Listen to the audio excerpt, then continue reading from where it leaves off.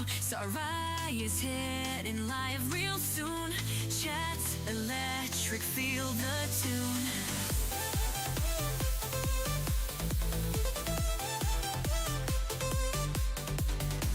Set the scene with joy and love, emotes flying from above. Every gamer gather round, Saraya's voice, the sweetest sound. In a world of pixels bright, streaming dreams take off tonight. Saraya's magic fills the air, join the hype if you dare.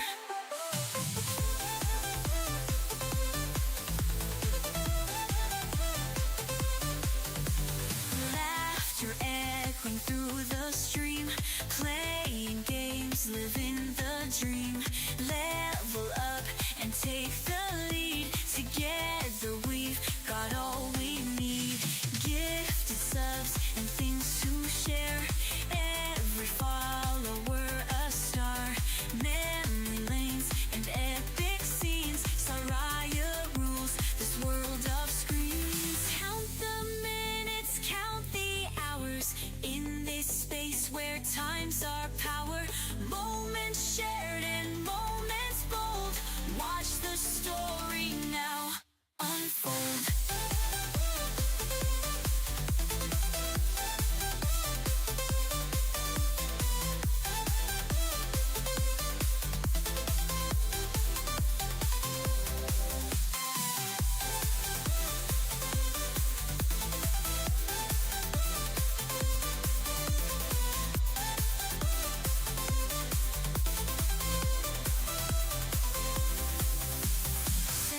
The scene with joy and love, emotes flying from above.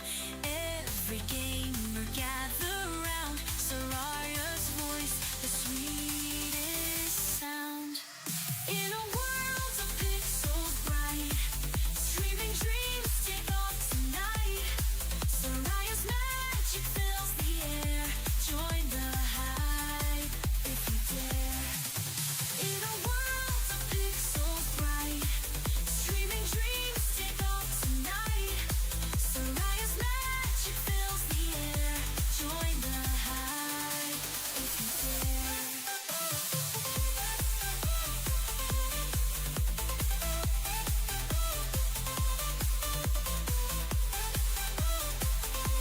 Join the hype if you dare. Laughter go through the stream, playing games, living the dream. Level up and take the lead, together we've got all we need.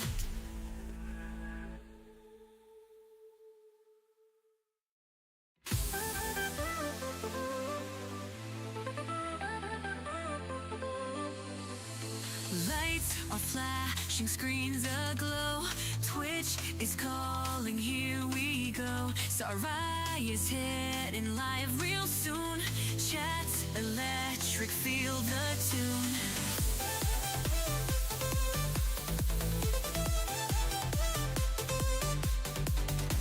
Set the scene with joy and love, emotes flying from above. Every gamer gather round, Saraya's voice, the sweetest sound. In a world of pixels bright, streaming dreams take off tonight. Saraya's magic fills the air, join the hype if you dare.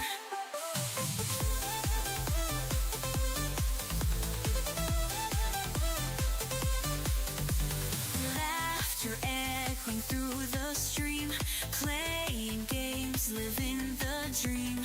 Level up and take the lead, together we've got all we need. Gifted subs and things to share, every follower a star. Memory lanes and epic scenes, Saraya rules this world of screens. Count the minutes, count the hours, in this space where times are power. Moments shared and moments bold. Watch the story now unfold.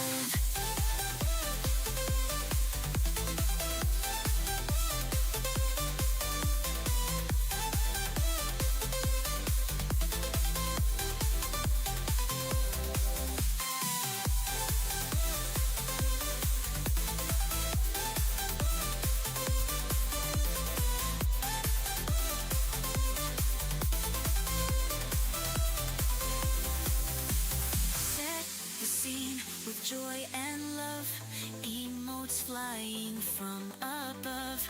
Every gamer gather round, Soraria's voice, the sweetest sound. In a world of pixels bright, streaming dreams take off tonight. Soraria's magic fills the air, join the hype if you dare. In a world of pixels bright, streaming dreams take off tonight. Hello, everybody! Actually, I should double check that all of my sounds are sounding, because I've been playing around with my microphone inputs and things while doing recording for the jam. But seems like it should be good. Great. Look at everybody on this wheel who definitely... Oh, actually, Kimbo, thank you for submitting a real, actual bitsies on this wheel. I think I was also accidentally on the wheel too. Who else got on this wheel? Oh, that was me. Yeah. So, at least we have one person who really has a game for me to play. We're gonna spin, and this will knock everybody off the wheel that's not supposed to be on this wheel. Hopefully. There we go. Raffle submit. Bitsy! You were in my wheel! Oh, I can't spin it again, actually. It cleared out the wheel. Kimbo, we're just gonna play your game because nobody else was meant to be on that wheel. So we're just gonna play yours. Is yours... Hang on, was yours the suitcase one that I was watching earlier? Could you send me a link, please? Because I forget.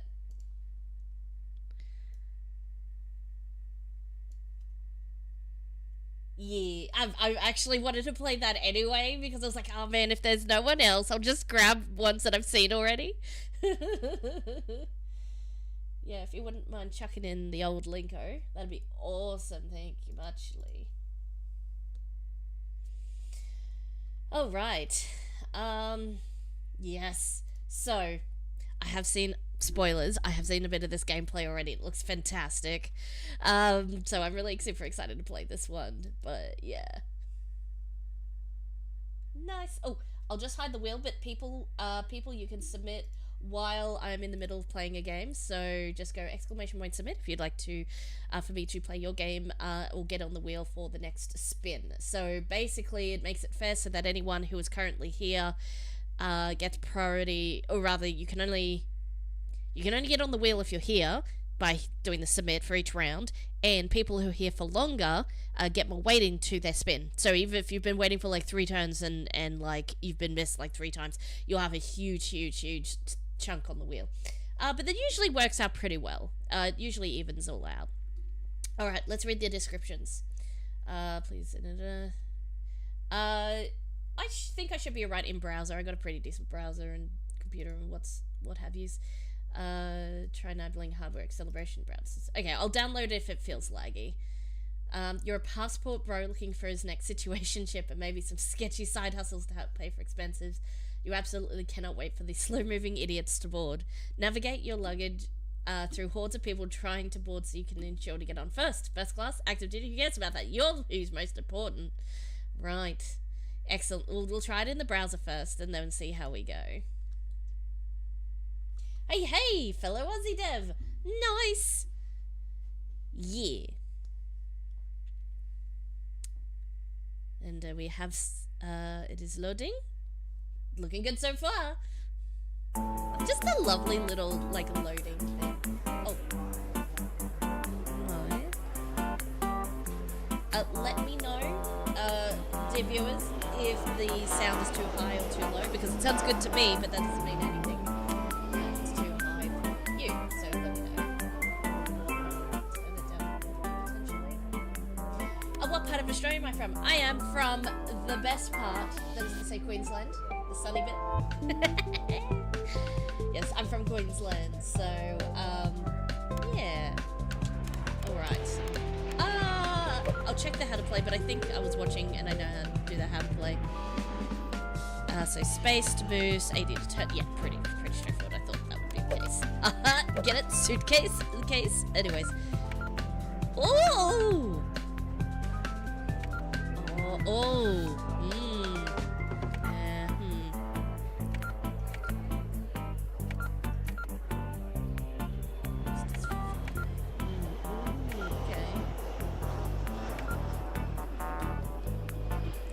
I kind of just want to do Sparkle Corn.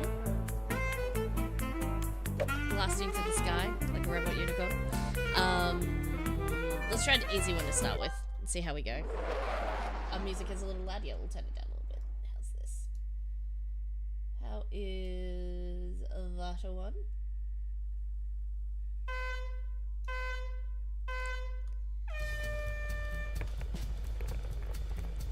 Boosting. Oh yeah. I need more of a boost. Come on, little suitcase, let's go! Come on! I don't know why I'm using the mouse. That is not part of the controls. I'm like, oh yeah. No, okay, leave it alone. Okay, this was a bit easy. I think I need. Okay.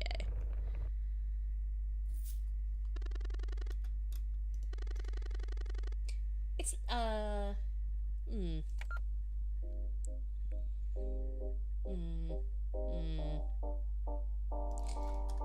Is it too late to bail? Oh no, hang on. Can I bail and go?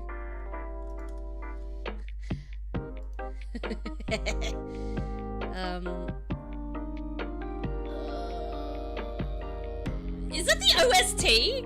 I'll take that.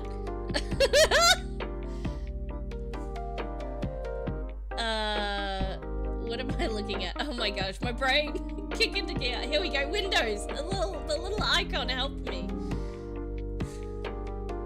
I was like, X86. That sounds like a nope. The big old penguin over there. That's not for me. That one's not for me. Right. I'm gonna restart because I really want the fast suitcase. Oh no. Uh-oh. Akimbo. Oh, you got a minute or two.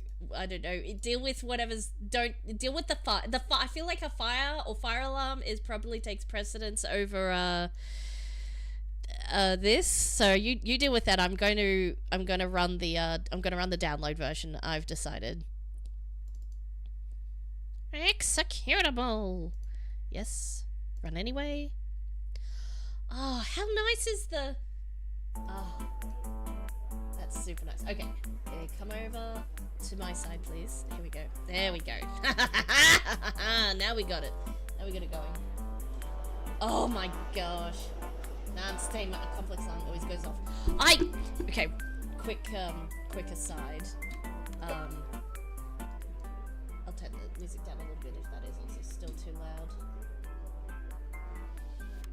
A small side story. So when I went to uni, I used to live in kind of on campus accommodation. It was just like a couple of blocks of apartments and share apartments and things like that. And it wasn't on the uni, but it was right next to the uni, so it was basically the uni like housing kind of things. Anyways, so we had East Tower and West Tower, and I swear somebody burnt a piece of toast in the middle of the night or whatever. The alarm was constantly going off and we had to evacuate every time. It was so stupid. Anyway, so basically, like, because it was student accommodation, there was all these like rules and things you had to follow and stuff like that. So, but like, oh my gosh, it's like, no, like at one point it's like, my dude bro, have a bowl of cereal if you come home in the middle of the night. Don't be cooking something. Like, seriously, kept setting the alarms off. And at one point, we just went, eh. Like, because they'd come, like, sometimes they'd come and check to make sure everyone was cleared out and that, but eventually, because there were so many, either whoever was doing the checking or they just, like, stopped doing it. So basically, you'd be like, no, I'm staying in bed. So, like, if there was ever a real fire alarm, everybody would be like, I'm tired. I've got class in the morning. I'll just burn to death. Then that's what happened. Anyways, whoops, I'm just telling stories instead of playing games. Okay, but yeah, I feel that, like, living in an apartment complex and then the fire alarm consistently going off because people don't know how to open a window is so dumb. Okay, I'm gonna get the one with the biggest boost and get myself in the most trouble. Hot Rod, maybe? Although, some good handling.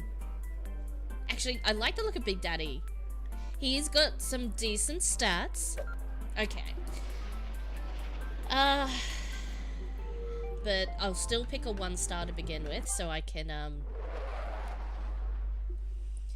get a handle on it. Hey, I've got some really good buns, right?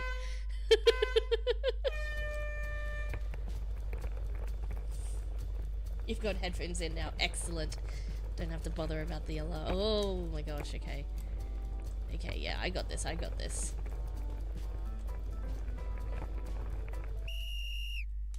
It's an open and shut case.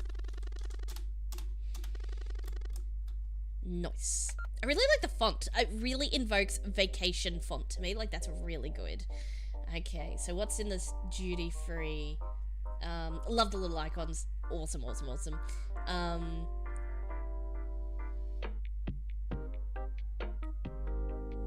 Oh, that's so gross, but useful, but gross. What's this one?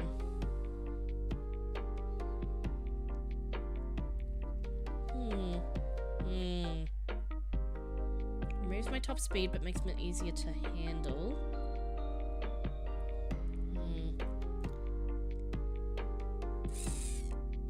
Maybe I'll save up my money for next one, I think. Alright, let's select a slightly more difficult one. We'll see how we go.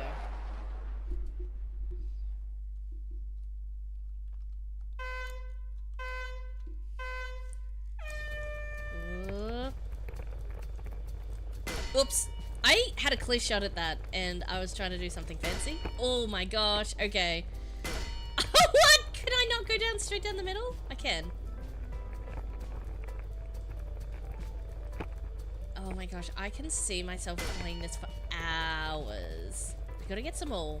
I've got to get some more turning. Yeah, here we go, okay. I did not do well. It's fab. I agree. Sound effects. Okay, yeah, I was enjoying the game so much I forgot to, like, make comments on it. So, although I did talk about the font, I like a good font, though. As a graphic designer, I appreciate a good font, generally speaking. So, yeah, the music in this is just so perfect. Like, exactly the frantic airport. Like, I think I said this in the other stream, when I was watching, Frequency play, and I was like, it really encapsulates the panic at an airport, like both how you do the layout, it looks really good, and the music, and and then you're in the, oh, now we're just shopping and we're fine now, actually. But yeah, super good. Handling and top speed. Oh, let's maybe get that one. Get some more handling. Maybe get some more handling. Okay, we'll give that a go. I should have healed. I didn't, so we're just gonna go. Big Daddy's draws that a collision is much larger than the other ones, of course. That makes sense. Yes, I should have realized this. Oops. Oh my gosh, come on. Okay. Zoom. I can fit. Yes. Yes! Now I'm getting her. Oh, that was close.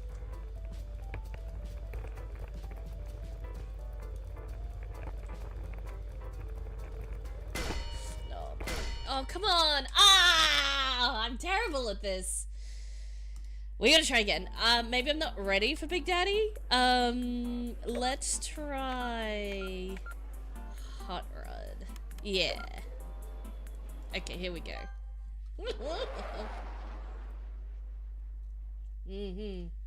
Oh, Quiet Lynn, you said you were also fellow Aussie dev. And also not just Aussies, but anyone.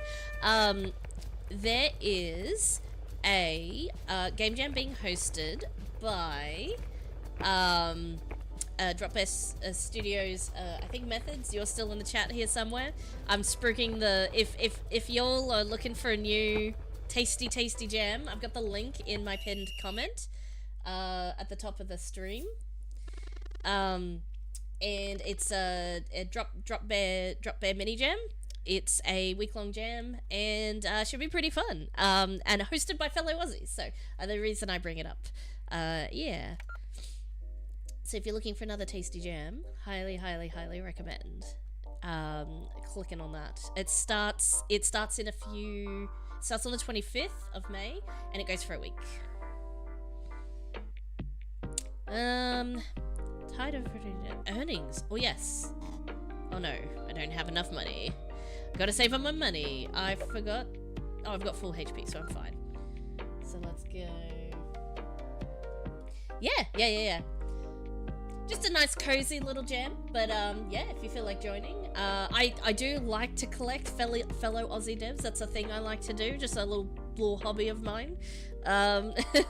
Because it's always good to and also I should also put the Discord. There's a Dropbear Studios Discord as well, which is on that jam page. You can join if you want to do jam chat and that sort of thing as well. But the Discord I've got linked next underneath my Twitch at the moment is my Discord, which is also trying to get started for jam cultivation and game dev cultivation and things like that, but I haven't quite got there yet. But either is fine. Yeah. I always like looking for nice, fun little jams to join. I say little, not little, but like whether they're big jams or little jams or medium jams or tall jams or short jams. I like joining good jams and meeting new people and stuff. It's always fun. So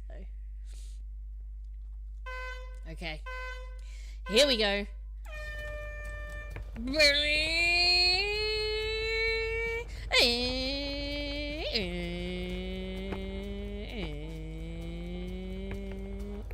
Uh-oh.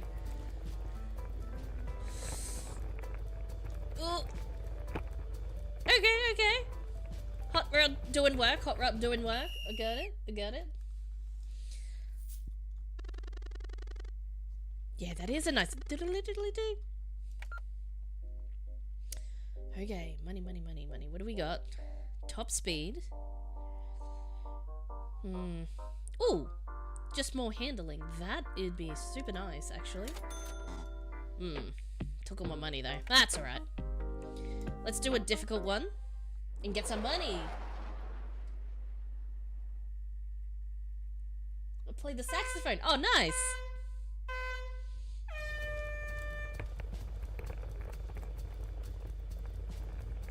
Let's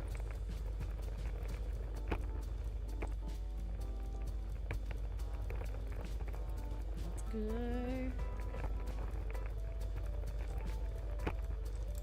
If I'd be really careful and I still end up... Oh! Oh my gosh. Oh, come on.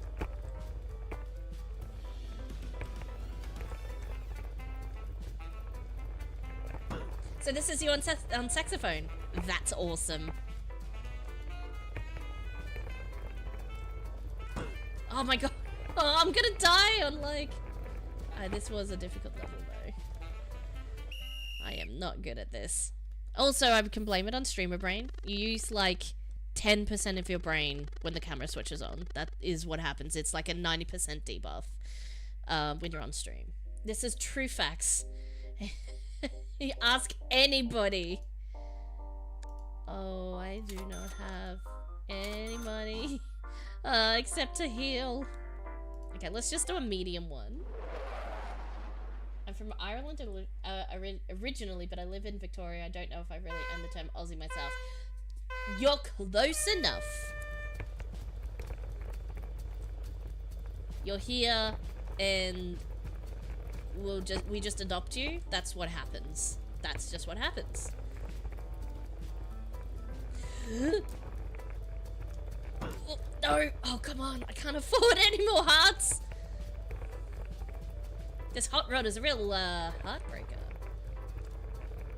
Oh man, mistakes. No!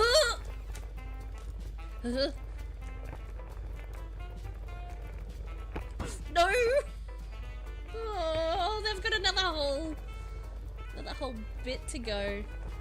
I really like. Sorry, I meant to say I really like the art style of like the guys and the suitcase and the little black outline on the like 3D, but it's cartoon kind of whatever that style is called. I love it. I love it a lot.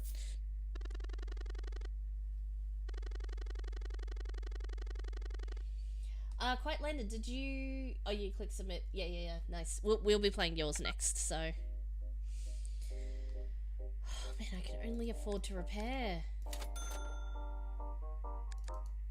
Basically. Alright, let's do another medium one. I have the choice to not do a mischief, and then I choose to do the mischief by picking a difficult level before I've really got the hang of it. Mapmancer? Oh, that? Just that portmanteau on its own makes me want to play that. Okay. Yeah, this was only a 2-star, so I should be doing pretty alright. Heck yes! Down the side!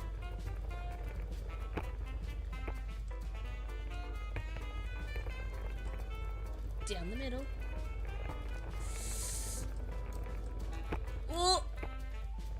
Oh, heck yes! That was a good run! That was a good run!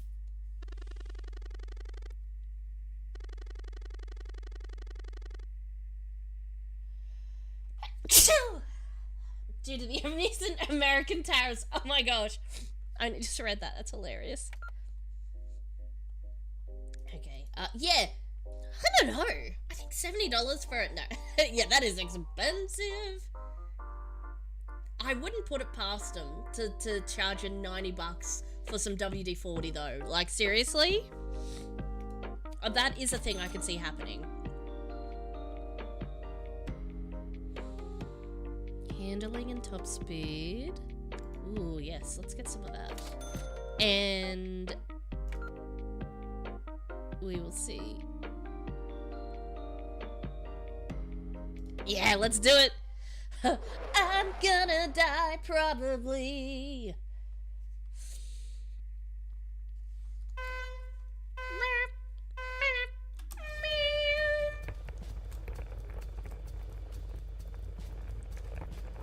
Oh, the plane is so far away.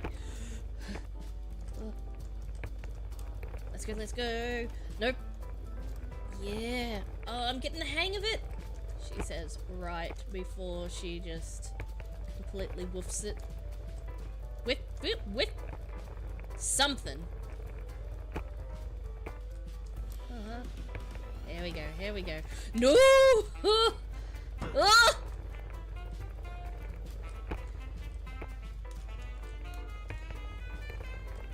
Okay. Well, couple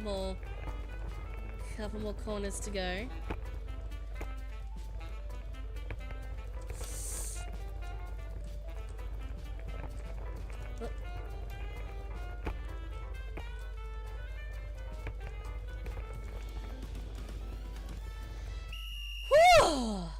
I did it! I try! Other words include chaotic, loud, rambunctious, boisterous. Okay. We joked you're swerving past a bunch of molecules.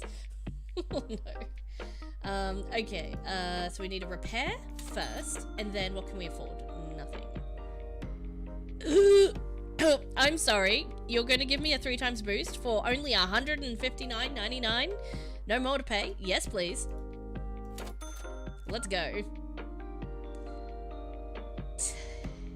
Should I?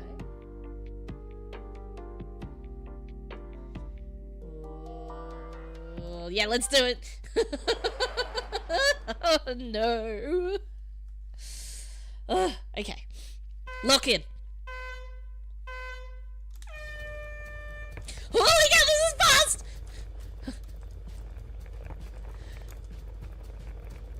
Oh.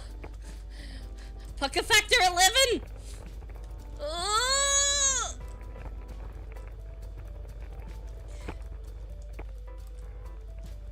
Oh. Oh my god, oh my god.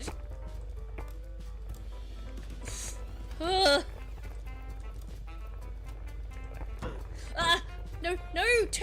Oh no, not to both! Oh man, if you mess up in a crowded area, you really mess up. I guess that's like real life. Like, a crowded area is one place you don't want to stuff up. Okay, go, go, go, go, go.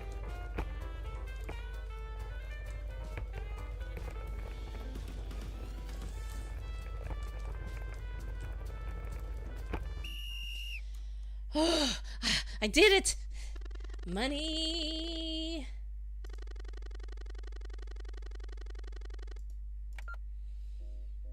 Okay. We gotta repair. And repair again. Can we afford anything after that? Yes, we can. Oh, top speed. Or max HP. You know we gotta buy the max HP. Buy the top speed, I mean. We gotta buy it.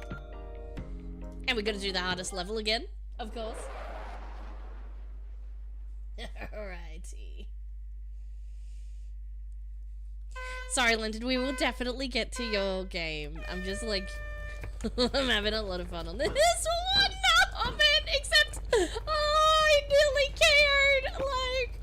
immediately at the start of the level. Oh, I got like 1 hit point. Oh my gosh.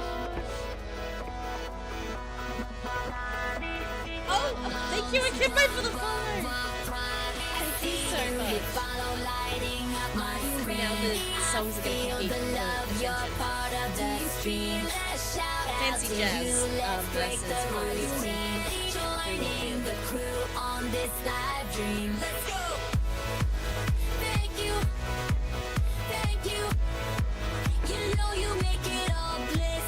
Man, I just kind of like was just like listening to the 2 songs counter playing against each other, and I kind of like I kind of just locked in for a minute, just like concentrating so hard.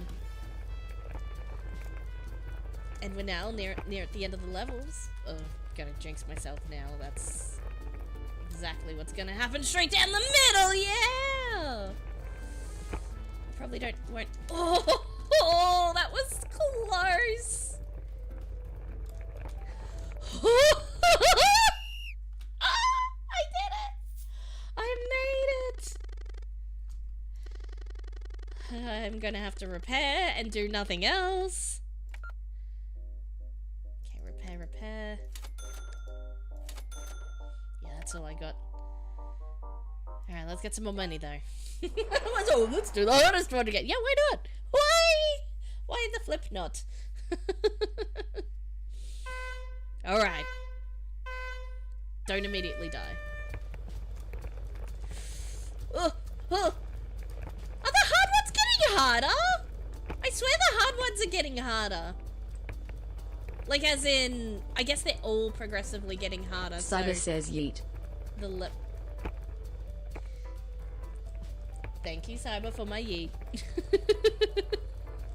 Right in the middle of like intense gameplay. Just yeet. Oh. Oh, this is incredibly difficult. I brought this on myself, though. I definitely just brought this on myself. Could have picked an easier level.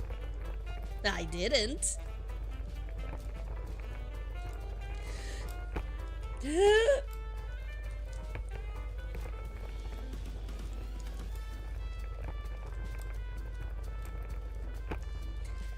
Oh, no.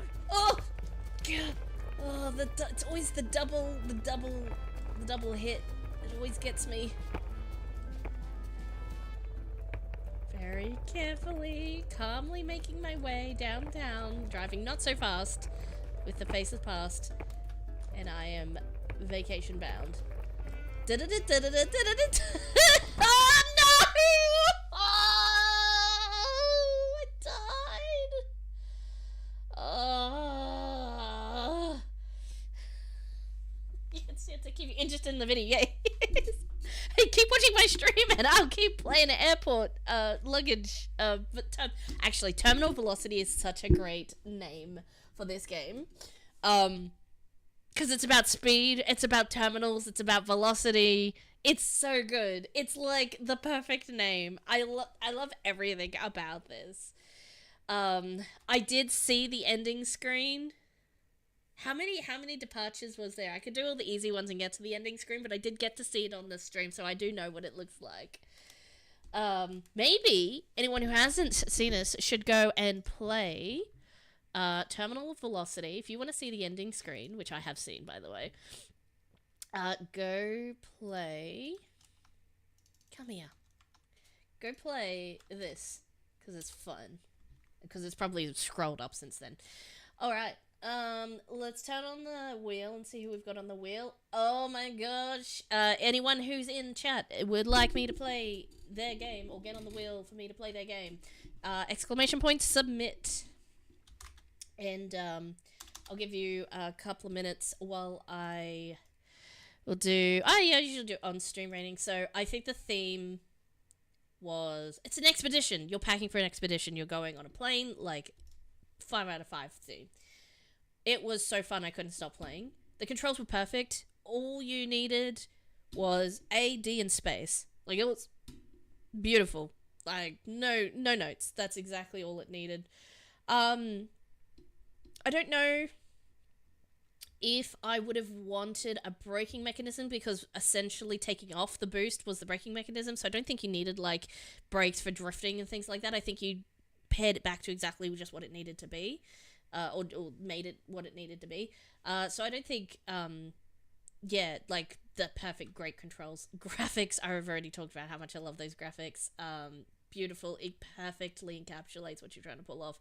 Everything is cohesive, and it runs really well as well. Obviously, very well optimized. Love the audio, love the music, loved all of the things. And did you say... Let's go back to the game page here for a second. Oh, and I like that you themed... Sometimes when my dev partner and I do jams, we will often try and do the theme style, the page, and sometimes we don't get time because we are exhausted and did a crunch. But yeah, that is really good. Really good effort there as well. Sorry, I was talking about audio. Accessibility is very simple. You don't have to go through a bunch of menus. You've got adjusting for the volumes up and down. You've got simple. You don't have text only, as you don't have spoken only. Instructions and stuff like that. What else is in the... I did read through the accessibility list before. You've got... It's a game that can be played by a majority of people without much difficulty, I think. So, yep. And very original. Like, I don't know if it is like those TikTok games, but like, hey! Oh, Frequency, hello! I haven't played yours yet, actually. I really enjoyed your stream, by the way. It was a really fun. I wanted to keep watching, but it was like, I said I would start stream soon. So, otherwise I wouldn't have time to do all the games I want to play if I don't start, you know? So, excellent. Just awesome. and I can never think of. And this is why I like to do streams, because I'm better at saying what I think about the things instead of like leave a comment and then the box is just staring at me going, "Go on, write something," and I'm like, "Oh, but I don't know what to say." It's like, loved the whole thing, start to finish.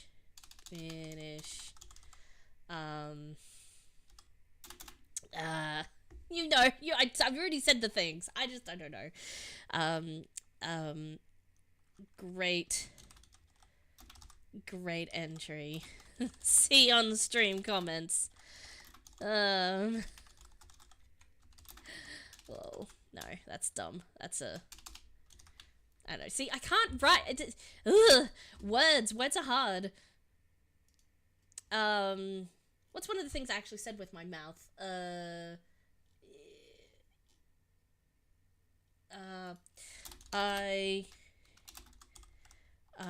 I would play more levels to unlock more suitcases, etc., as an idea for expansion later. I always like to, as well as saying what I liked about the game, is like what could be improved. I don't know if you could improve anything except maybe just add more things to it, which is like everybody's like, oh, the problem is there's not enough game. And there is enough game. But if you wanted to do post-jam work, I mean, you could have some of this stuff as unlockable. So unlock the pink showcase, unlock the Big Daddy and stuff. I love that in the jam you made them choosable up front. Perfect, exactly the right choice. But like if you wanted to, I don't know, release this on a on actual release this on a platform or put it on, like, I'm thinking, I don't know about the controls. Like, I'm sure you could still do it. But if you wanted to, I can see this being a mobile game. I just can see this, or just as like a really addictive kind of like Steam game or something like that. So if you want to have like unlockables, you could really link into that, like kick into that, like number go up kind of, like you could turn that into really, like, this is polished enough. You could, with not much more effort, to like just add a bit more replayability into it and make some of those things unlockable. Unlock new destinations, all sorts of things. Like there's a lot here you could really dig into, and I think that's amazing. So gambling mechanic, yeah. If it scores high, we're hoping for a Steam and mobile game. Perfect. That exactly what it seems like to me. So yeah, having like extra suitcases, having more places to go, like even having interesting. Maybe even having different things to see as you look out the window, maybe to distract people, maybe not to, but like, I don't know, like just other things. I'm just thinking of things now. My brain doesn't shut off. Okay, we should move on though. Cool. All right, we've got a couple of people on the board. I'm going to spin the wheel. Spin. Oh, it's down the frequency and lantern. Oh, frequency, it's you! Oh man, I'm so glad, because I was actually like, I really want to play this. So I'm really glad you showed up so I can play it while you're here in the stream, which is great. I think I did go and find your link after all of that. I think I put it in my Obsidian document. Yes, here you are. Oh, I need to open this, then open this. There we go. All right, Alien Takeover. Now, I heard you talk a little bit about your game already on stream, so, but I'll just read out the description. You've landed on Earth, and you have one mission. After a rocky landing, you've arrived on Earth. You've been sent here to destroy the master computer and all of the humans' records. To do that, you'll have to navigate through the streets and find the items you'll need along the way. Being an alien can be distressing to humans you find, but thankfully you have a powerful shape-shifting power that allows you to assume a human form. Use this form, or not, to talk to city folk and find the master computer and upload the virus. So we got WASD, X for shape-shifting, space to jump, E to interact. Yeah, that's pretty straightforward. and either space enter to move through dialogue, escape from the menu. Sweet. And I love love that your daughter helped was participated in this jam with you as well. That I think that is so amazing. Like that's just incredible. And you should all be very proud. I think that's awesome. Um, all right. As a lead on the creative decision, the plot, the story, and the concepts, as well as the final assets, I'm very excited about the acapella wild card. And together we all made the music and audio without our voices. It was super fun, and excited to keep working on projects. Oh, that is so great. That just warms my heart so much. Yeah, I think I said to you in the stream before as well. I okay. Short side story before we play, but my deaf partner Shane and I were not going to enter this jam. Like specifically, Shane had been learning Godot. We're normally Unity, right? We normally do Unity. We have been doing Unity since our first my first jam in 2021, Kenny Jam, when I was still learning how to do jams, and then every we do a ludum we do at least one ludum every year. It's all in Unity. About 3 or 4 weeks ago, he starts learning Godot because it's may as well look into it. And last time I tried to look into it, it was frustrating, and I stopped and stuff. And it's like okay, and he's just gonna. Apparently, it's a lot better now. He's just gonna push through and just learn it, knuckle down. He wants to learn the engine, right? So this started in earnest a few weeks ago. And then the jam theme for the Godot Wild, because we knew there was the Godot Wild Jam, seen it come up. It's a pretty decently sized jam for Godot specifically, and we see it come up, and we both go. He goes, yeah, we probably won't. It's if only I was a couple more months into my learning journey, I'd be prepared to do a jam, but I don't think we could do it. And then he's like, and then we were like, yeah, that's fair. We both agreed. It's yeah, that's fair enough. We don't want to try doing a jam, with so little preparation and stuff anyway. So, and then we see on the weekend that it started, we see the theme drop, and we both go, man, Expedition, what a great theme. And then we both saw the acapella. And so this is how I'm tying it back to this story. We both saw the acapella wildcard, and we went, oh man, I bet they won't come up for ages again, because we love games with acapella noises, with mouth sounds. Any game that's just in a random jam in the wild that has mouth sounds, I get 10 out of 10 for audio, because it is my favorite thing for a jam game to use mouth sounds.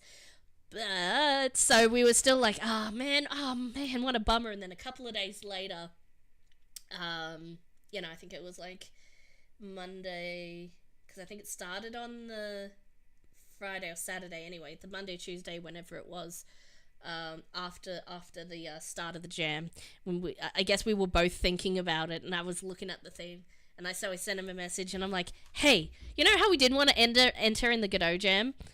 I accidentally had an idea while I was looking at the jam page, and he sends me a screenshot of him having created the repo for the game jam not 5 minutes before I messaged him, and I'm like, well, you were looking at it too. And he was like, yeah. So we decided to do the jam anyway, and we just made it through. Oh, man. I am obsessed. I mean, I hadn't heard it called acapella before, but it totally makes sense. But yeah. With raw audio. It's awesome. Yeah. So anyway, so that is the story. That's the story. I don't have to tell it again. Everybody's here, so you heard it now. But the story of why did you enter a jam that you weren't going to enter? It's well, this is why. And starting a few days late and things like that. It was we could still do it. So I was like, look, it's a really simple concept. It's just a 2D side scroller. I'm gonna do pixel art, even though I haven't done pixel art at all, except for Kenny Jam, which was tracing over other assets. I normally do not pixel art. I normally do other types of art. Normally it's either 3D or vector-based art. I'm more of a vector-based and 3D artist, not a pixel artist. That's a whole different skill set. I feel you can't underestimate pixel art, I reckon.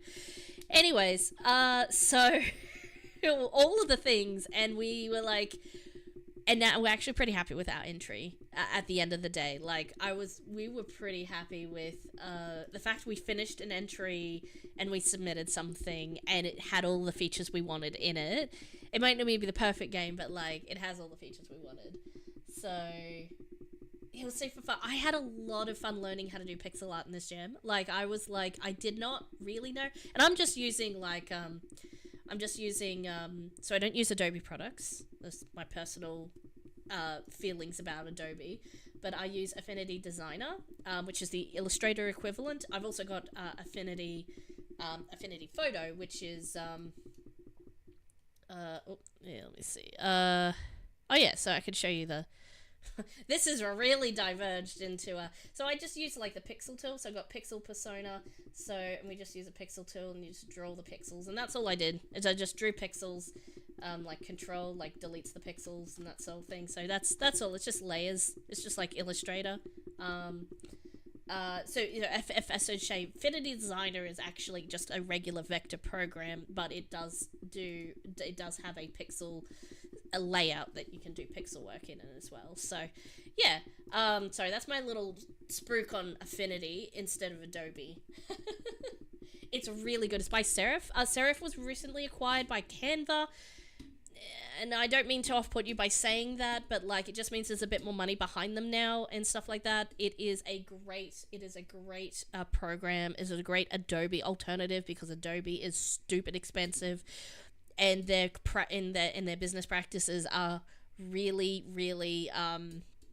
they're just really not good. They're really predatory and things like that. There's a number of reasons why I don't like Adobe. I could send you a bunch of videos and tell you why Adobe really sucks. But people, despite it being, even if you just put it on the point as it's really expensive, people go, I don't know how to quit Adobe. There are ways. Depending on what you use Adobe for, you have ways to quit Adobe. Anyways, sorry. Let me step down back off my soapbox and actually let's play this game. Sorry, I got all high up there. It was super fun. We haven't just used Aspirite to Godot Jam done. Yes, so I haven't looked into, because this is really my first proper full game with pixel art. I was just like, I'll just use the tools I have. But now that I've done this jam, I'm gonna look into Aspirite. I'm gonna look into other pixel programs because I had a lot of fun and I feel like I could do more if I had the proper tools. But like, I had a lot of fun figuring out the form that pixel art can take and things like that, like the actual medium. So exploring the medium a bit in this jam was really fun, and I kind of want to do a lot more of it. So I'll definitely look into Aspirite and things like that. But now my homies hate Adobe. Yes, same. Like, look, I have my reasons. It's not just that even if I could afford Adobe and all of that, there are other reasons why you shouldn't like Adobe as well. But like, that's a story for another video or stream or whatever. I love Aspirite. Yeah, I'm absolutely. A lot of people recommend Aspirite, so I'm definitely going to look into Aspirite, have a look, and give it a go potentially. Aspirite, I don't know. Aspirite. Every time I say it, I go, makes me feel like lemonade. Like Sprite. I was like, can I have a Sprite? Yes, thank you. Yes, with ice. Yes, with ice, please. That's how I feel. Anyways, I cannot believe how long I've been talking without actually playing this game. So I'm going to hit go and I'm going to shut up for a second. Sorry. Oh, that's Tangents, the stream. Oh, heck yeah, let's do this up. Let me know if that's too loud.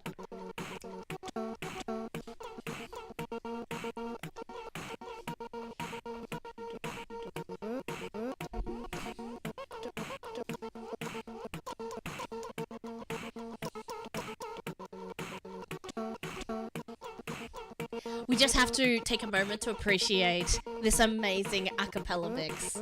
This is so good. You did such a good job at taking that audio and turning it into music. Like, that's amazing. I love that so much. Resprite on the iPad was really good too. Looks like that's great. I'm also... Okay. Let's continue. that I'll look into things. I've got a drawing tablet, so I've got a Huey on Canva. It's a little 16-inch screen that sits on my desk, and it's like it's a drawing monitor. So I've got a pen that I can draw directly on it and stuff like that, and I can see what I'm drawing. So that's what I usually use for like tablet drawing. But I do hear that the iPads are pretty good for that sort of drawing stuff as well. So.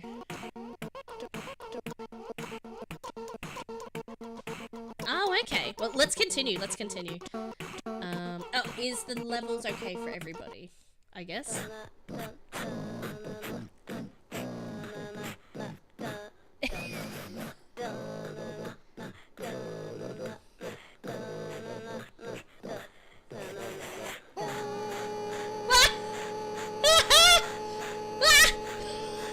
I love it!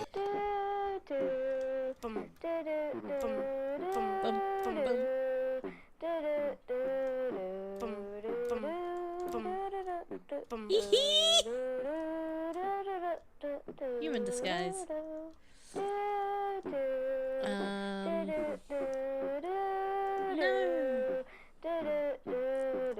Trustworthy and normal.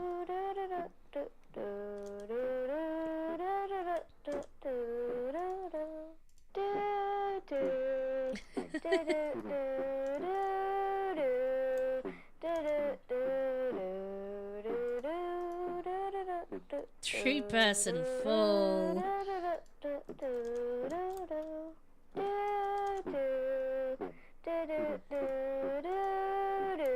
Oh my gosh! I'm sorry, I don't take notes.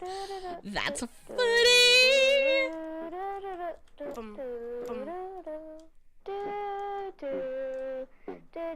Oh no! What are we doing? We're busting up the street. Oh, can I search in the? Can I rustle through the through the garbage?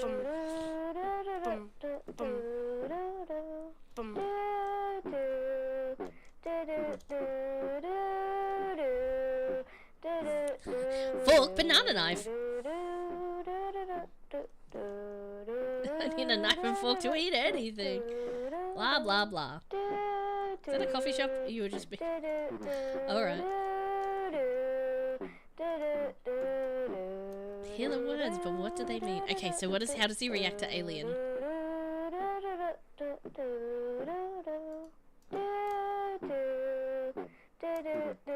What? He can understand us? Oh, maybe not. Okay. Interesting. Hot dog!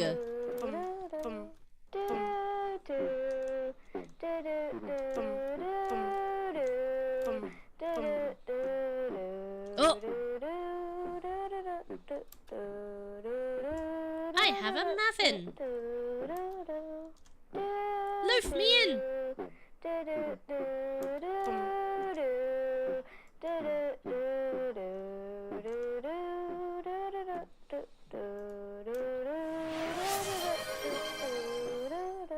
Cap! We don't have time for dance break right at this second. But when we finish the game, we will. I can do a snacko though. Let me see what I got. Any Pocky ones?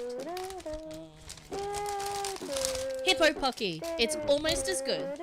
It's like Pocky, except it's a little biscuit with the little strawberry flavor inside. It's very delicious. It tastes like strawberry Dunkaroo, and I love that.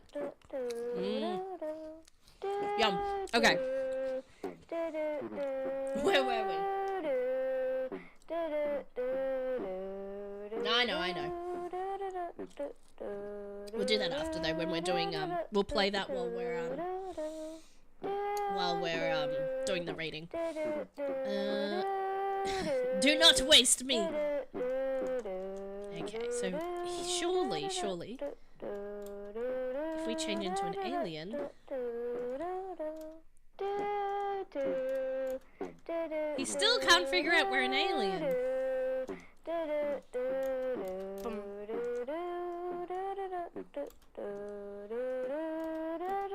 Aw, would be called worse.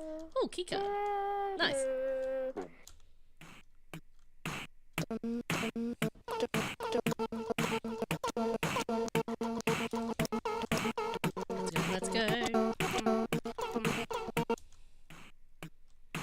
I'm an alien. Hey, hey, hey, I'm an alien.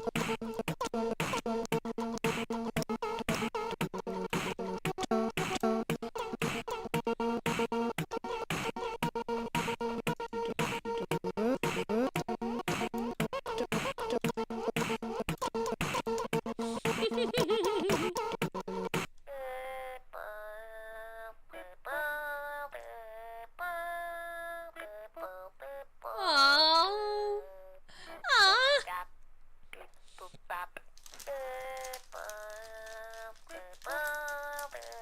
Aww, that's awesome.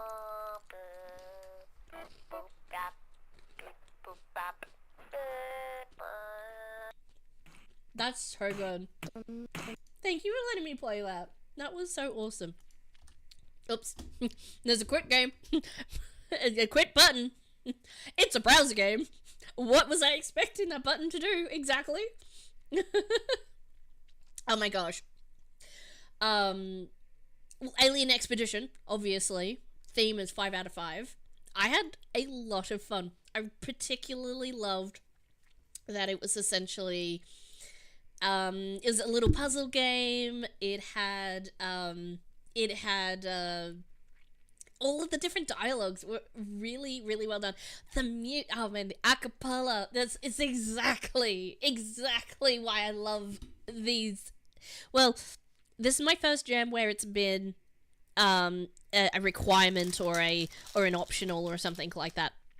But when I find it in the wild, it's just like, it just makes my day. I just love it so much. So, and by saying that, obviously, the audio is a 5 as well. The controls, perfect, super simple. No notes, like, really easy to use. Like, the normal WAS, the spacebar, the E, all standardized. Great. Excellent choices for controls. The graphics were super cute. I love the little aliens. I loved everything. I loved a lot, and I am very much cognizant more aware now of how difficult it is to get every piece of art done for pixel art. That the amount of detail you put into a lot of those scenes, I am very much more appreciative of this than I was previously when I only did like vector art and 3D art and stuff. Like, that takes a long time too. All art takes a while, but like, I love how detailed all of your backgrounds were. I love the design of the characters. Very, very cute. Very awesome. So really, really well done. Accessibility. So you had, I think, volume controls. Yes, I think you had volume controls for in your settings. Let me just check real quick. Oops. I'm gonna refresh because I hit the quit button and that just closes it. I forgot to read it. Yep, so you've got volume control, so that's accessibility. You've got nothing important by audio only, which is a good point. You don't have lots of complicated menus, things like that. I assume the colors seem fairly contrasty, so it's not hard to read. The text is really clear, so your accessibility is really good, I think. And obviously super original. Like, oh my gosh, like, such a great idea. Like, simple but well executed. So honestly, I'm just gonna say all the things I already said now apply, and then I forget everything. Super adorable. I love the audio, the best.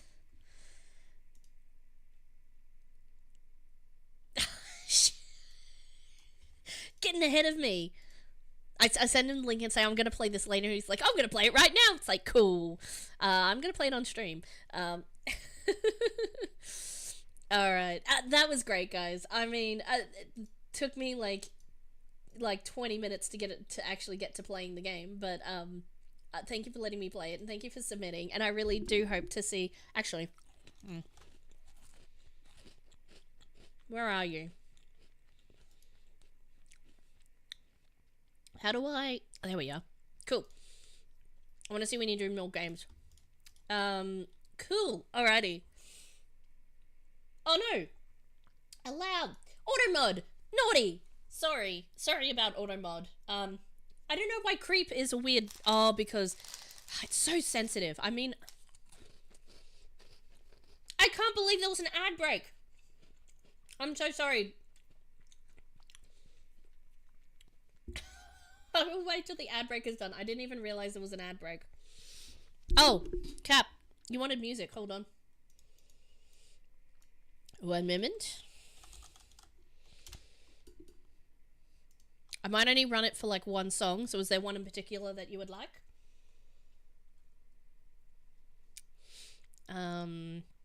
Okay, let me wait until the ad is over, and then I will address the comments and such.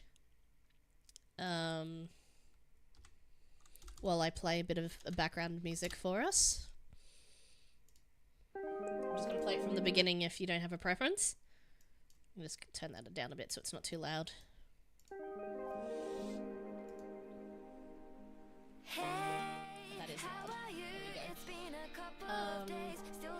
It's cool, it's a collab with your daughter. Yeah, I agree. I think that's amazing. And I love that you're encouraging her to be part of the process and to show her the joy of creating something. Like, you can do that with any creative endeavor, but there's something uniquely satisfying about making a game, I feel. Like, when I started a couple of years ago, like a few years ago, just doing, like, game jams as a fun thing to do with my friend kind of thing, it was...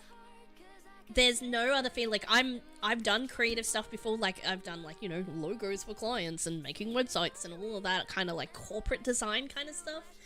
And I was just like, yeah, this is fun. I feel proud when I've made a thing, and like I've written songs and things before, but like there was nothing quite like seeing a completed game and seeing other people play it. It was like a culmination of all of my creative juices, my creative efforts, and little tiny piece of my soul in each one, that I was like, this is fantastic. I love doing this. I when I discovered like making games, I was just like, I was hooked, honestly.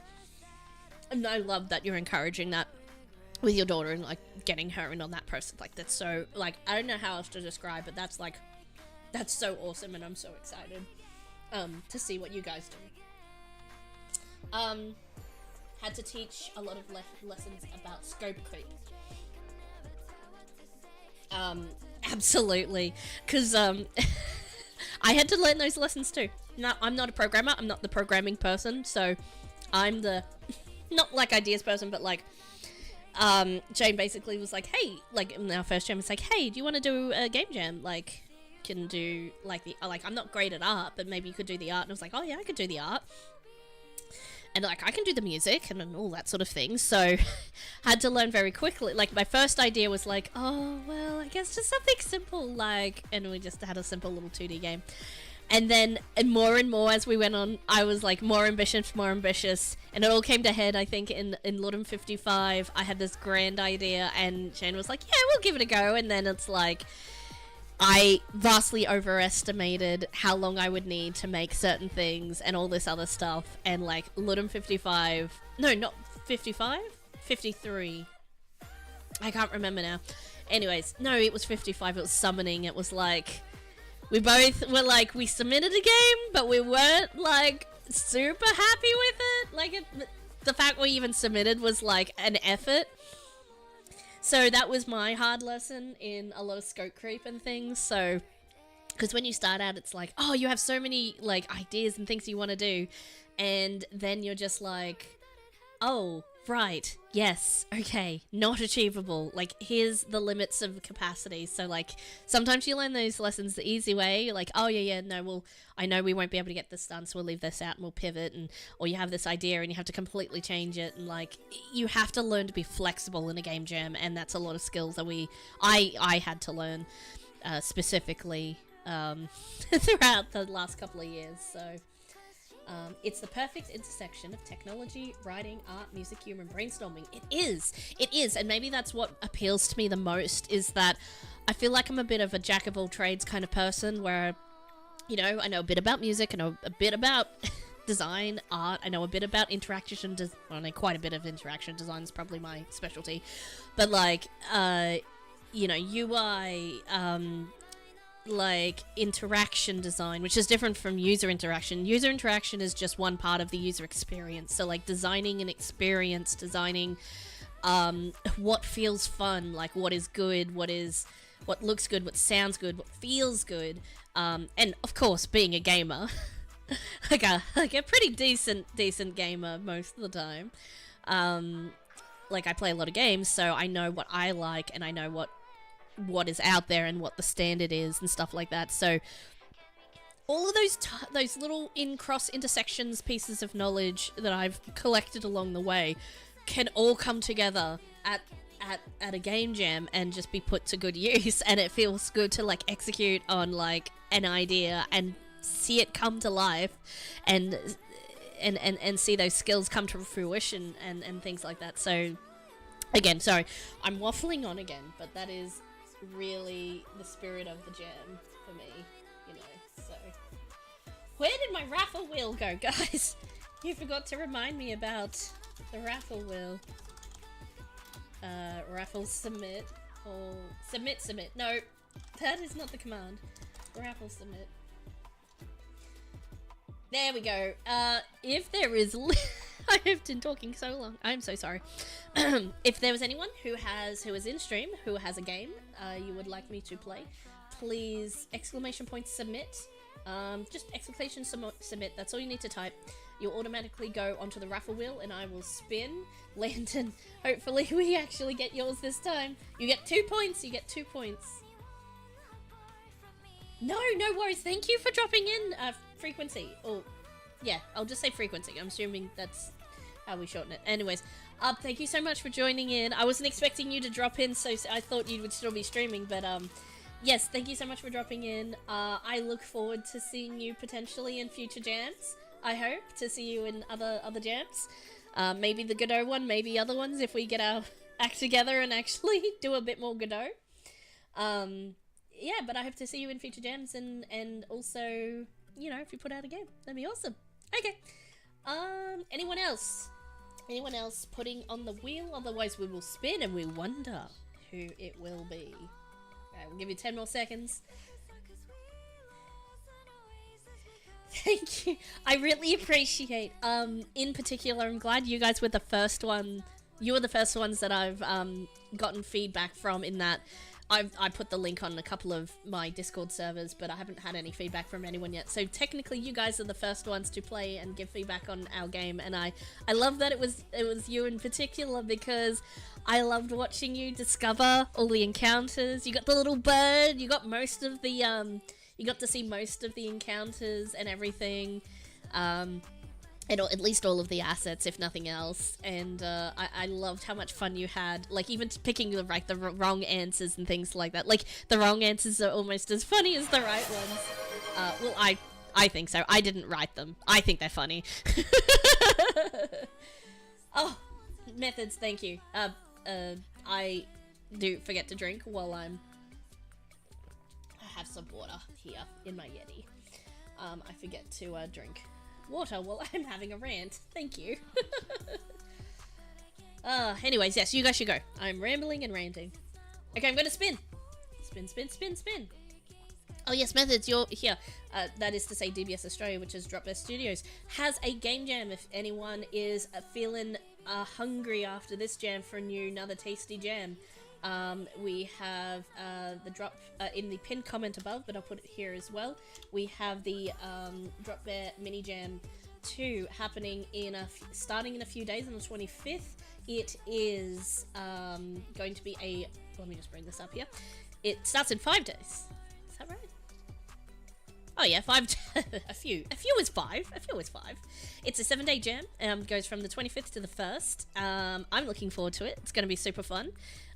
Standard jam rules, basically with a cool, with a theme that drops at the start, as well as a optional mechanic, as well as one of the restrictions. So like kind of a little bit like the Go Jam, where there was some optional extra wildcards. There'll be a theme plus an additional mechanic that you may or may not want to work into your entry. So yes, check that one out if you are hungry for another jam after this one. I know I am.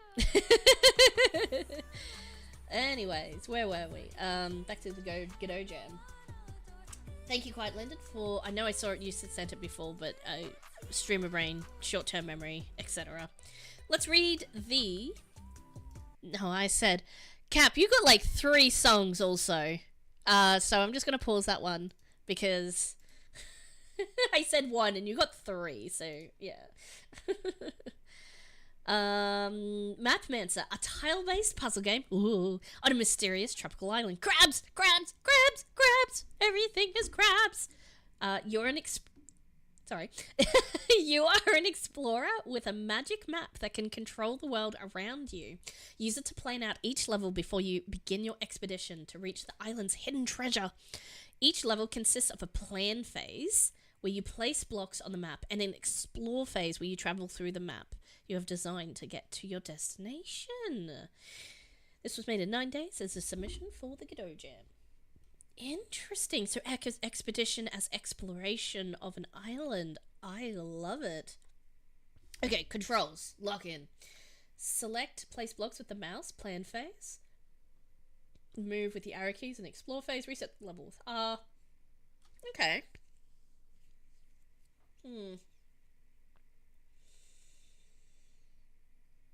Nice. Okay. Cool. So who worked on this with you? We got so you've done the art and programming. You've listed who does the font. I mean, it's very specific, and some sound effects from some places. Cool. Awesome. Let's see. So what? Hang on. Let's also go to the submission. Oh, and I do this. There we go. What cards? Oh, you didn't use any cards. That's okay. That's okay. Let's find out. Let's open. Alrighty. Mapmancer.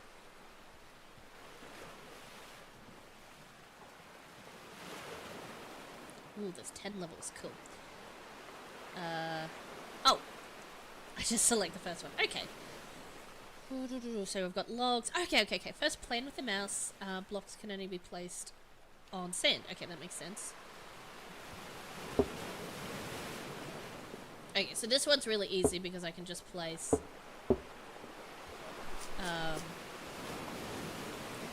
What? Oh. Oh, I thought that was... Okay. Good thing we have a restart.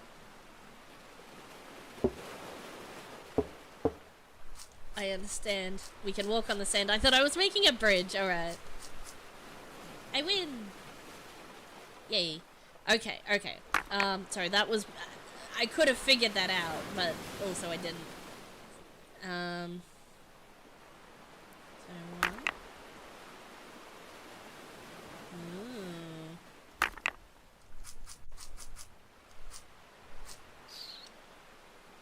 This is interesting. Okay. That's obviously not how I was meant to do it. Oh!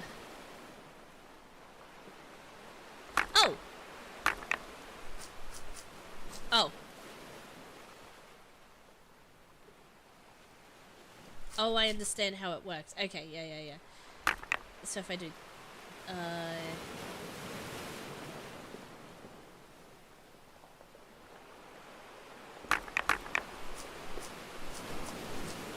Okay, that's also not how it works. Hold on. Don't worry, I'll figure it out. I have not yet figured it out. Go. Wait a minute. What if I... Okay, so I'm always going to land here unless I put a block here. And if I go up, I'll always land here unless I put a block here. And then... Why does streamer brain give me so little problem-solving capability? I swear I'm usually better at puzzle games than this. Alright, don't tell me anything. I will figure it out. Alright, I'm struggling, but I'll figure it out. Okay, right. Okay, so... Needs must. We need to...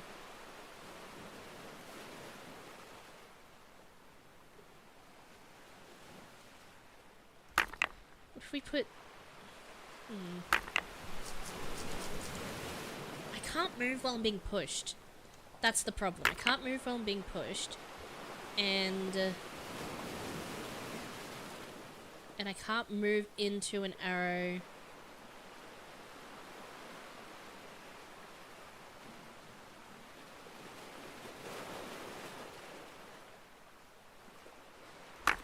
Is there...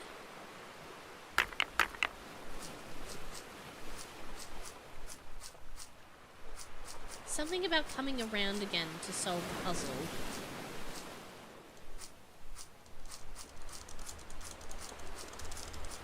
No. Okay, I can't do that. It's not gonna let me. Uh-oh.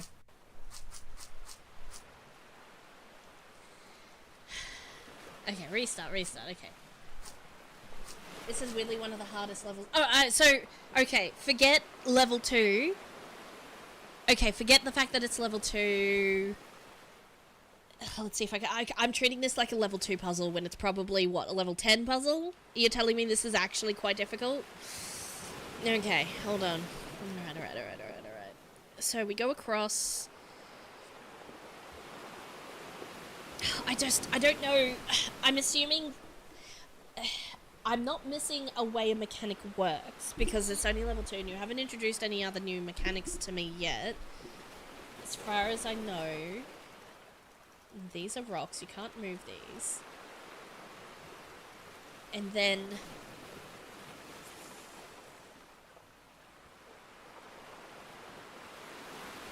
what always happens is if I'm on a white square, I will get pushed unless I land on a rock.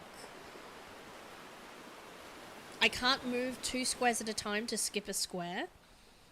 Otherwise I would only need 1 rock. I wouldn't need 2 rocks. There's a reason I need 2 rocks. And I can't... Oh! Wait. What if... no. But then I wouldn't need 2 rocks then. No. There's a... coming around again is part of the puzzle.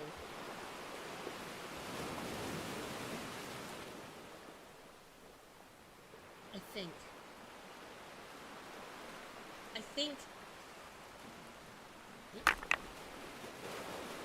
Let me just restart this.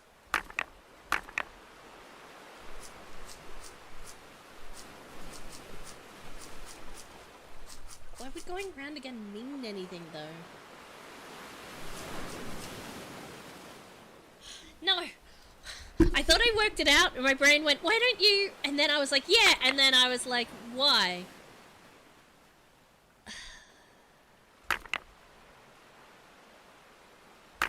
I don't know why this would be the answer. This is worse than the answer. This is like an anti-answer. It's just there for convenience. No, alright. So there's... yeah, okay, so you get across on the first go. Is there something about how the arrows work that I'm not getting? No, you can't move 2 at a time, otherwise... otherwise, what would be the point of... wait a minute! If I put one here... oh, I can walk around! Oh, I'm so stupid! Oh, that's a really good puzzle because it makes me feel dumb! I got it. Yes, I didn't quite get... I worked it out after... before I read your hint. Lantern, thank you. You can move in any direction if you're already standing on a tile with an arrow, but you're not being moved. I get that now. Okay. That... oh my gosh, what a way to make me learn that mechanic, though. Oh, that was cruel and unusual, but also streamer brain. Oh... okay, I need to figure out what these crabs do, though. I assume they're just gonna make a beeline for me. So if I do this, and then this, I just want to know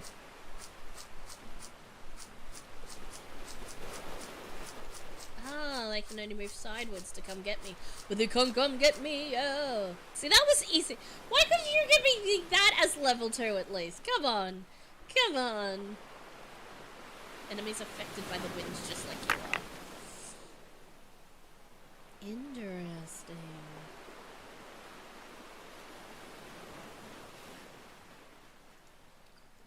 I presume I don't want them to come and eat me. Oh, I can only build on the sand, of course. So...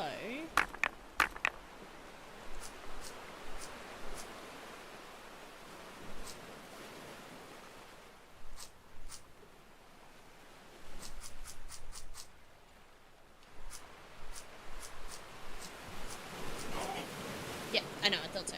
So they only go up and down. So we'll do a reset. And we'll put one rock...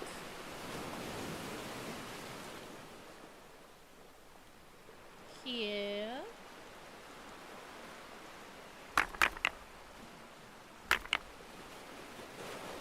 Oh, again. Sand. Okay. I was like, why could I post that too? Oh, goose.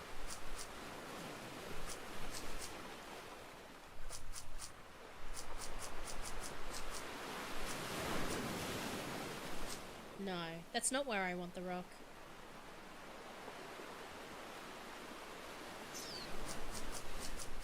It's where I want one of the rocks, but not both of them. One here, and one here.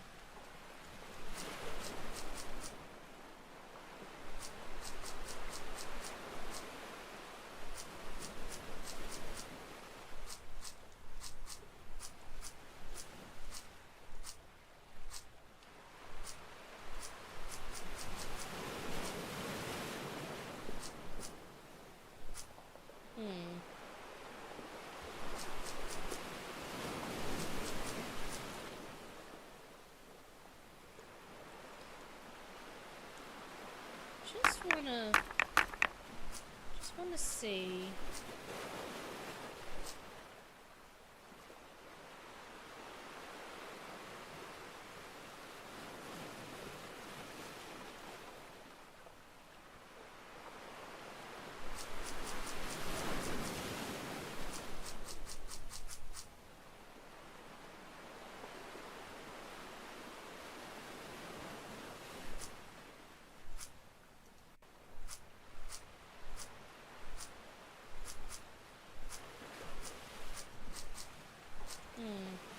This one's a tricky. This one is tricky.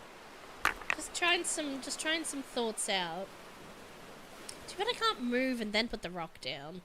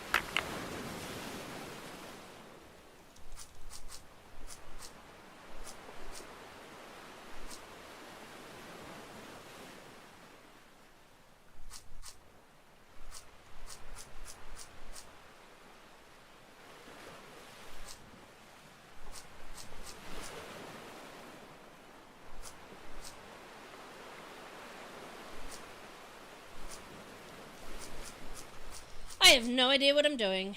One.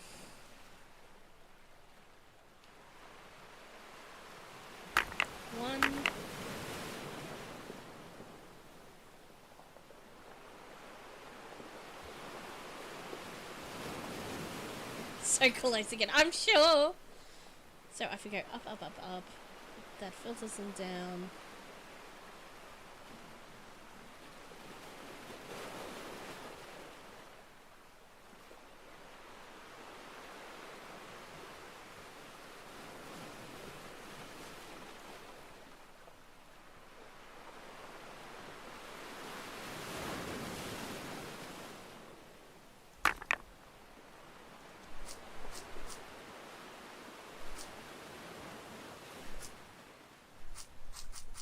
Oh!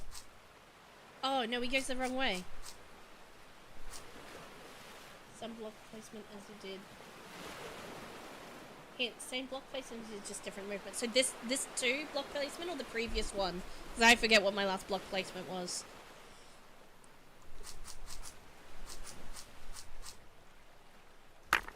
Like here and here?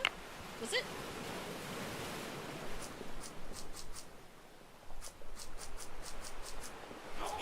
What? Hoi hoi hoi! This one's close too. Is here and oh man. Was it here? I have no idea what I'm doing. I don't think this is right at all. Bad. Oh wait, was here and here.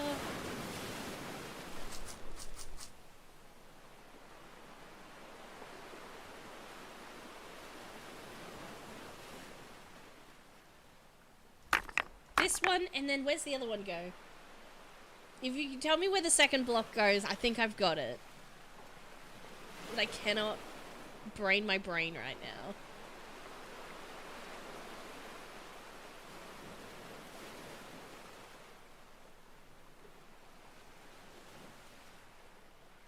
I had it? What do you mean? Is it here? Is it here? I don't know. There's too much lag on my stream. Is it this one?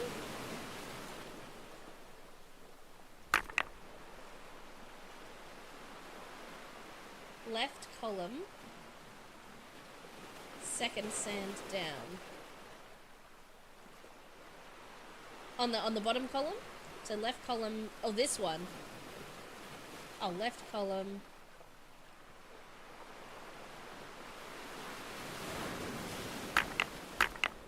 Here? No. What? Here? Like here?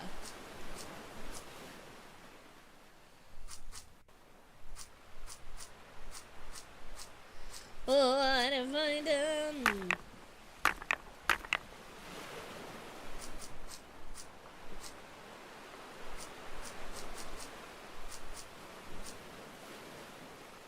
Have I got it? I don't think I got it.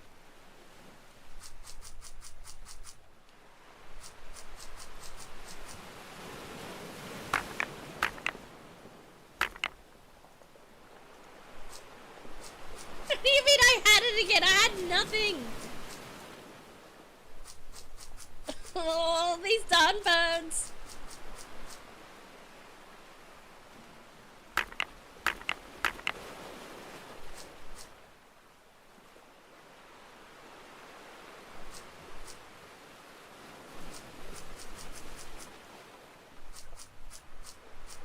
What am I doing? I know, there's a lot of lag. Go up and set it down. But the block placement is right.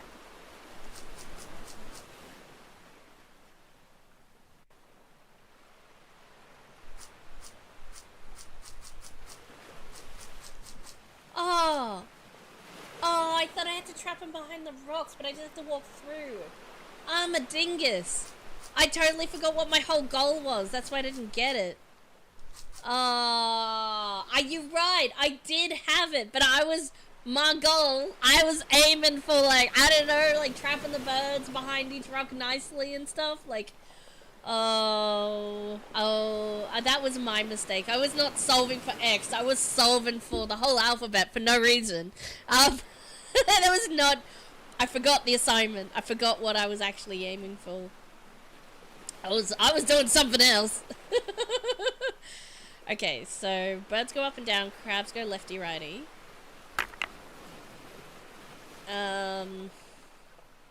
So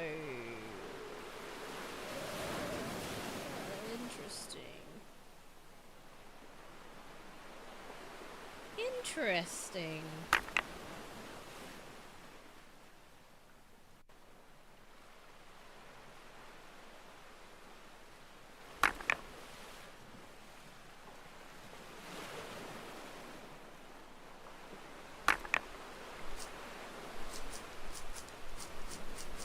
Oops! I didn't mean to do that. That wasn't my bad.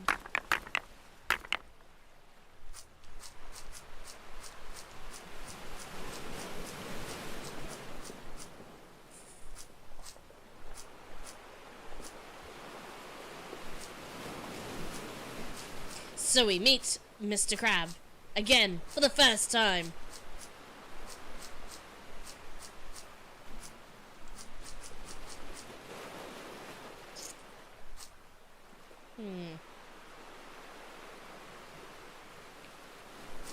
So problem here is Mr. Crab.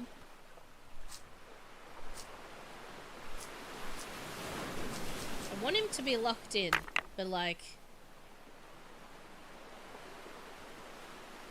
instant I go around him, he's gonna like eat me. I can't put it here, because then I won't be able to get in. Some enemies crawl, other enemies fly. Now we know this.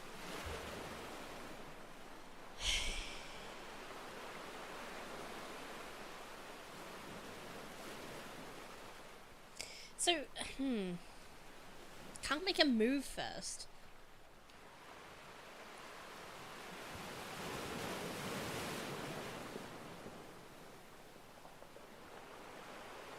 Push crab with bird.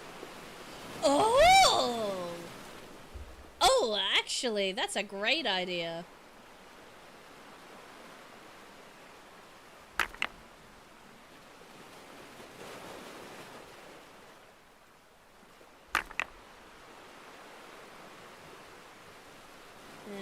I don't know what to do with this other rock. I'll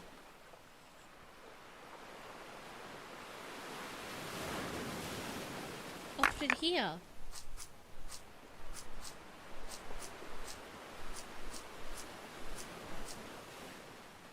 Oh, that would have been such a great idea.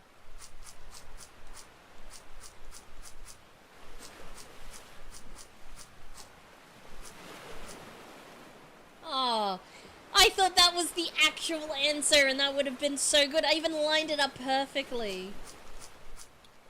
Can the crab push the bird? Although that doesn't really matter so much. Uh-oh. Wait. How does this help me? It doesn't. Uh-oh. I really thought that was the answer. Man, I like my well, not my answer. Envy, I like your answer better. They can block its way. Oh, yeah. Jeez, you guys have way better ideas than I do. So let's do that. We do one. The bird needs to cross over. It needs to go up to do that. I need to block that way, and I need to block that way. So, basically exactly what we did.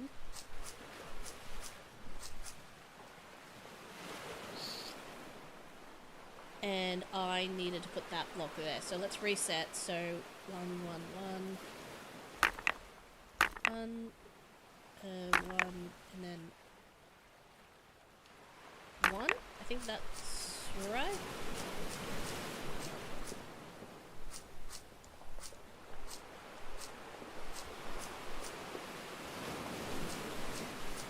Uh-oh. I went too far. Oh, it lagged. I did get it, but like, it just lagged out. Let me just do that again. So here. I think that's right. Sorry, I did too many things and then all the move inputs caught up at once. Oh, what a clever... Man, what a clever solution. And that was to teach me that the animals can interact with each other for that level, I presume, so, yeah. Wow, up to 6. I reckon we can get them done. I reckon we can get them done. Okay. Crab goes side to side. Everything falls into a pit of fire, lava. That's great. We do a dance of death. We go lefty, righty, righty. Then I get pushed, and then I get pushed into lava. And if I don't want to get pushed into lava, I can do that. And then if I want to go...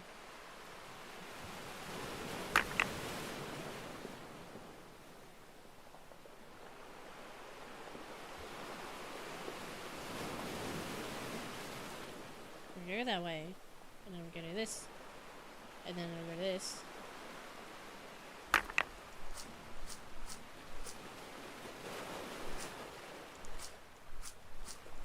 Hey, this one was easy! Yay! Alright. Oh, what is this? Oh, that's wood. Okay.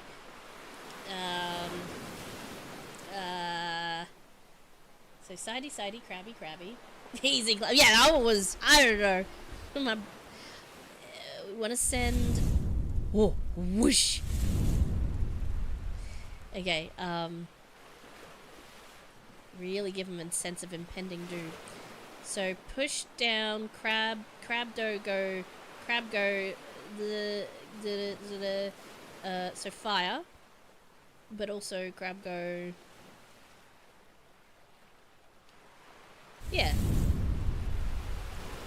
And we block one crab here, here.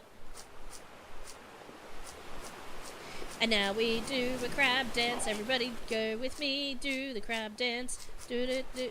Oh. One fire. One fire per crab. One fire per crab. I messed up. Okay. Let's try this again.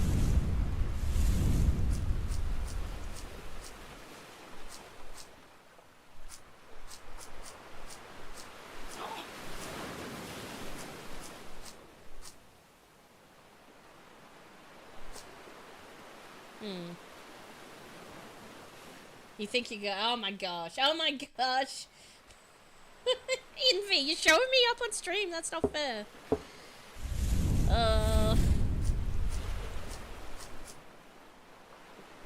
Wait.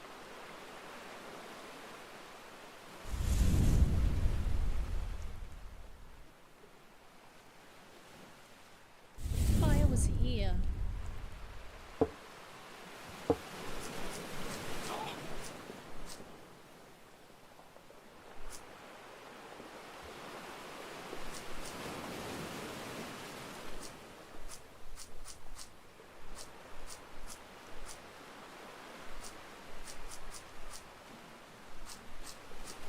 Heck yes, I'm a genius. Not really. Oh my gosh. You give me 10 logs means I gotta use 10 logs. Probably. Okay, we got bird, we got crab. Crab goes crab. Bird goes bird. So crabby goes crab, and then birdie goes bird. So bird and crab do not need to talk to each other. I go... Verb.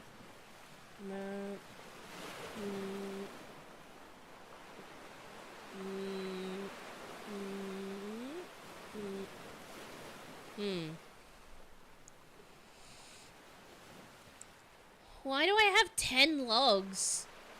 I don't like that I have 10 logs here. If I go this way and Krabby goes crab.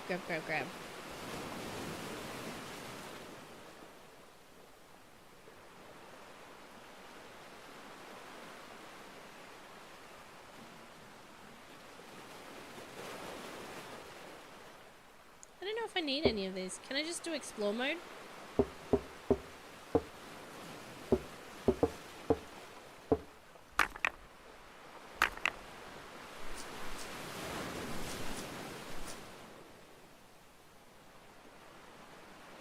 Oh no! Oh no, there's a fire! A fire! Ah! Oh no! I see why this is a problem.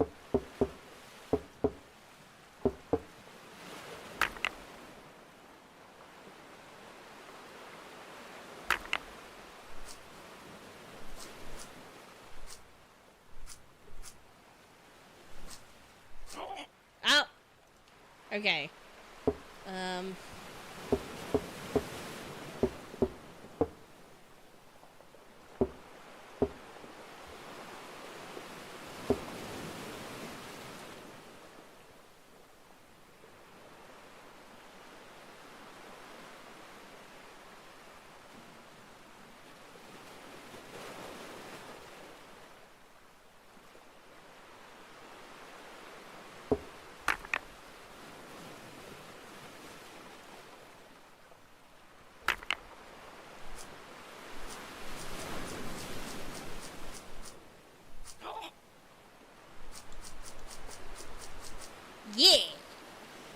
Nothing like beating the level by tricking your crab into frying itself.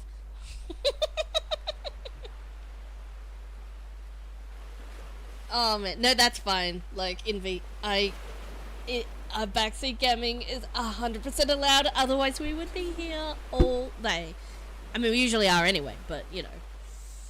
All right, we've only got a couple left to go. We can do this. We can do this. Oh my gosh. Okay, fire, fire, fire, fire, fire. He's immediately gonna go over there, which would be bad.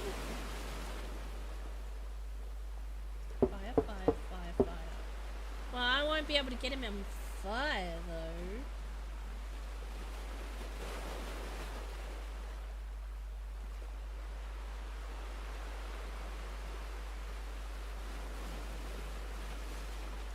No. 1, 2, 3, 4.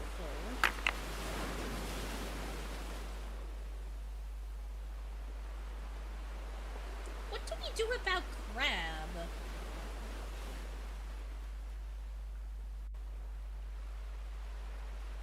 Wait, I can't build here. I can only build.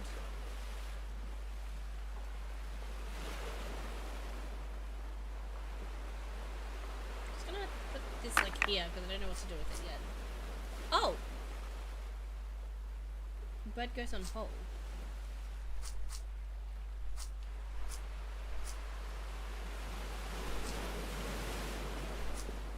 This did nothing good. What? Okay. Wait.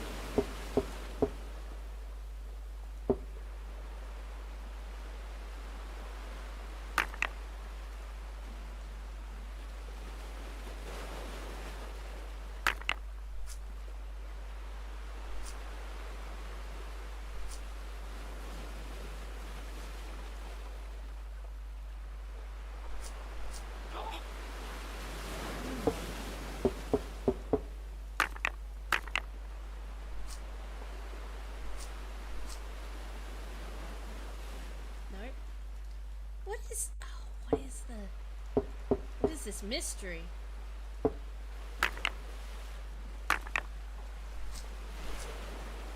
Nope. Let's try that again.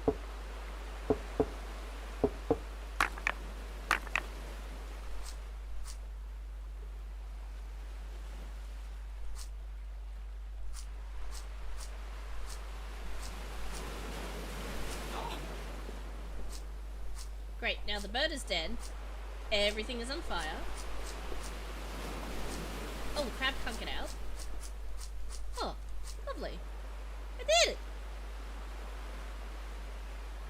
If you look to the left... Yeah, exactly. I just had to make sure that the bird had to get burnt up. I was pretty sure that was the solution. And it was! Okay, now. Holy cow. I've got fire, I've got rocks, I've got... Oh boy.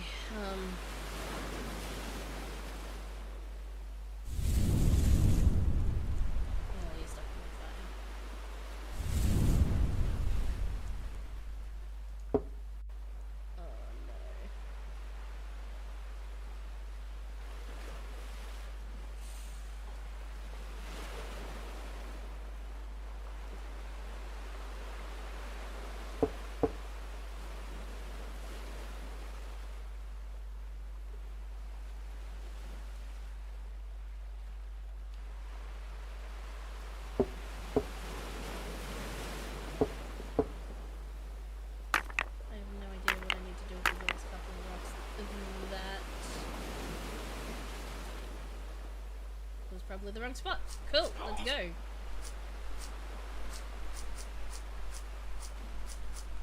Bad! Why did I do that? Okay, so if I go up, and then I get trapped here. Immediately. So, I need to not do that.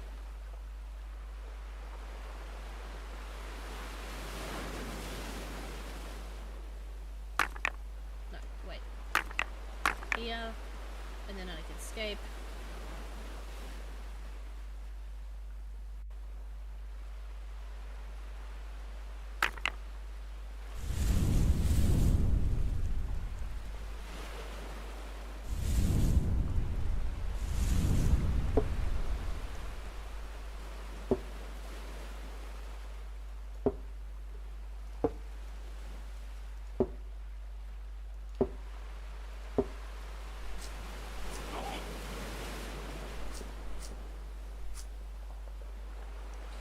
No, but then I can't get out.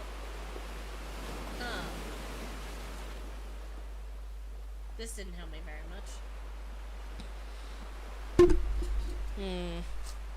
And I'm stuck.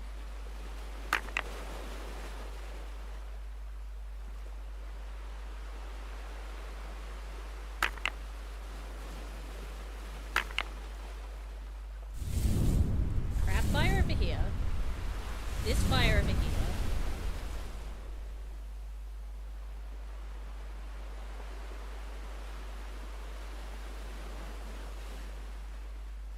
Another fire here.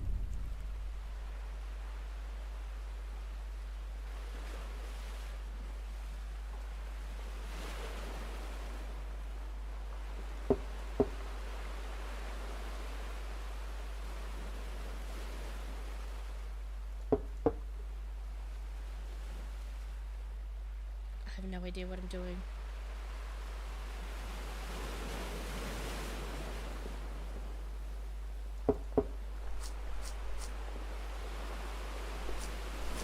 Oh, this is the opposite of what I want! This did nothing good! This one's too hard. Yeah, I have to go via the middle. But, like, I have to survive this area first. Which is ostensibly here.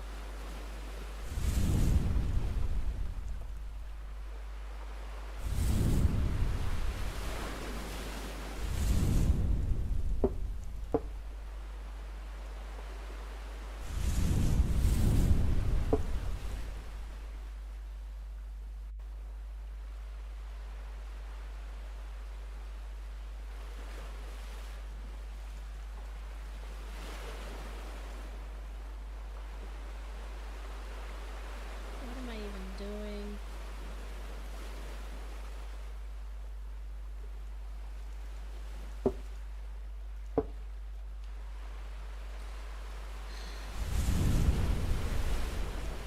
Fire, fire.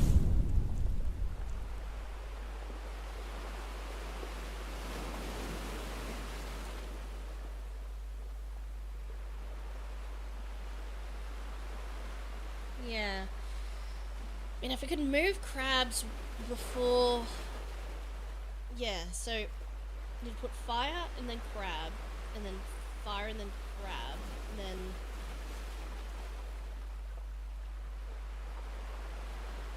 Putting two fires next to each other is redundant. It's a fire and a wood block. But then then I can't get through the middle. Do I have to go through the top?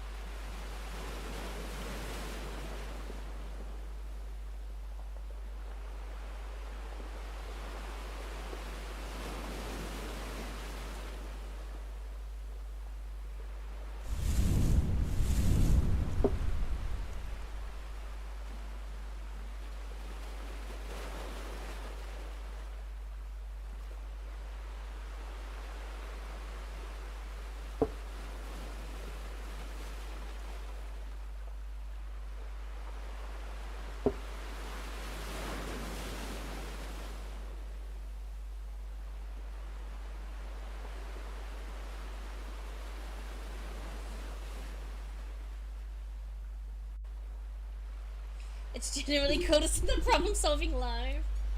You have to leave some room for yourself to go so you can use fire for both cells class.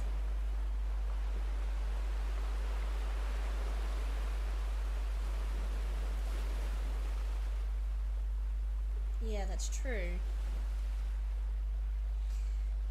Oh man, this is the hardest one. Ugh, but that means it's like, they say the best puzzle design is when the person's done, they either feel like a genius or like an idiot. If they feel like either of those things, you did a really good puzzle. So, I've got this though.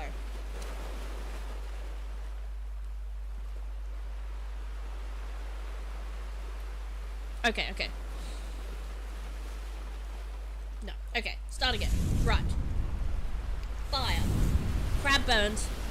Fire. Crab burns. Fire just not spread, crab just burn. So we've got crab either side. Crab gets stuck, crab burn. Crab come, crab go down. Crab eat player. Player burn. Death and fire. Okay, no. Crab. Then bird beacon around over here.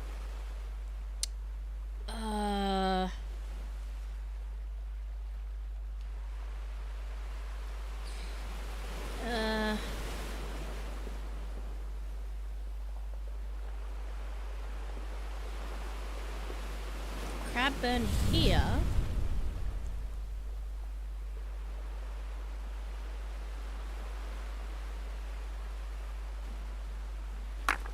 Definitely a rock here. There's so many pieces of wood to put places. Is the point not to burn the wood?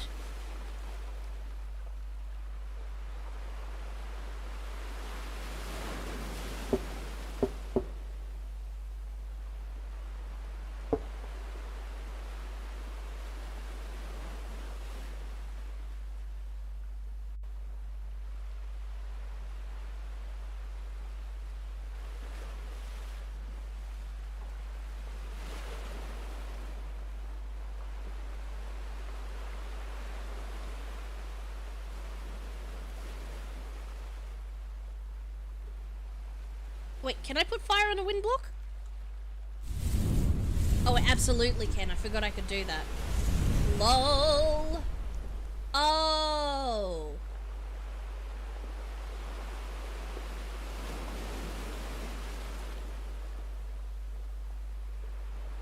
Right.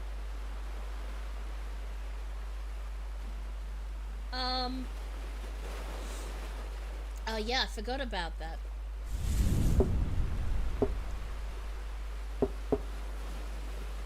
Lol.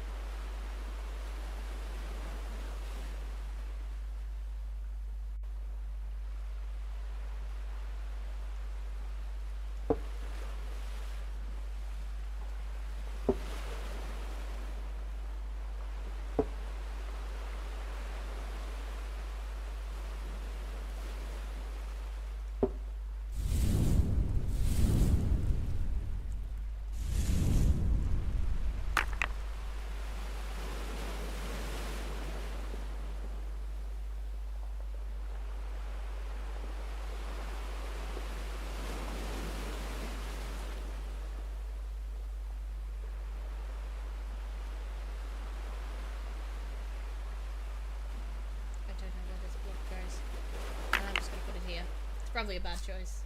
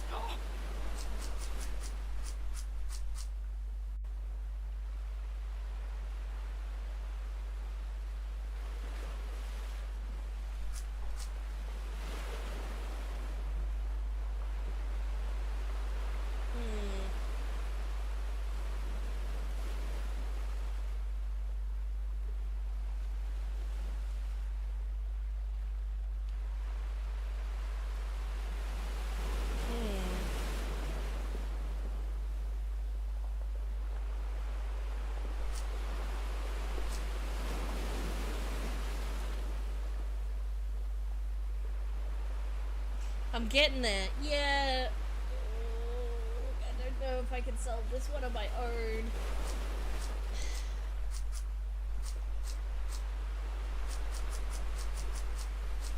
I got the crab burnt.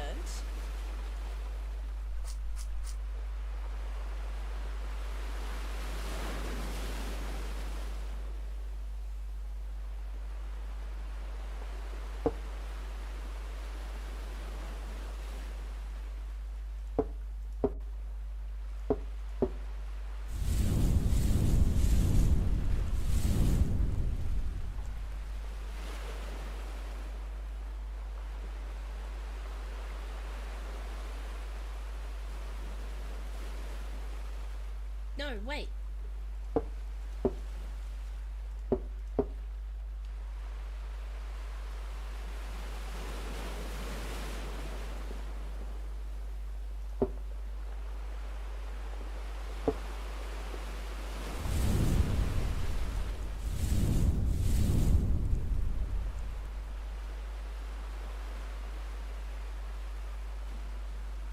I don't think I know what I'm doing.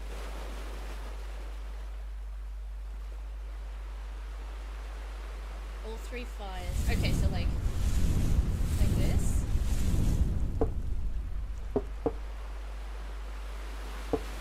Then how do I get out? I will just die from fire. Unless... Nope, I would just die from fire, right?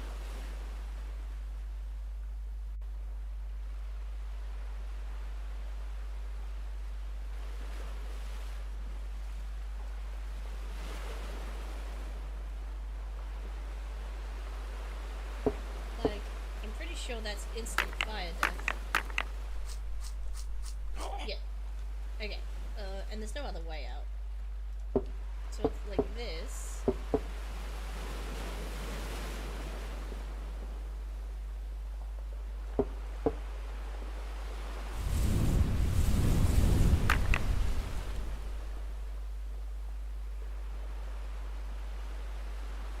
Yeah. So...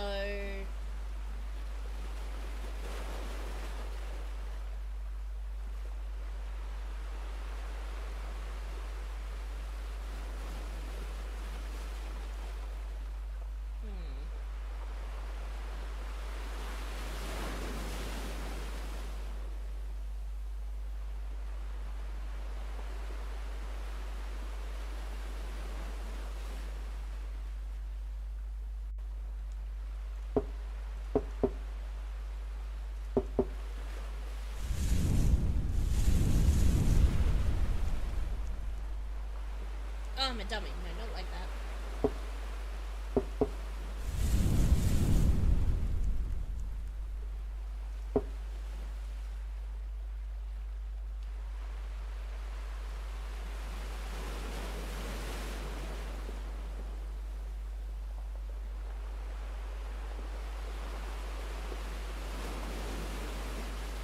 What if...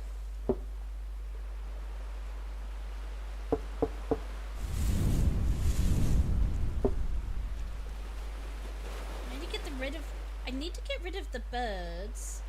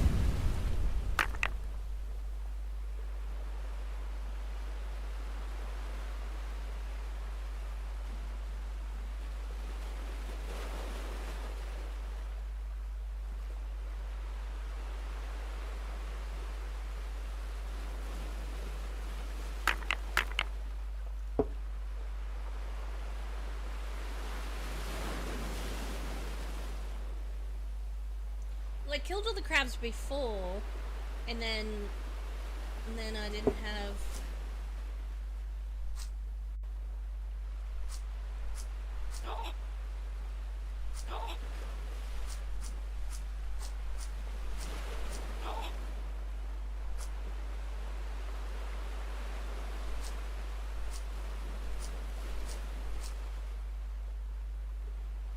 And now I have just fire.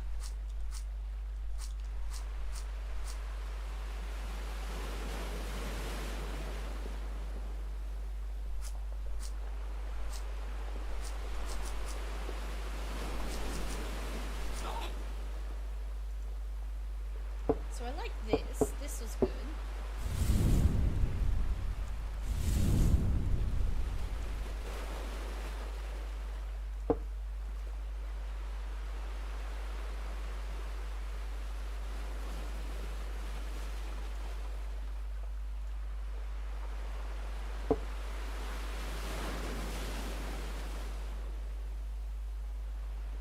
Wait, what did I do for the last one?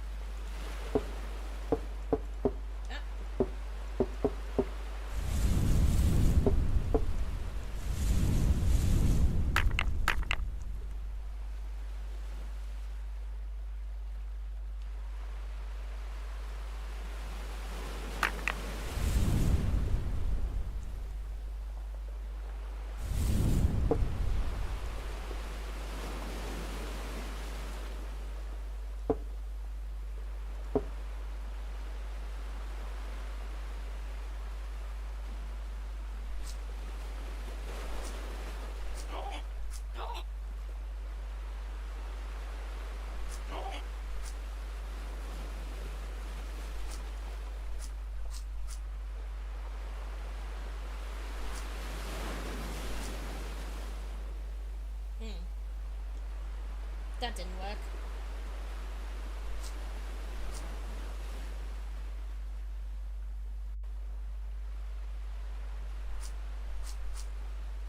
Where did the 5th crab go? 1, 2, 3, 4. The 6th crab. 1, 2, 3, 4, 5. I don't know how I managed that.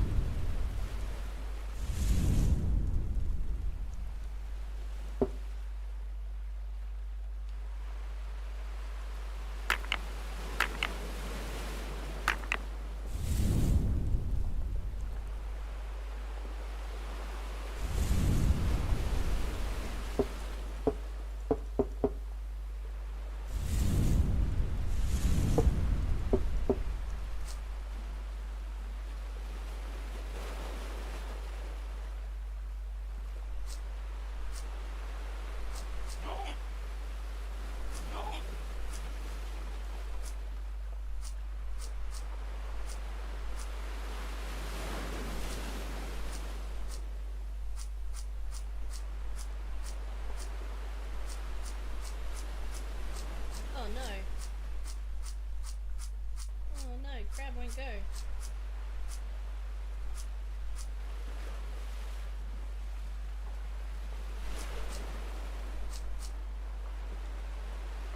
Man, I wish I could reset. I need to be able to reset to what I configured last. Because this is good. Maybe even...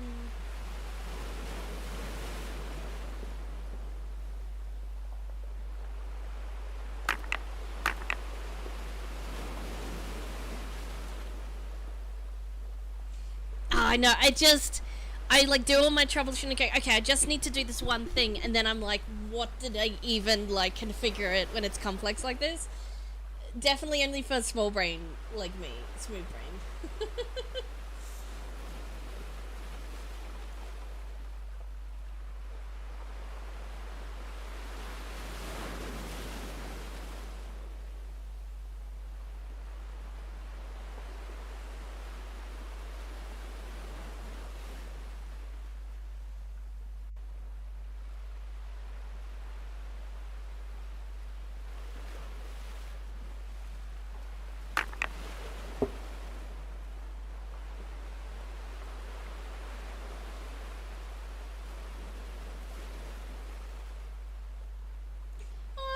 I think you need both. Think you need like hard reset back to start of planning phase to try from scratch, or something like the two different reset buttons, so that if you're just trying to reset the explore phase, like just have two separate ones. Like I think would be the way to go.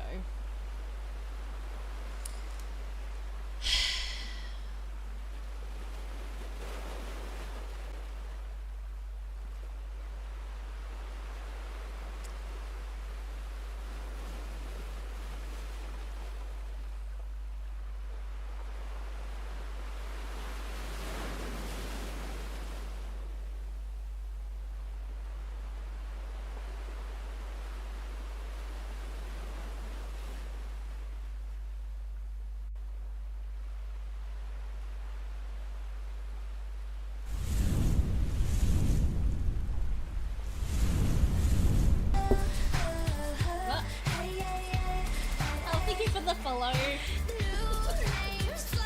Oh, quiet. If I don't get it after the next little bit, I think I might have to get you to tell me at least the placements for the things, because I think I've got the technique, just like, I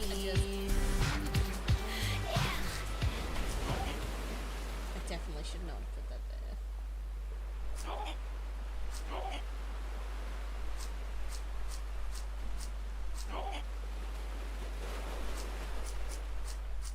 Now the bird's gonna eat me. Oh. So the 5 placements. Do I have some of them right? Like, is this bit right?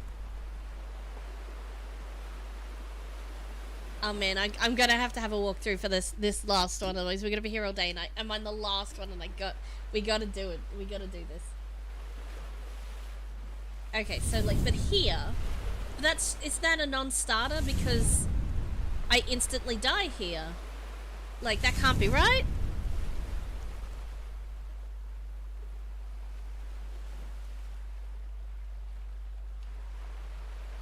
You should have 2 wood above each of the fire on the edges. 2 wood. Okay, so like, and like this.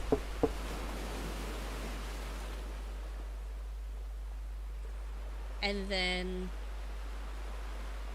what do I do?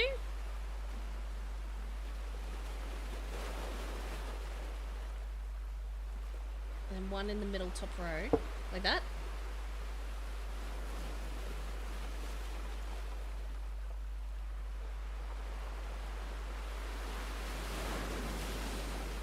Oh man. Then stone to the left of that. So 1 stone here.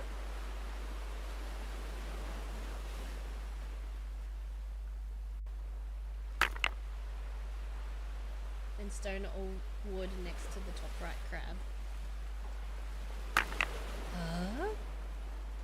And then where's the last wood go? And stone or wood next to the bottom left crab.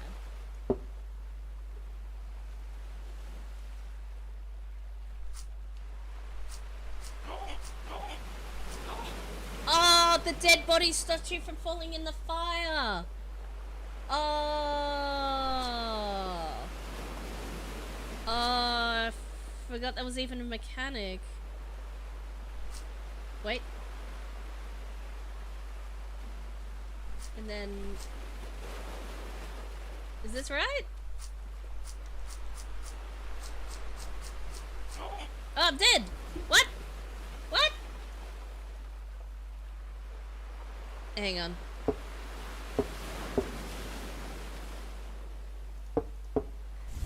Let me do that setup again.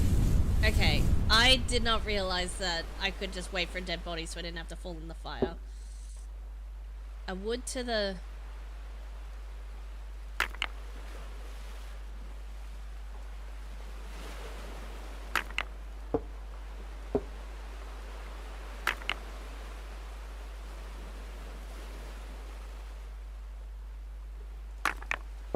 So this is the setup. I gotta go right first. Oh. Do I keep going right?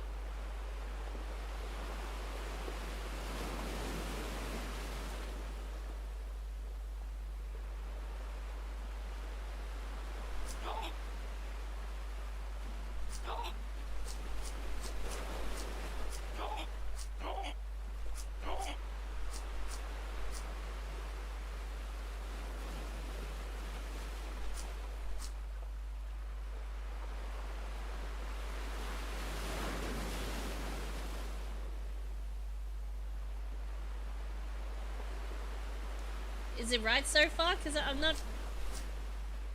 Home stretch?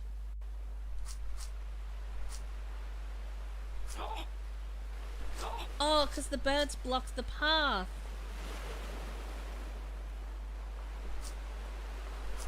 Oh. Oh, that is such a big brain. Yeah, we did it. We did all 10. Oh, congrats to everybody who bed through that. Oh my gosh. Oh, that was really good. That was really good. Alright, you did... where's your... Okay, so your theme... expedition. You're planning an expedition. Yeah, absolutely. A very themey theme. Themey expedition.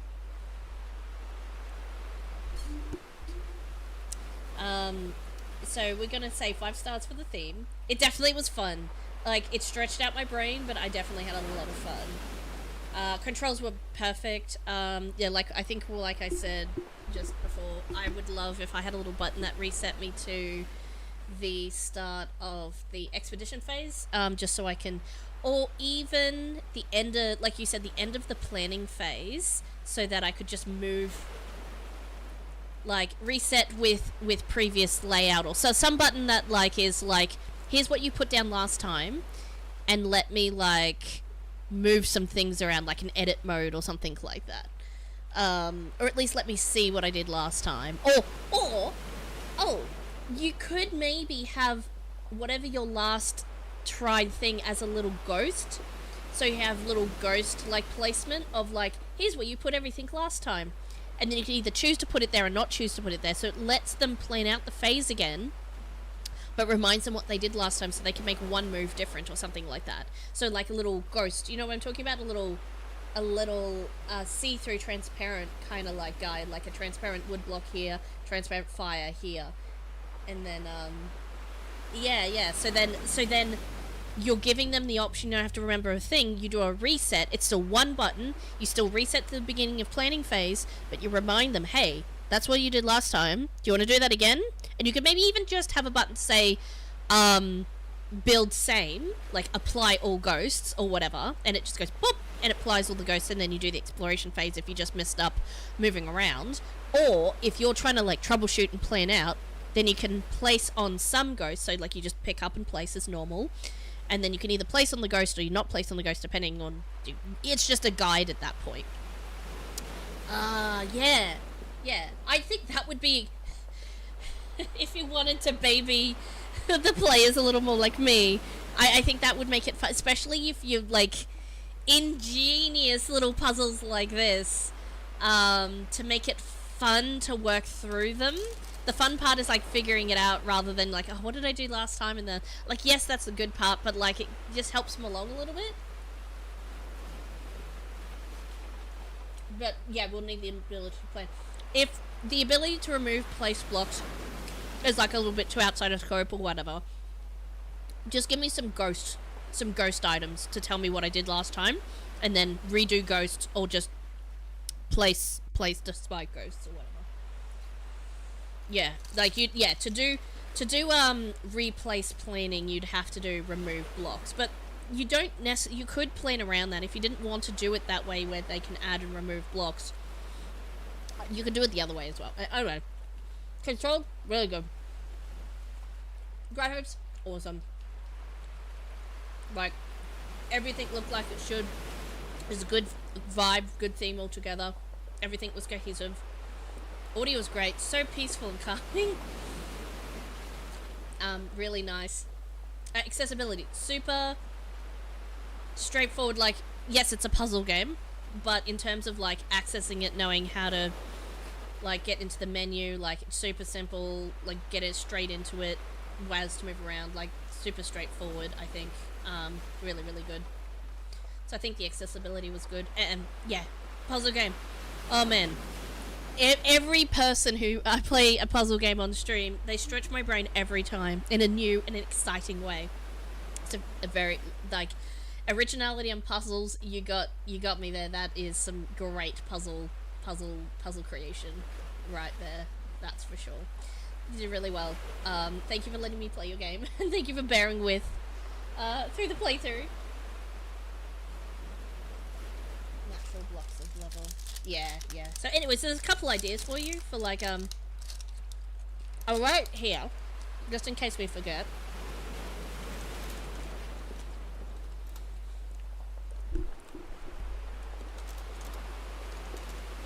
Per my previous email, per my comments on stream, I would love I would like to see a ghost blocks I placed on a previous try for quick redos of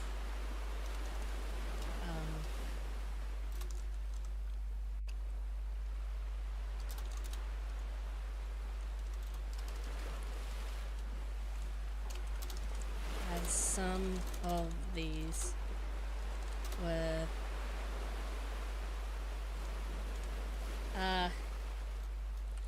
quite tricky, quite tricky, but ingenious, all the same.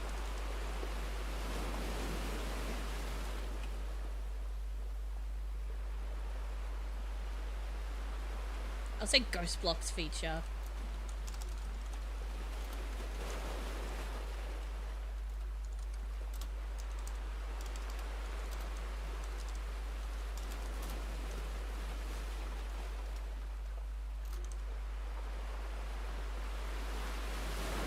Cool. I think that makes sense as to what I'm saying as the feature would be. Really good though. Really enjoyed that. All right, we can move along from that. Oh man, I was so just enjoying. I forgot. I was just enjoying the nice sea sounds of the, and I was like, oh yeah, that's right. For sure. Who is this over here?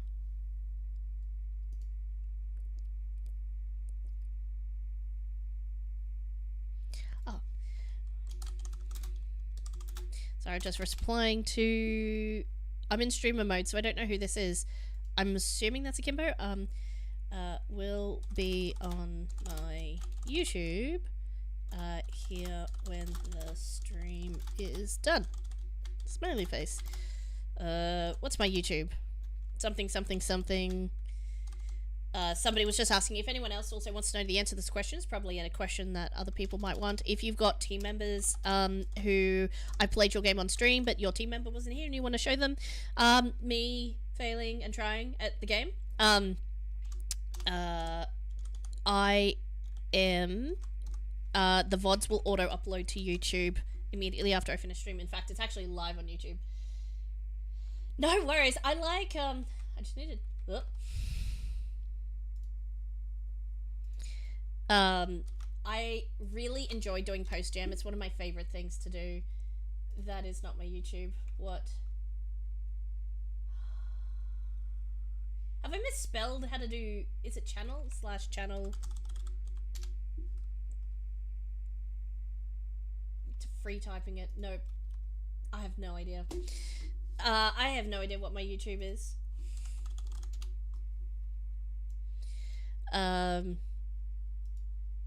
Oh, it's at. You have to put the at in. What's my YouTube? Well, look, I was close. I forgot you have to put an at in there. Yeah, clearly I cultivate and my YouTubes and what have you. Good thing I tested that before I sent that message, hey? Yeah, sorry. The end of that thought was, if you want to... I'll try and timestamp.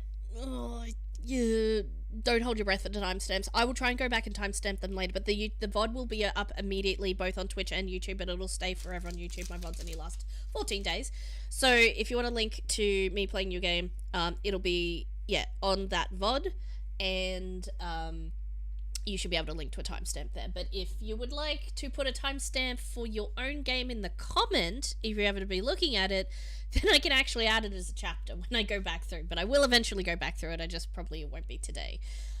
Yeah. All right. Cool. Now that's some work delegated. Oh yes, of course. I forget to do it every time. Raffle submit. It is a wheel.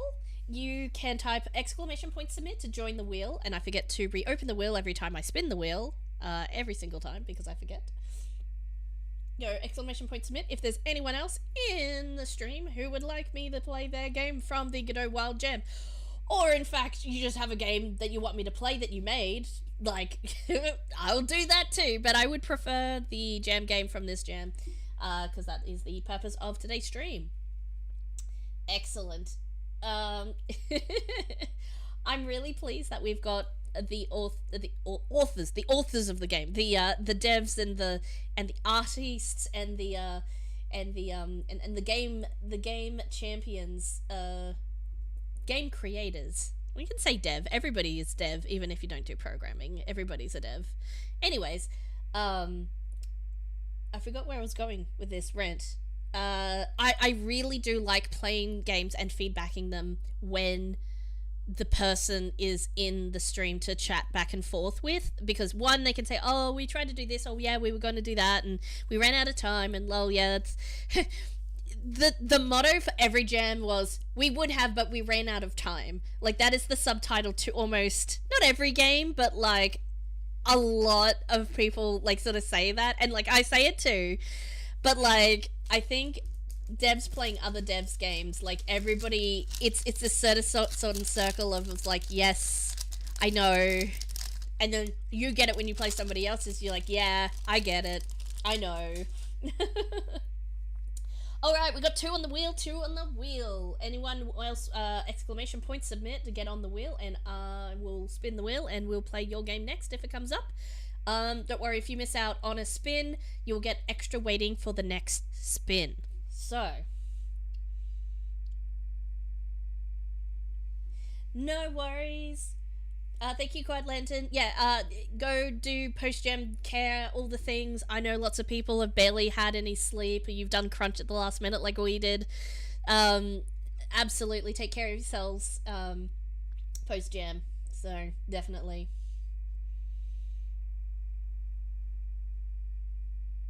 Yeah, and things, so there's some things that, especially when you watch somebody play it on stream, I find in particular, the kind of feedback you can't even get if you hand a game link to someone, say on Discord, and you've got a couple of people, you've got 5 friends who you give the link to, and they go away and they play your game, and they come back and say, oh, I loved it, or this was a bit tricky, I didn't quite work it out, and some other bits, and then like, oh, this was this thing, and it's like, oh, did you see the thing? They're like, what thing? And so the most valuable feedback is seeing how people interact with your game and the experience they go through. It is a bit hard when you're on stream, like you want to guide the user to the best possible experience. So when you realize you have to, and I, for the last Ludum jam that we did, we absolutely, and I'm just spruiking, I'm just like, sorry, stalling for time while people exclamation point submit to get on the wheel.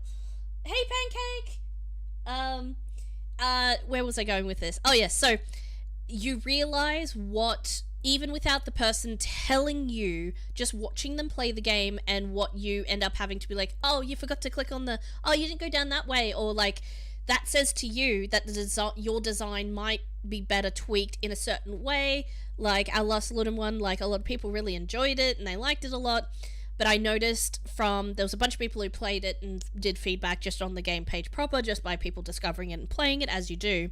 And then the few streamers that I submitted it to play on stream for their streams, I noticed a couple of them did a couple of the same things that I didn't realize people were doing. People were completely not really listening to the instructions at the start of it and completely bypassing huge chunks of dialogue and interesting gameplay that, because we didn't make it super obvious to, like, you have to go stand, it was like sewer shifts, and you had to go stand in the little pools of light to get cool, fun dialogue from the thing, which is not, it was not integral to the gameplay. It was definitely, like, set dressing and experience and things like that, so it wasn't super obvious it was supposed to be a walking sim.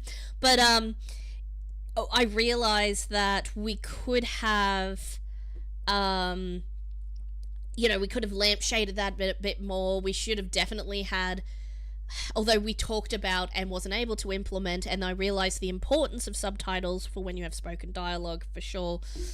Like, even, and especially with an accent, people are like, well, I mean, to me, I don't have an accent, but to everybody else, I have an accent. The importance of getting subtitles. Like we weren't able, from a technological standpoint, we weren't able to get subtitles in our game in the amount of time we had. It just was not feasible, wasn't possible. But we now realize, you know, the fun extra voice acting we had in there. People weren't catching all of it, and there were parts that were being missed and things like that. So we realized, from a design perspective, some people might have said, "Oh, it was a bit hard to hear the dialogue" or something like that. But they weren't saying that in the comments. We only realized this when people were playing through in the stream and seeing that feedback live. They may or may not have mentioned it, but we noticed people missing things. People won't tell you that they missed something because they don't know that they've missed it. They just say, "Oh, it's so fun! I saw the cultists at the end. Look at that giant rat. The unmissable things. They were great." And it was really eye-opening to see. And that's why I like to do a lot of these ones, is because you get to see lowest common denominator person, which is streamer brain, which is me with my brain switched off, playing the game. So it's like, if a dummy like me can play through the game and get through most of it and get most of the content, then you made a pretty good game, right? But even if I can't, that doesn't speak to your game. That it just allows you to see a certain perspective of, because you know your game so well, there are things you won't see and things that you won't consider a first-time player, because you're like, well, I designed it like this, of course it's like this. And it's like, yes, sometimes you can't see the wood for the trees sometimes.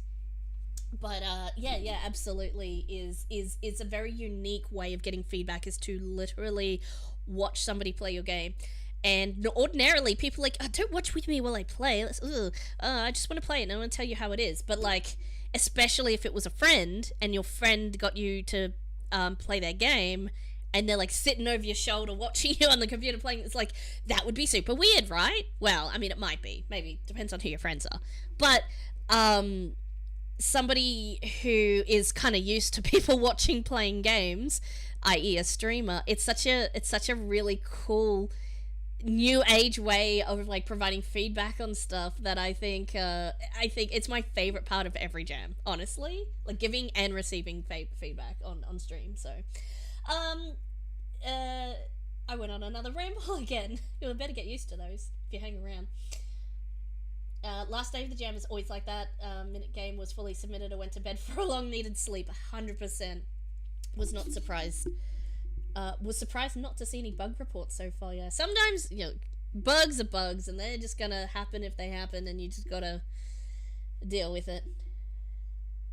As one person said, make tutorial, but assume the player skipped it. Exactly. If your game, especially in a jam game, it needs to be more so than a full-fledged game. You can forgive certain aspects of design and working out and other bits and pieces. A jam game is its own specific variant where it needs to be able to be picked up immediately with little instruction. They assume they didn't read the blurb below I like to read it because I like to be as well informed as possible, because then I will still stuff it up. But assume that they didn't read the blurb, they didn't read the controls, that like they go, "Oh, what's this? Oh, okay, WAS, cool, like let's go." Like, they'll default to whatever their gamer instinct does, and if you've provided for that in some way, if it looks like it should do a thing, it should probably do that thing. Visual shortcuts and all sorts of things, like it's all part of the grand part of interaction design. Anyways, usually finish the night before 2, but this jam I had to sleep and slam the rest before going to work. Yeah. I'm used to streamer just start talking about random stuff for 10 to 15 game, just sits there and type B chatters go mad. Oh yeah. You mean like right now? Are you talking about me? That is right now. Let's spin. Sudden wheel spin. I'll reopen the raffle so you guys can get in again after this one. Oh my gosh. Let me open the raffle. Raffle? Submit. Who won? Envy. Okay, have I got a link to your game? I'm sure it's here. There you are. I see it. I have it. Thank you muchly. Let me just, where did the wheel go? Let's just hide the wheel here for a second. Steps of the Fallen. Awesome.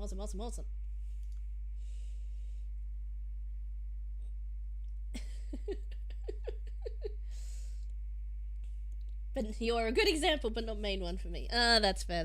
I I do natter on a bit, but like, I don't know, I'm just passionate about things that I talk about, and then I talk about for them for too long.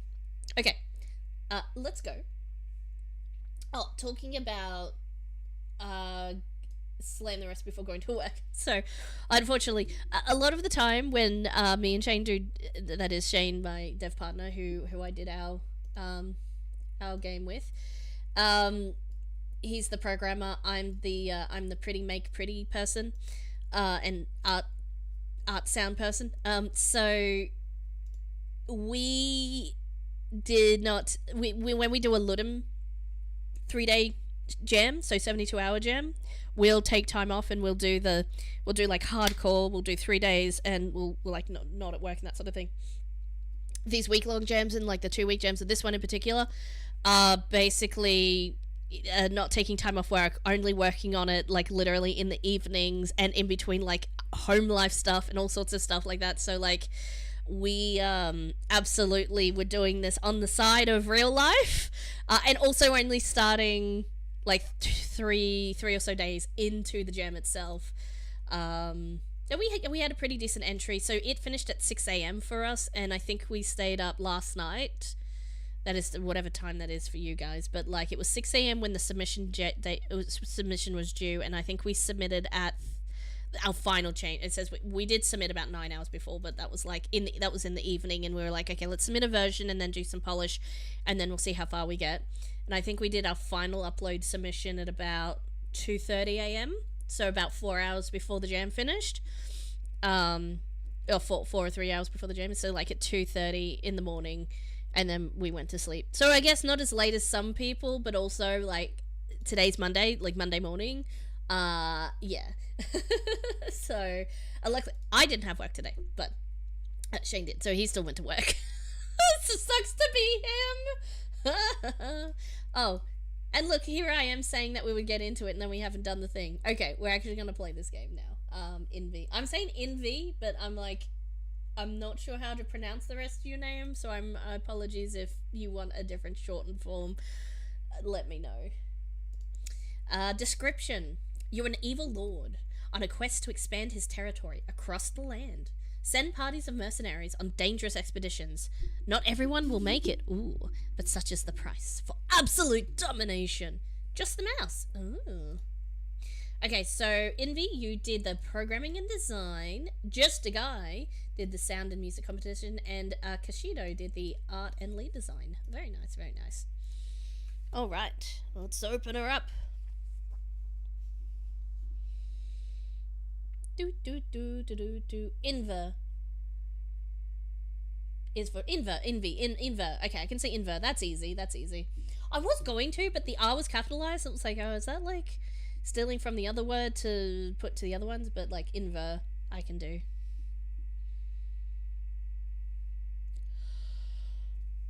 This must be intense because I know Godot be light.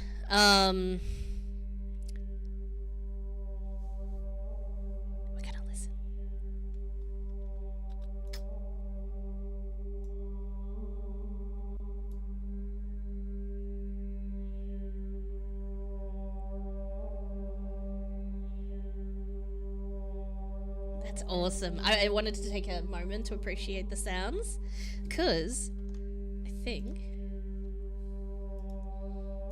I need to open the do the thing. Nice. Very cool, very cool. I thought it was mouth sounds, obviously, but I wanted to see if that was the actual card you had.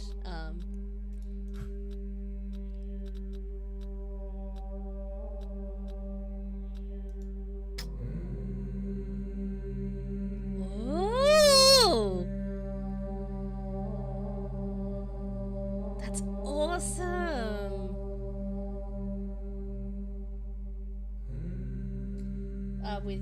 With the dot Inver Nyako, but most sites don't like the dot in the nickname. Ah, that makes sense. Okay, Inver Nyako. That's actually easier to pronounce. Yeah, the auto link proved exactly. It tried to link it with the dot. That's fair. I'm sorry, I'm kind of getting distracted by the audio. I just want to listen to it. It's amazing.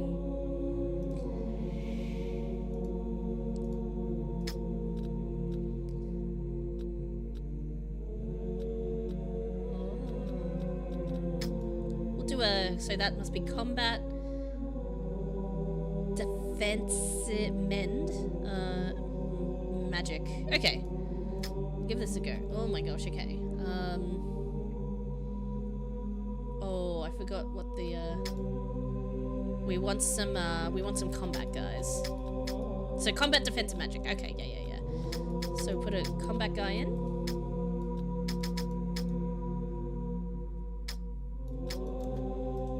It's just mass, I'm not using any. Oh, can I only have one? No, wait. Oh, click and then. I see.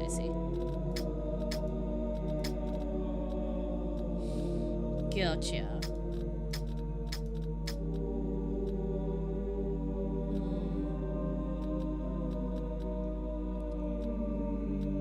Maybe a defensy guy in there too?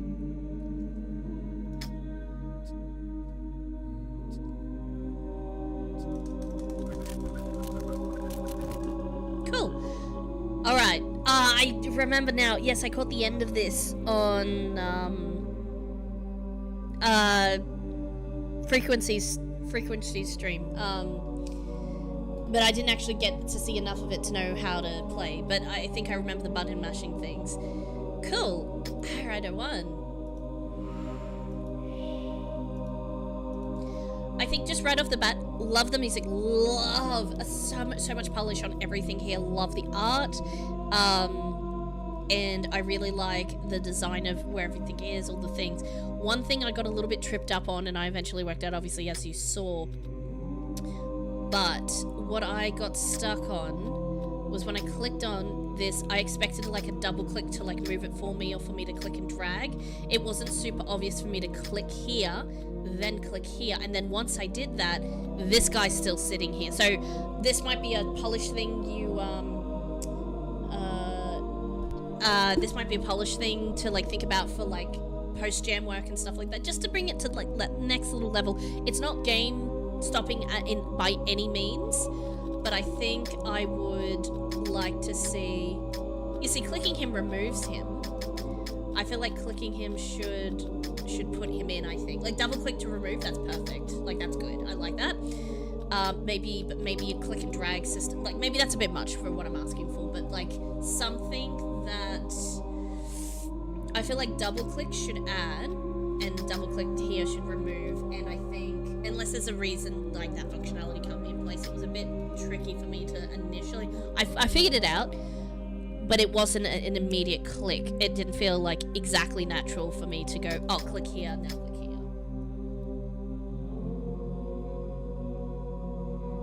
Works a bit better in item scenes. Like even a click and drag system, like I don't know how difficult that is to actually implement. Like I might be asking for things that like, you know how hard it is to, yeah, okay, because I'm the designer, I don't I don't have to program the thing, right?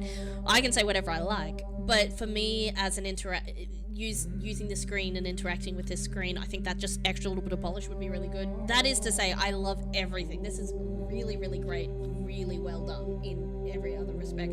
But for small feedback and thing, I think that would be just extra nice kind of thing.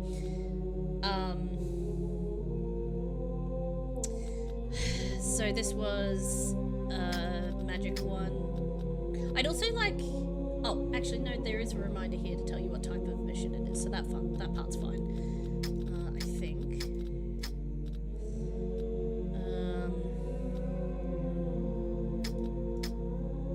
Oh, less success. Even less success. Okay, that's not good. Only people with magic. Okay, cool.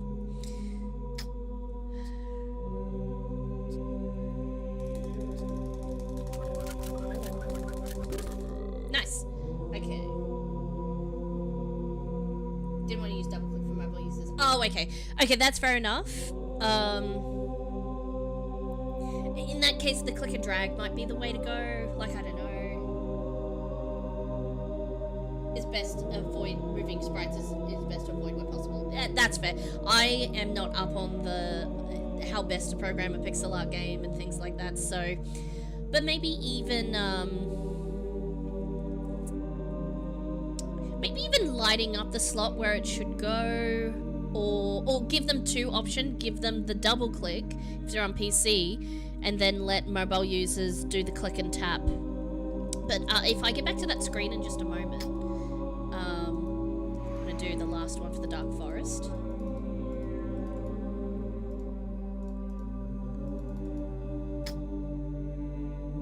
What am I doing? Oh yeah, so yeah, select. Okay, cool. When I click on this one, maybe this can light up a little bit. Maybe you can give some sort of feedback when you select something.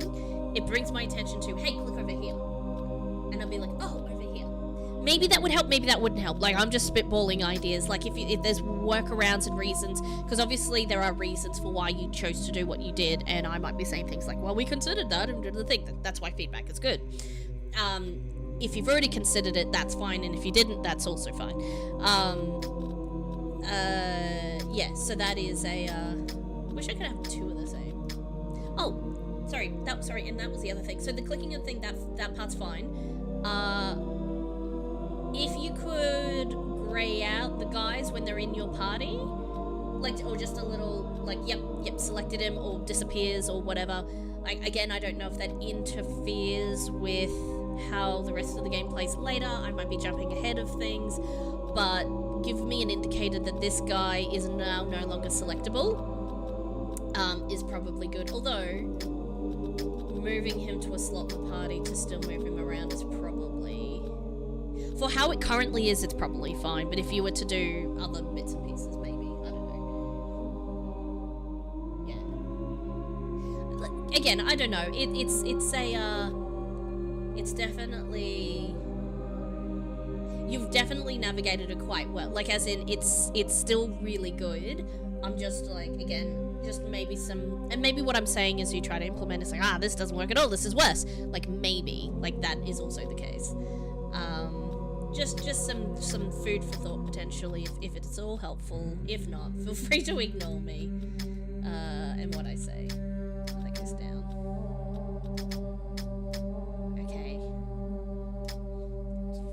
Here we go. I can hear the Sweet. And we've done all the Dark Forest. Very nice. Let's do the next cemetery. Cool. Raise the Gravekeeper. Oh, some more magic guys. Is there?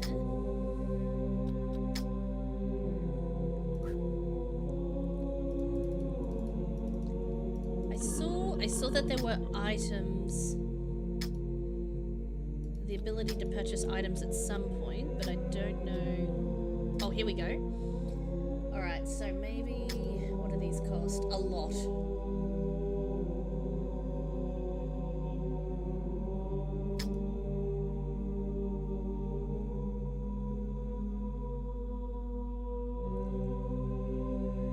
Wow. Jeez, these items are good and bad. Oh my gosh. Interesting.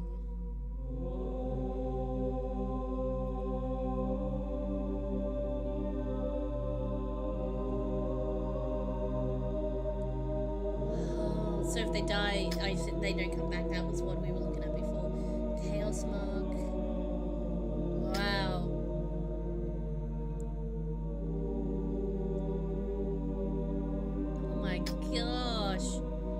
Oh my gosh. I'm not sure if I'm ready for any of these items yet. We'll see. Okay, Keeper. So we need the Necromancer. We need the Phantom and the Pale Knight. Jeez, these things are getting hard.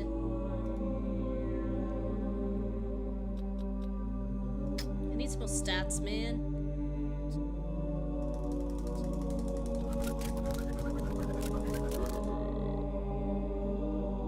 Noise.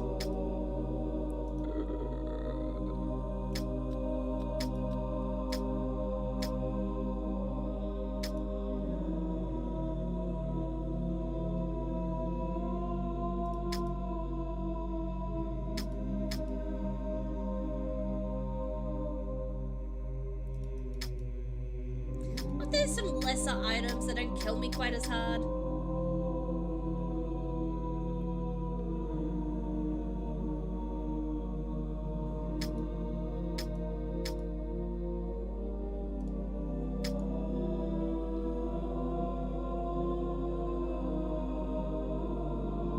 Stats logic? No, I think again, because of the the icons that you used, the colors that you used, the fact there are 3, the fact that they're next to each one, the fact that there's an icon next to each mission. I understood the mission exactly, even with streamer brain on, exactly what I had to do and why I had to do it, without you telling me a thing. I understood instinctively that it was, it doesn't matter whether blue is defense or shield or healing or whatever it is you decided stood for. The point is like, the sword, the red, is the stabby bits, and the people with the high stabby bits should do the stabby mission, and the people with the purple glowy bits should do the purple glowy mission. Very, very easy to understand without you explaining a thing. Pancake, did you like the ocean trail? You went sailing in the boat? I'm glad you enjoyed it. We're pretty proud of our even amongst all these amazing entries that I'm playing right now, which are far better than ours, I'm still really happy with how ours came out. I have to commend you on the very simple communication of, here are the stats and here's how you should do them. But like here, like even just saying here's what the things do, like all of that pretty much makes sense. I'm not sure I'm ready to commit to any of them yet, but this is me being a cautious gamer. Not that I don't think they're really cool. And these little pieces of little pixel art here are like beautiful, like absolutely gorgeous. I love them. Especially that skull ring, that looks really cool. Oh, and the sword of Sauron or whoever, the eye in middle. Very, very nice. I like it. Really well communicated in very few pixels is absolutely excellent. Graying out is questionable. That's extra work for the artist, and the style, the extra colors are not a small price to pay. That's fair enough. And again, we took some shortcuts in ours. Let me just... Sorry. I do want to keep playing yours, but, like, since we're talking about it... I'm just going to pause that for a second. So, where did ours go? So, if I open that one... So I just run this. It'll take 2 seconds to show. Ours is a combination. Ours is like vector pixels, so it's not like true pixel. Like, I'm sure there's like proper ways and things to do pixel art and things, and obviously we didn't have time to do UIs and stuff and what have you. But yeah, okay, so again, it's probably not this was filled, so I didn't have to, so I was the artist here, and I just made, again, nowhere near like the level of competence of lots of other people. So when I handed Shane the pixels, I handed the artwork, and I said, hey, can you, or I think he just took the initiative, he just did it anyway, when enough things are selected to show, oh yeah, they're not selectable, they're just sort of grayed out a little bit, so they're like, oh, you can't select it, it sort of like changes color, so rather than like replacing the whole asset, just put whatever the programmable way of doing that was. Again, I'm not a programmer, so I don't know. But like that is like one way of like doing that without having to redo a different version of like every sprite with the grayed out version. But you know, that is another way to do it, I suppose. But again, I might be talking out my butt. I don't know how hard that actually is to implement and if it even work in your game, but that is just like the effect that I'm kind of sort of talking about, I guess. Where? Oh no, give me full screen. Thank you. Thank you.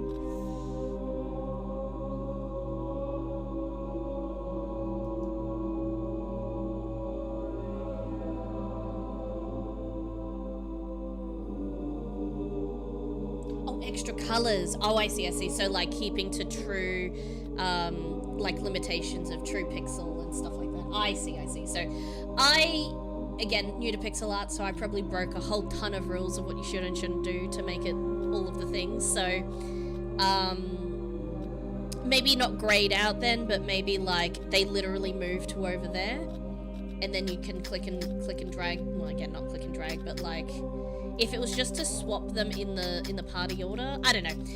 Again, a very small nitpicky thing because the rest of it is so good. Anyways, like I said, my feedback can be kind of off base and is not applicable, or is not you know, give it lots of grains of salt.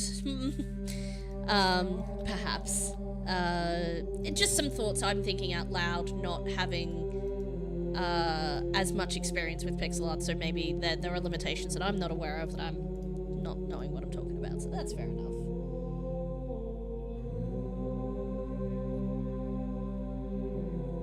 Yeah, no, to lower the quality of the amazing work. Absolutely, absolutely. No, 100%, yeah.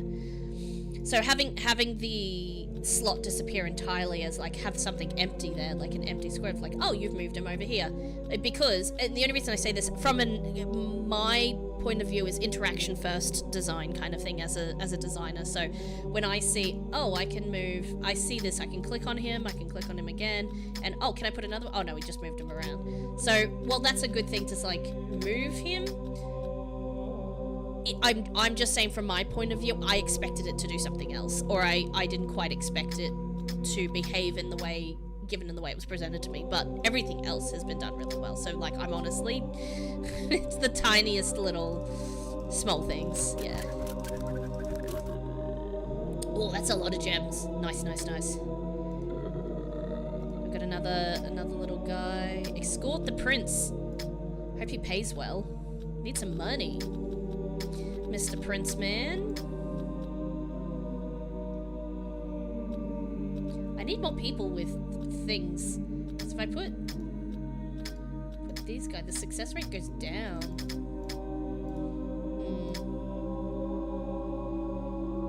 I'm still not sure. Not sure I want to use any of these just yet. I think I'll start using them when I get dire and desperate, I think, because like sacrificing party members towards the end of the game, I think, must be the play here. I don't want to start killing people off the bat, I think, otherwise I'll run out. Stats are already confusing for some. Oh, that's true. Again, like I said, when I say things, sometimes they're good ideas, and sometimes it's like, no, we didn't do it because of this, we needed this, and like, oh yeah, that makes sense. So again, like I said, like, I guess my solutions are probably never going to be quite right, but the thought of how to potentially interpret that differently is something to think about, I guess. Just things to think about. Nice! Man, 12 gold coins. I'm sure the prince could afford more than that. For sure. Abandoned ruins. Save the lost archer, rob the chalice. Ooh, okay, let's see. This is gonna get hard.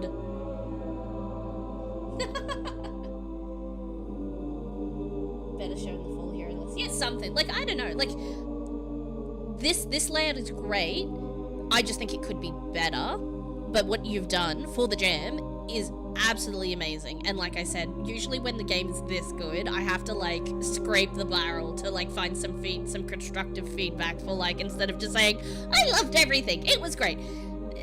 Although I do say that as well, if you don't have anything else to go with that side of niceties, like you can't just have dessert, you gotta have some meat and potatoes to the feedback. So sometimes I have to really like hunt for things to give feedback and or like ideas even on, because otherwise it's just so well done anyway.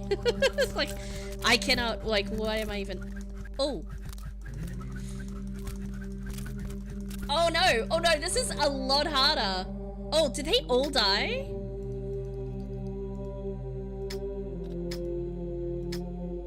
Are they all dead? Holy cow. So oh my gosh, I can't do anything with this. Okay, so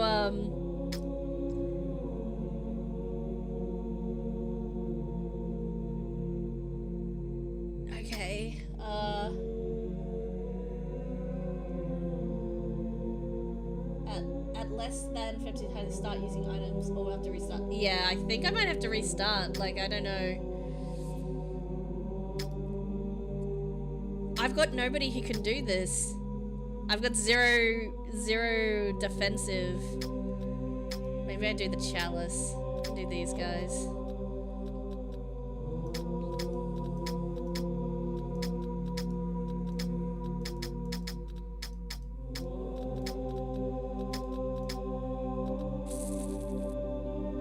Okay, what stats can we give them?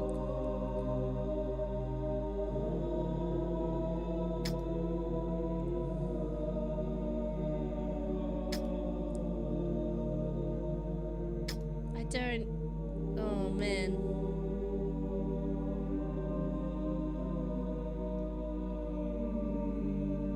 Everybody dies though, but if I kept using these items, everybody's dead all of the time.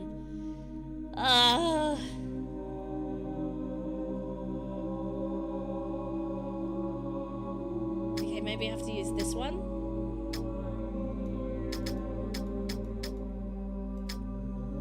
Now I have no coins. That is all of my money.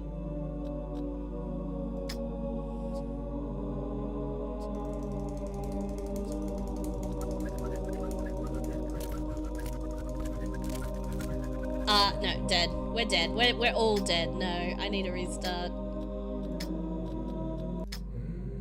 Oh man, that was rough. Oh my gosh, the difficulty ramp in this is crazy. Oh my gosh, you are not nice. You are so mean with this.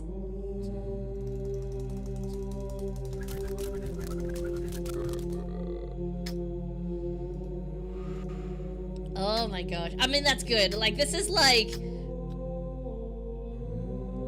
I feel like for that first one is Tutorial City.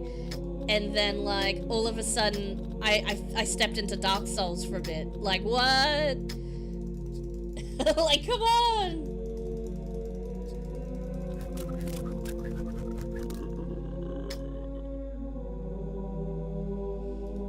Alright, let's get through this essentially fairly easy version.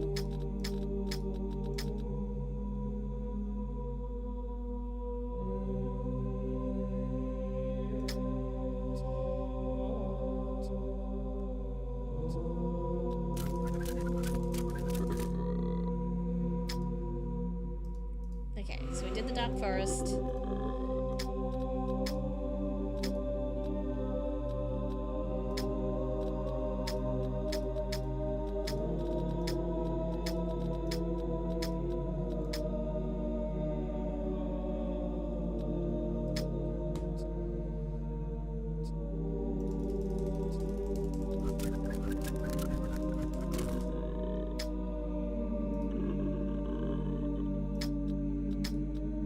Get through these bits, and then I will, for the next one, I guess I'll have to, actually do...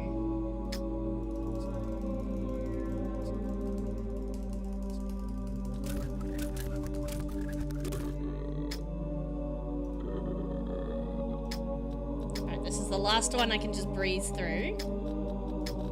Breeze through, quote unquote.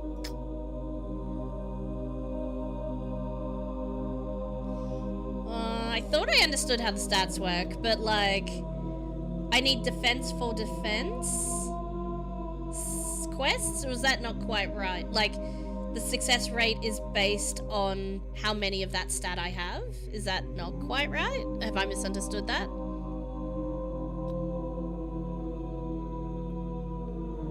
It is possible I misinterpreted it because I thought it was really simple, but if it's actually more complicated than that...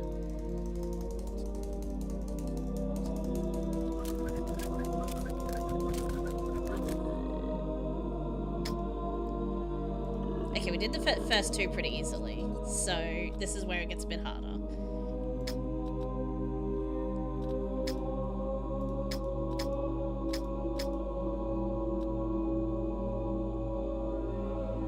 All stats affect all types of missions.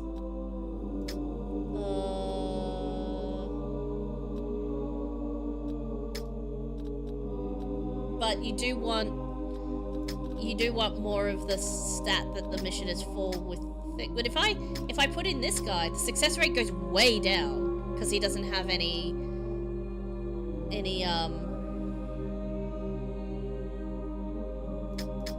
like that's what I'm seeing here. Oh. Except oh, is like red counter to blue, so blue will make it go so if it's a blue mission, red will make it go down. I didn't actually play with that. Oh, some partially positive, so purple is partially positive. When I put the other one in, it must have been, so if I put this guy in, that changes nothing because it's a down and an up. That one's also a partial down and up, but ultimately down. So this is the best guy for this one. And then that changes nothing. This is really good because it is that. That one does partially good, which is that. So if I were to put in, they basically equal out themselves, so may or may not be useful. Okay, that is a little bit more nuanced than I thought it was initially. That does actually help a little.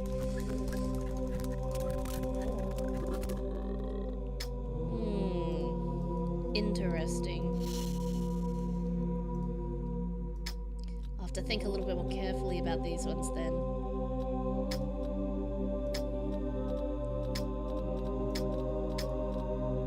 It'd be nice if they leveled up as they went too.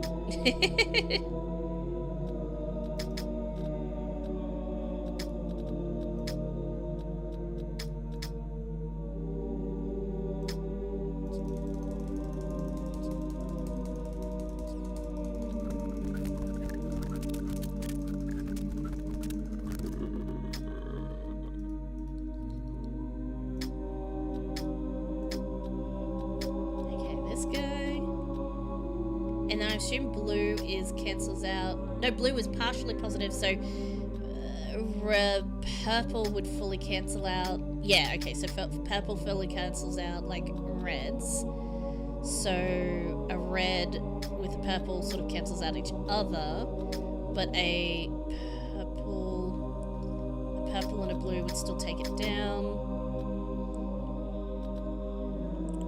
So a blue would bring it up a little bit, and that will keep it the same. Huh. Items need source of power increase. Yeah, I know, but I don't like those items. They kill people, and then I have no people to battle with, and then I'm dead. I guess I could pour a bunch of stats into one person or something. Or however that works. I kill somebody to get triple stats on something else. Alright, I can get by.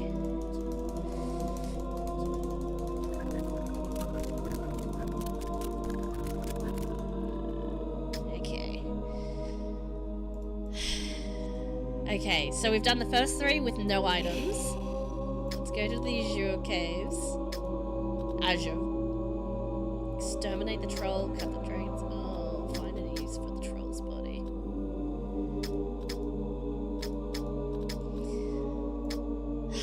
Okay, so obviously we need this guy.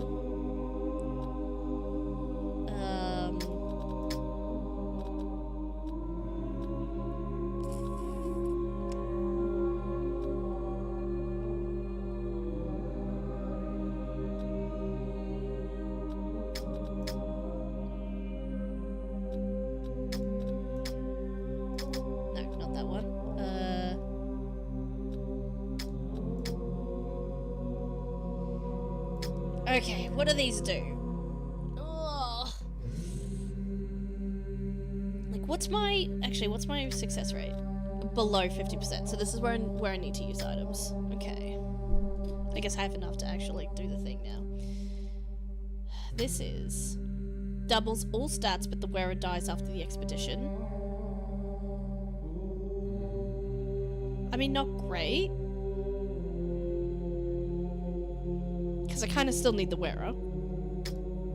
Any item that would target a random party member will target the wearer instead. That's in conjunction with some other item. Turns the wearer into a copy.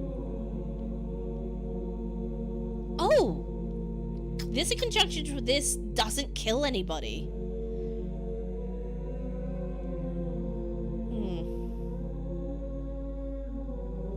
It's actually a good idea.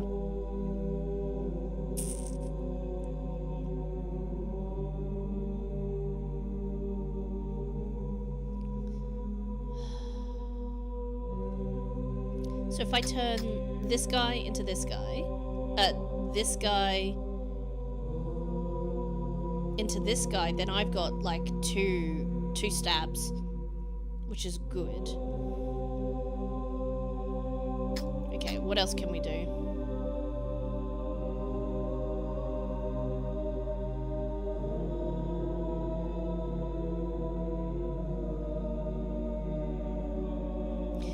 So you want to do that like last, so that you get everybody's stats if it's a mission you think you can't win. Or you just absorb all the stats into one person.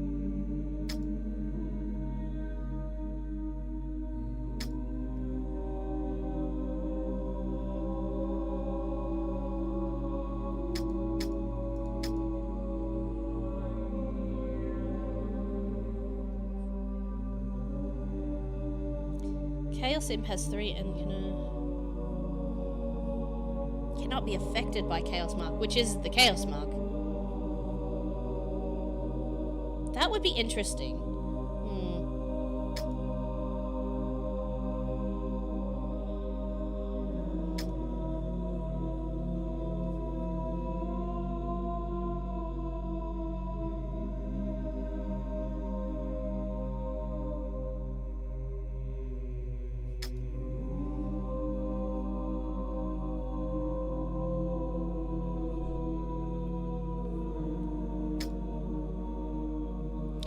That one I feel is a bit... Okay, I like this one.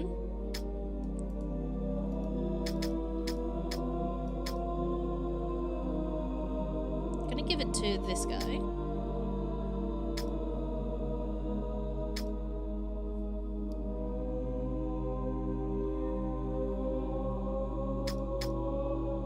I think that's a good combo.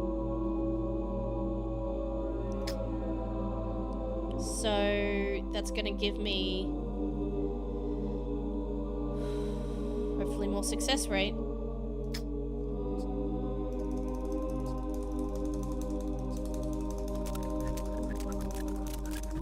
Okay, we did it.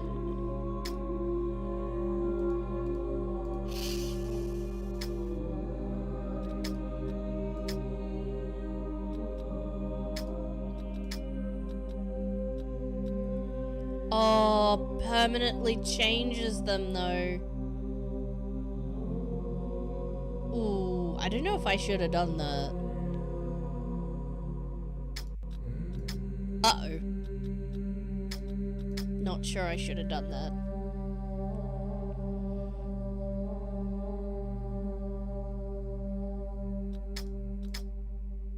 Well, my success rate's gonna be super high.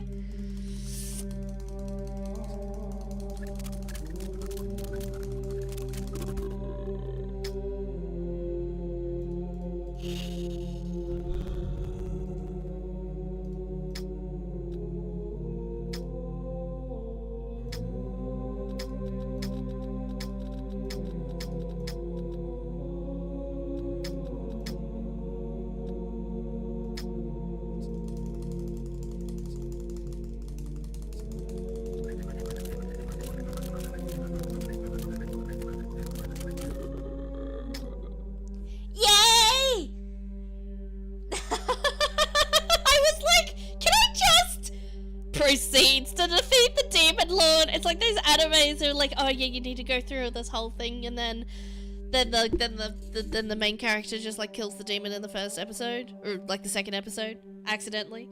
It's like, what? It was meant to be a whole journey and this whole thing, and like you just went straight to the demon and killed him. It's like, yeah, and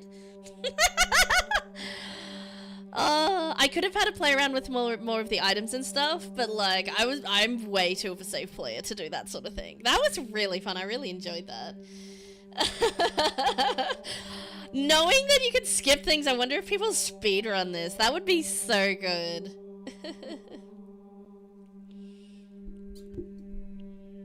Oh, that's awesome. Yay, we won! Alright, let me close that. We've got the submission page here. So the theme, expedition. You're literally loading your guys up for an expedition into the deep dark of the dangerousnesses. So very good, very good. A lot of fun, The controls, I thought they were still good. Like, literally it's just mouse clicks everywhere. Again, like I said before, a little bit of thought around those other bits and pieces potentially, but like, again, it's still exactly great as it is. Graphics, I wish you could give you like 11 million stars for graphics. That was amazing. Same for the audio, fantastic, loved. Like, I just had to like listen when we first loaded it up. I just had to listen to your amazing like vocal audio stuff you had in there. It's possibly the first person to see that screen in game. Really? The end screen? It wasn't that hard. But I am a chronic clicker addict. So I have like a button mash, a mouse click specifically technique I'm pretty good with. So I'm pretty proud of that. I shouldn't be, but I am. Accessibility, yes, quite good. You didn't convey anything via sound only. Again, I need to bring up like the accessibility guidelines, but like menus were very straightforward. It was just simply moving the mouse and clicking, like anyone can do that kind of thing. So yeah, accessibility is really good, and you also had volume controls for your other stuff, and all of the bits and pieces. It's really, really important, like basic and like accessibility is to have volume controls and stuff like that in there, and a fully like original, like holy cow, like I love it, like very, very cool. And fun and unique game. Like, you don't have to be like 1000% original to have really high originality. Like, putting all the pieces together in the way you did was a really, really innovative thing that you did there. So I think that was amazing. So good. It's like pixel Dark Souls in a good way. Loved the atmosphere and the difficulty kept me on edge just enough. Once you let me know about the stats were not fully good, fully bad, like, yeah, that made it a little easier. But you had a good edge to the, like, if I tried to do all of the bits, I reckon I could. Difficulty was perfect, but, like, the Dark Souls-ness of the clicking just right, like, it doesn't matter, like, some people don't like button mashing. Like, I don't care. Whatever the mechanism, it's just because button mashing gets a bad rap. But, like, specifically, like, in Dark Souls, instead of button mashing, you're, like, exactly doing this combination of blah, blah, blah. It's like, yeah, that's hard and to get it done, to do it the right way and all the bits and bits of it. But, like, just, they're like, yeah, get good. But, like, also get good if you're not good at button mashing, so... Like, what? Skill issue? I don't know. No, I really liked it, and I like that was your difficulty. You allowed me to overcome my lack of strategy with brute force a little bit at the time, but not in so far that I could just cakewalk everything if I was just really fast at button mashing. So what I'm trying to say is you had a really good balance between the two mechanics of difficulty, I think, was really, really good. Yeah, that's what I'm trying to say here. If that makes no sense. Again, I'm really bad at written feedback, but I'm really good talking, turns out. Yeah, nice. Well, when I figured out I accidentally permanently replaced one of my guys with, like a sword guy, I was like, well, what's the next sword quest? Alright, defeat the demon, I guess! Oh, man, that was funny. That was really good. It was really good. Alright, did we have anyone else on the wheel? Do we even have anyone in the wheel? Exclamation point submit. One of the testers got really mad at button mash and said they would prefer simple you won, you lost as a dice roll. No! Give me a chance to fight back! Like, put him up! Yeah, no, I like the button mashing. I really, like, again, and that's going to be personal preference. You're not going to please everyone all of the time. You're going to have some people who love the mechanics, who love the atmosphere, who love the art, love the sound, and some people who aren't a fan of any one of those things, potentially. Like, that's just a thing that's gonna happen. So, yeah. Yeah, here we go, Homebird Games! We'll spin the wheel, because, not to dilly-dally, because, I don't know how much time I've got left in my stream.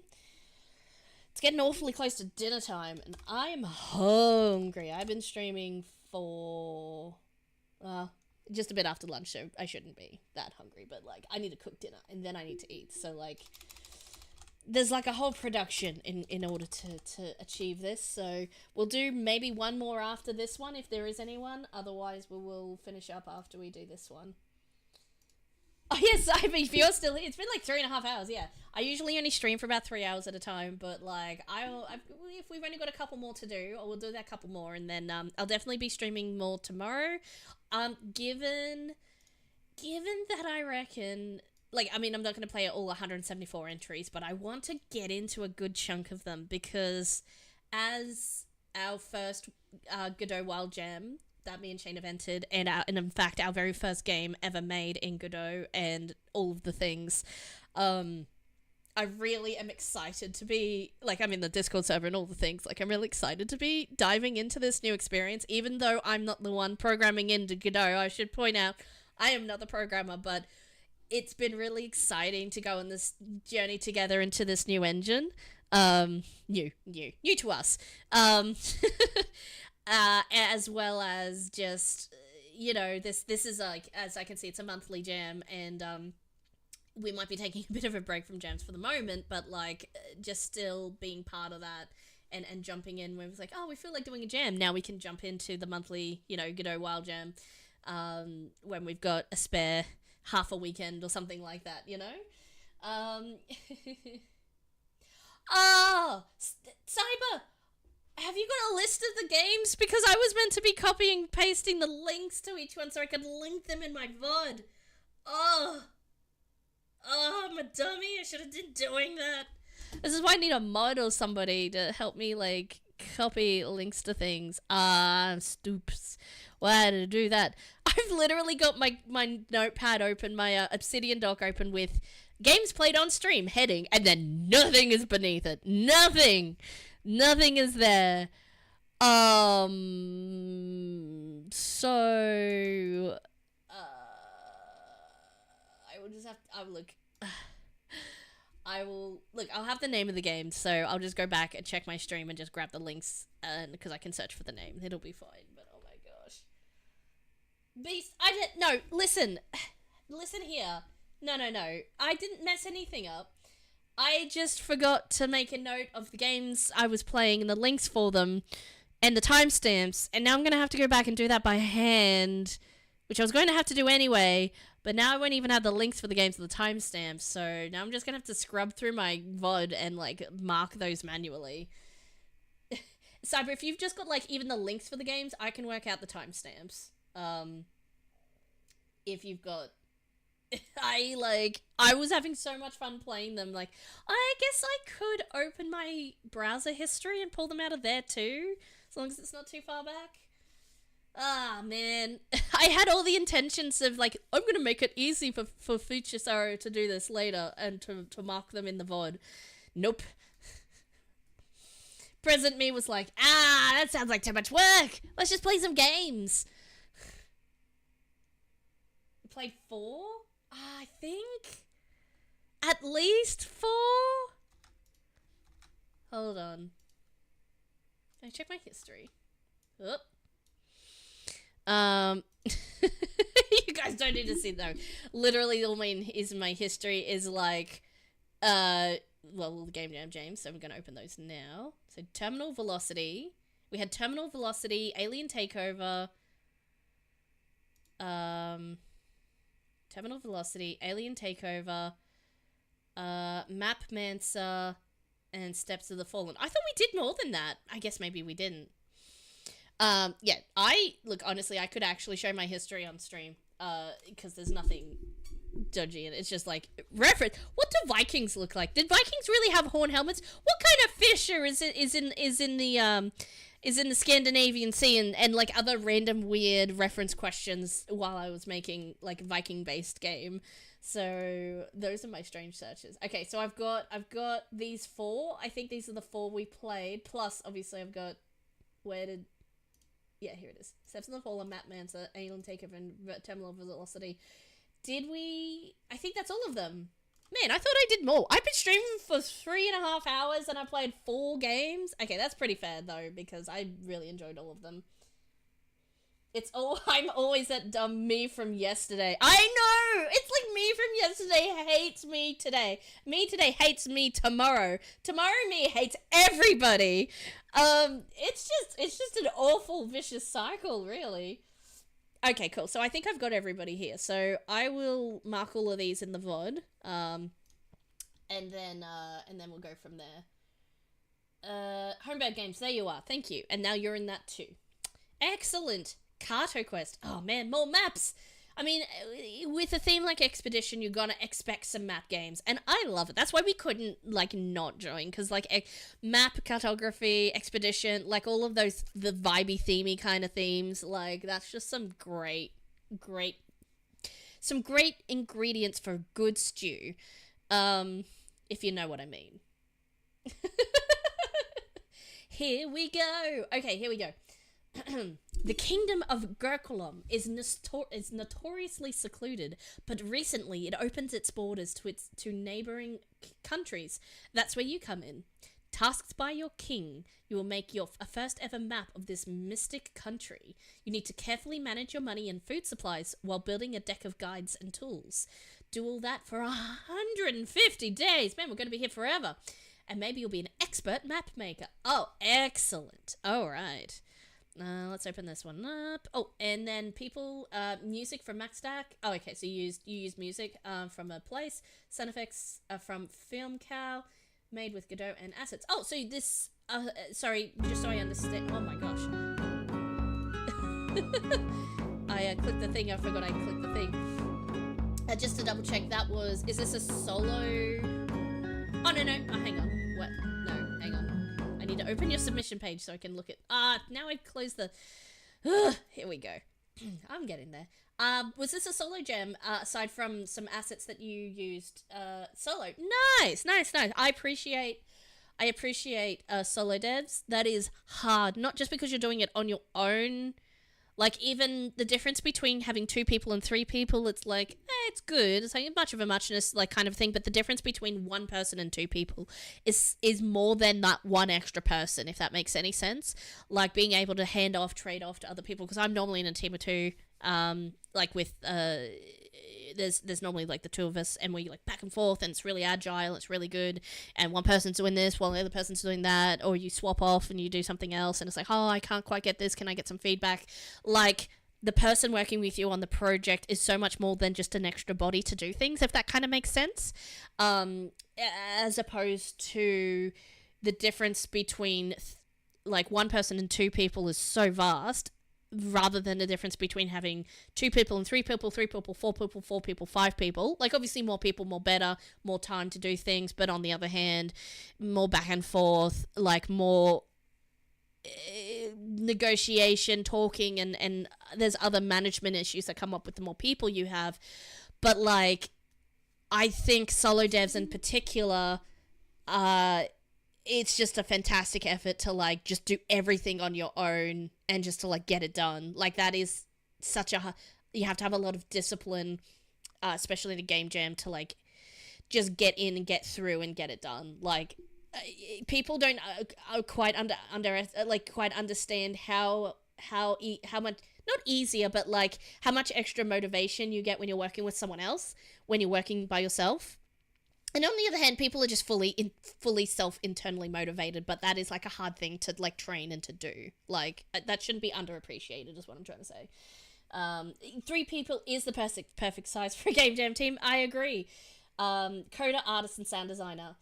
Everyone has a role, and no one really interacts with the other members' work. That's exactly right. So the more people you have doubling up on particular roles, so say you have a team of 5 and you've got 2 artists, 2 programmers, and a sound designer or something like that, the 2 programmers are probably going to be the ones that interact and have to back and forth a lot. And it's like, oh, you do this bit and we have to merge, and like that's a whole thing. It's best if you, again, yeah, I agree. Team of 3, 1 programmer, 1 artist, 1 sound designer. You could even have 2 artists, or 2 people who do creative. So, for me and Shane, I'm the creative and I do a lot of the things, but like having 2 creatives and a programmer, you can divide up that creative tasks and the creative stuff, even if they have the same skill set overlap, and even better because if one person's like, I'm just not feeling this, can I hand this off to you? Can you give this a crack?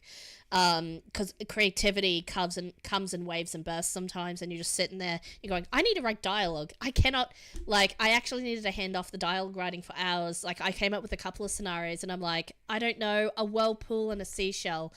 I have been pixeling all day, and I have no idea what to write for this. And Shane's like, no worries, and he just writes a little scenario with some words because, he'd actually gotten a lot of what needed to be done already. So that is not normally what happens, but if I had a second creative to hand off to where like we were both handing off pixel art and music and other things, it can sometimes be having a couple of creatives with the same skill set you can pass off to each other if necessary. As long as you're on the same page about what direction it should be and stuff like that. But yeah, but a sound designer, like if you had to be only specialized in one area, because again, I'm a jack of all trades person. Yes, artists and sound designers probably the easiest division of labor on those ones.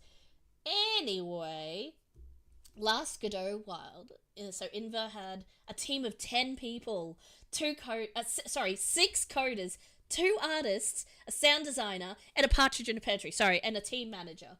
Only 3 coders left during the jam, less than expected. Oh my gosh. 10 people is a lot. 6 coders as a percentage of that is a lot. Like, I don't know if you need over 50% coders unless you anticipated everybody leaving. 2 kitchens worth of too many cooks. I agree. Hornbird. I've been saying homebird. My bad. Hornbird. I agree. And a partridge in a pear tree. Yeah, exactly. I don't think I could work in a team of 10. That's a lot. But if I had a team of 10, if it was like, no, you must minimum team of 10 people, I would do maybe 3 coders.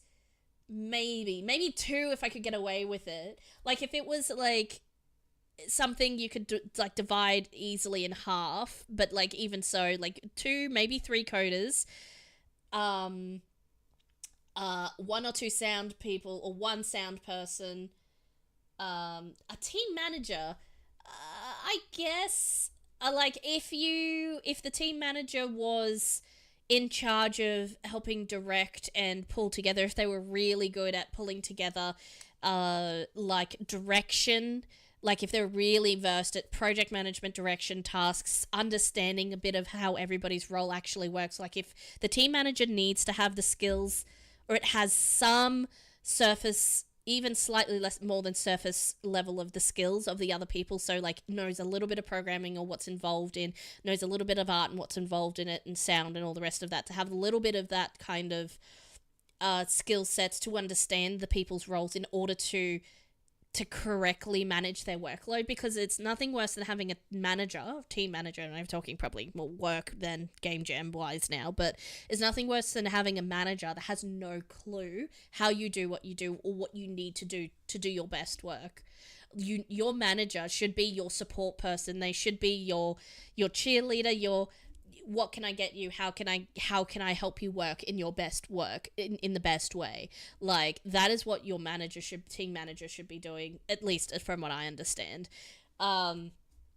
So having a dedicated person as a team manager in a game jam, like that's some serious like proper game release kind of nonsense, I think. Not nonsense, but like it's like that's when you have a studio, you know, which they may, you know, that may be a thing, but having somebody dedicated as that, they do need to know at least the ins and outs of each person's role and job and things in order to have them do their best work possible. But yeah, and the artists all need to be on the same page as well. So if you've got someone guiding and directing that vision as a whole, and maybe that's the team leader, maybe that's the game designer, maybe you have one person that is like vision for the game, and then, you know, and directing everybody else to help fulfill that vision. Because, oh boy, you get too many creative people in the same boat, and if not everybody agrees, somebody's going overboard. You know what I mean? Anyways, I'm rambling again. I'm doing that thing again where I'm sitting on the game. It's like, oh, come on, play my game. And I'm like sitting here and I'm gasbagging. So I'm sorry, Hornbird. I will play your game right now. We already read the, I forgot everything. Anyways, respect solo devs. That was the moral of that story. Oh, I actually didn't see what cards you used. Oh, no wild cards. That's fair. How's the volume for everybody? We do, in fact, have adjustments for that one. Oh. Daily, I guess? I don't know if that's gonna bite me in the butt later. There's only an I in creative, not an us. Yeah, exactly. Devious, I agree. that is like a thing. I like to think I'm pretty easygoing in terms of like creative control, in that I'm usually, with our team of 2, I am the creative, so I get to have my way most of the time. So, but I have worked with other creatives before on a game jam, and it's worked pretty well, so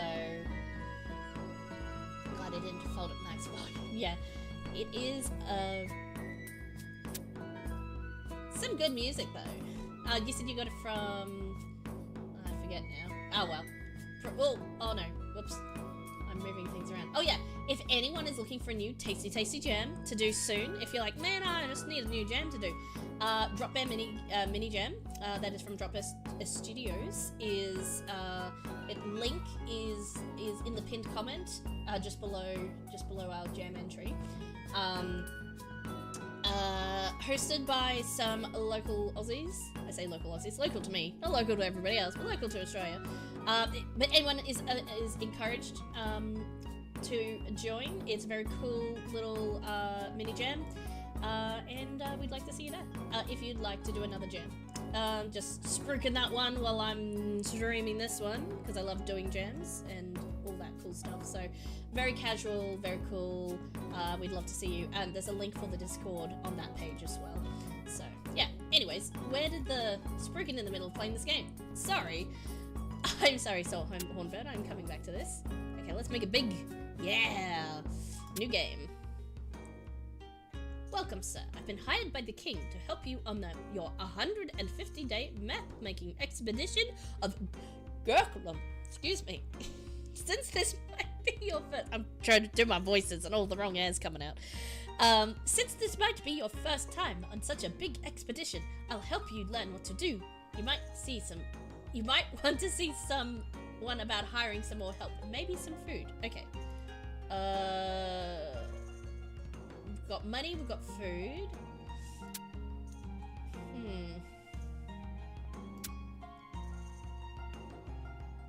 Yeah. Okay, so we got some units of food. Story time with Sarah. Yeah, that happens a lot. Oh, did I reopen the raffle? I don't know. If anyone's got... I feel like playing the raffle anyway. Raffle submit. If there's anyone else after this one, we'll do one more after this one, and then we'll probably be done. Because I have been talking for... I wonder why it takes me, like, all stream to do, like, 5 games. Like, 4 hours to do 5 games. I wonder, and then I go, oh yeah, that's why. Cards. Ooh.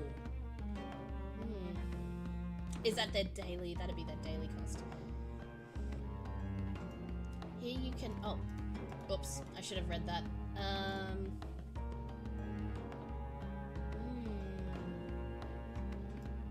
John looks pretty good. We'll buy a John. Oh, that sounds bad. I'm live on Twitch. It's time to party. Oh, thank you for the follow. Was here feeling so hearty. Gonna shout out to someone special and true. They hit that follow button and I'm grateful to you. Every day I'm streaming, chasing my dreams, but it's you, my friend, who makes it all blend. Click that button, all felt so alive. In this world of pixels that make me thrive. Follow me, follow me.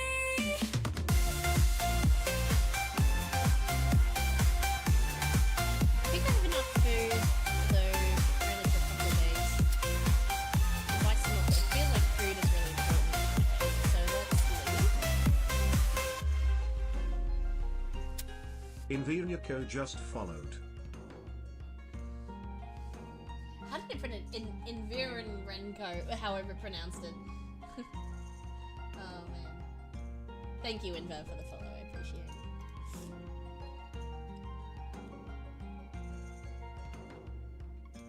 Oh. Oh, yeah, here we go. Travel. We travel. Oh.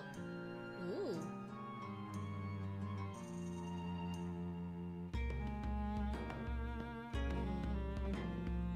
We've got plenty of food, so I think we'll continue. Yeah, we'll save that. And we'll travel.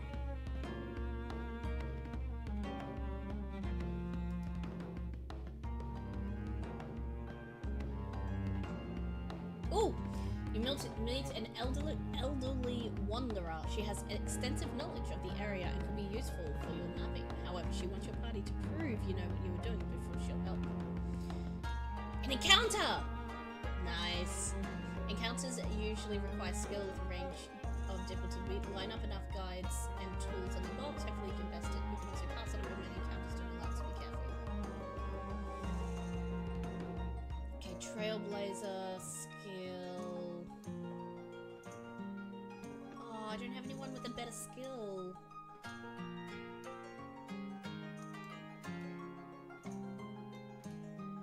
Oh, I can stack them. Nice. Okay, so one.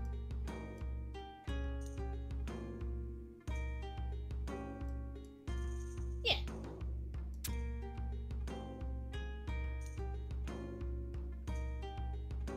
Sweet.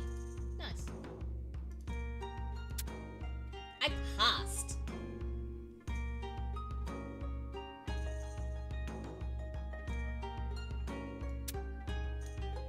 Still got plenty of food, so we'll keep going. We should hit a city soon, hopefully. I hope.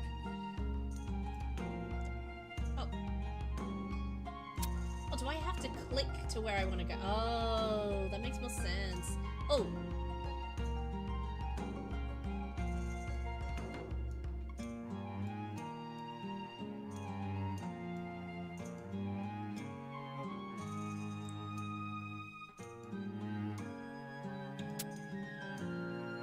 Nice.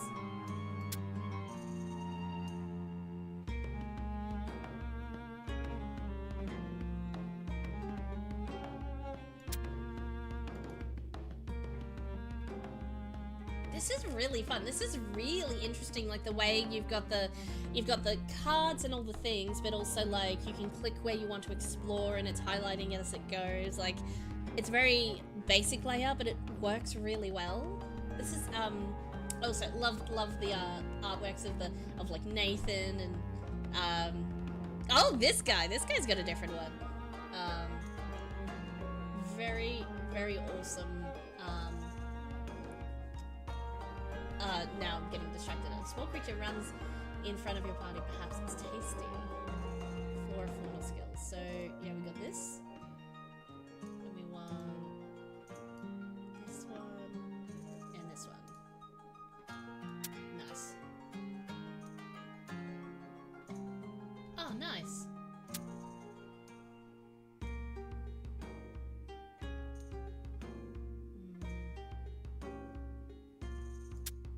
Keep traveling. Maybe this way. Ooh, what do we pass here?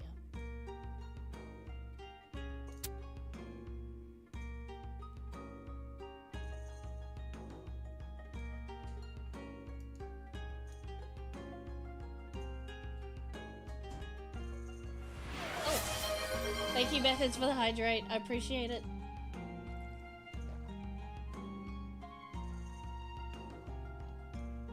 Oh, it is a long follower alert, yeah. It doesn't happen too often, so I figure I can, I feel like I can have a fairly low one. Indulge myself.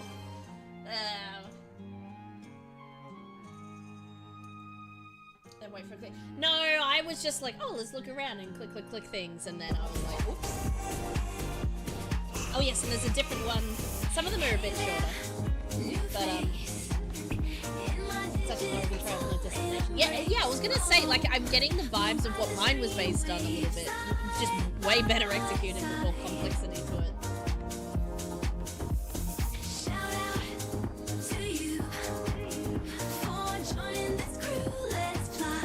I think you Undead mentioned all the following. Appreciate it.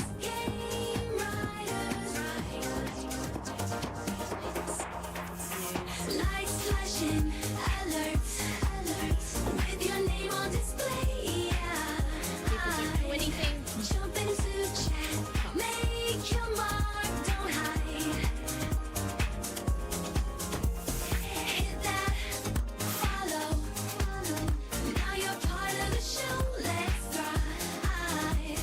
Streaming our way to the stars, we'll ride.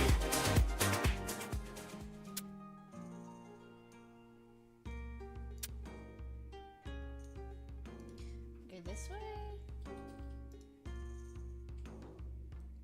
Red Jam, Red Jam, Red Jam. Oh, I do wonder if you can zoom out. That would be kind of cool, actually. Oh, approached by a scout. They are willing to work for you if you convince them the pay is good.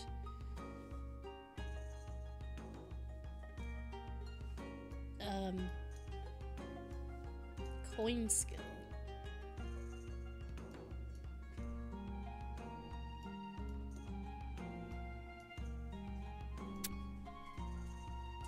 Nice.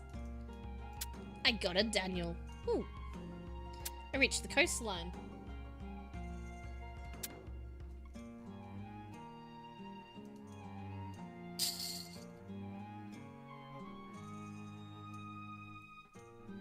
Oh wow, we're already on day 29. Nice. Maybe we should forage.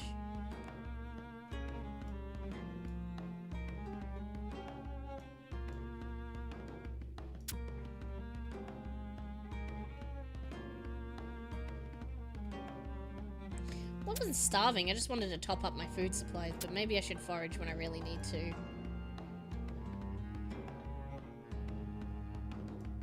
Here we go.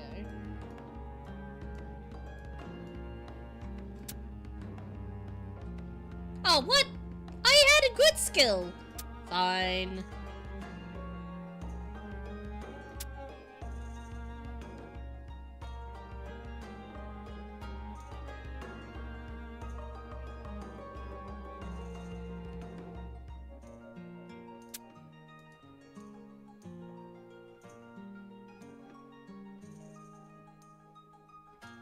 Ooh.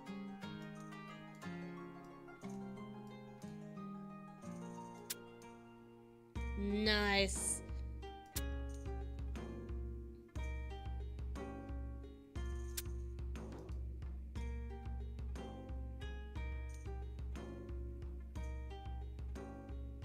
Oh, and I'm sorry, I forgot to say before, Methods, I agree. Everybody in this jam has done an amazing, amazing job. For sure.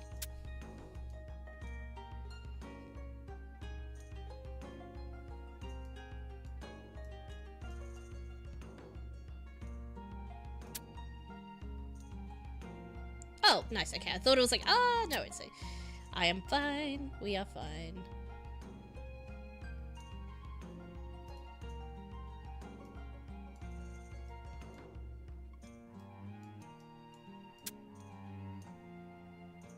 Nice. Yeah, I would say one small thing. I would say, yeah, backseating is definitely allowed. Like for the moment, obviously, it's good to like see how someone like interprets your game without prompting and things like that. But there are also things that I just miss because I have streamer brain on. So definitely give me some backseating. Like again, I think I know what I'm doing. I may not actually know what I'm doing. I presumed I can only buy things when I'm in the city, which I'm heading back to. But if that's not the case, oh, the Black Death past the cities. Okay. A little bit of feedback on that. Either it should auto-click to, like, you are nearby a city. Would you like to do the thing? And if it did give me that option, I apologize that I missed that.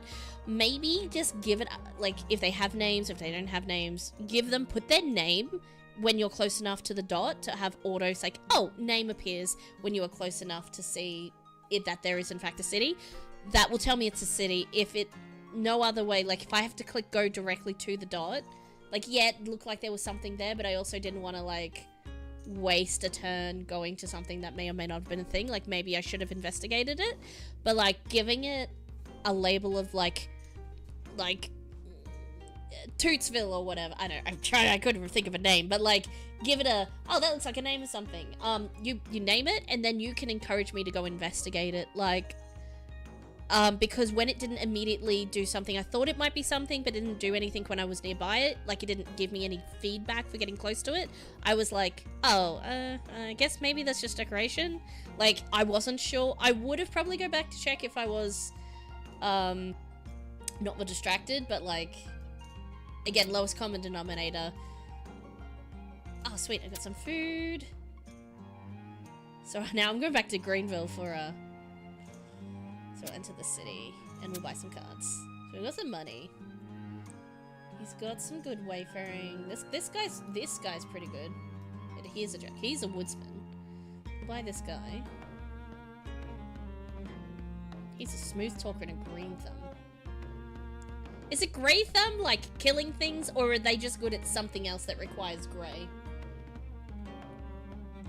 Dot in safe city. Oh yeah, look, you don't need to go overboard with the grab. Like, for the simple the icons that you are using here, it doesn't need to be complicated. I don't mind the black dot. Just give it a name and, like, make it look like it's meant to be something, like a city. Like, give me a random name that gets applied to it. Like, these guys have names. Like, this, obviously I knew this was a dude, and I knew this was a thing, like, with the names on it and stuff. So, like, should I hire the jerk? He's got some good foraging, so I'm gonna hire the jerk. We're also gonna buy some more food. Oh, that's too much. Actually,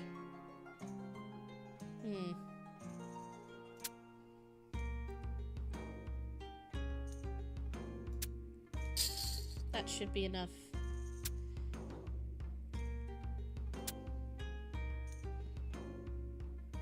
So where's the cities I missed? Well, I'll go through the middle, the bits I haven't explored yet, because I assume it's, like, amount of area explored.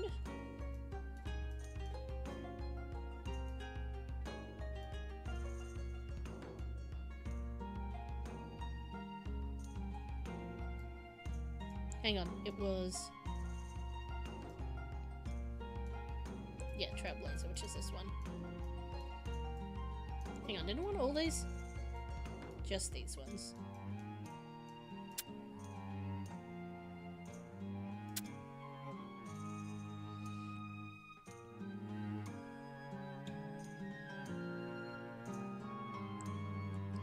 Another elderly, all these elderly women wandering around, giving pop quizzes to everybody who passes by. I don't know. What? Okay. I've got plenty of knowledgeable people in my party. Bad with plants. I thought so. Alright, so let's say good with plants. I've got this, I've got this, and I've got this, and I've got this. So hopefully that's enough to pass. Ah, man, it wasn't enough. I like that it's a range. It's not just a pass-fail, but if you meet the maximum, you obviously auto-pass. So I like that as a difficulty mechanic. That's quite good. Oh, and I passed a city.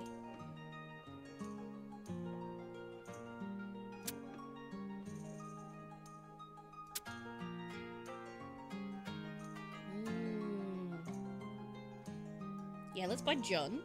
Ooh, actually.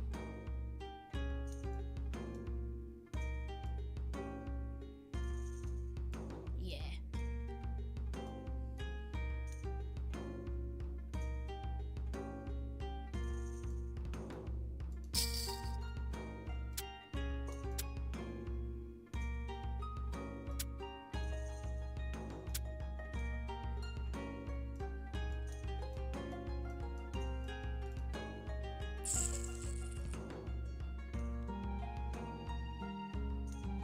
Nathan's kind of useless. Let's replace him with Daniel. Sorry, Nathan, but this is the truth.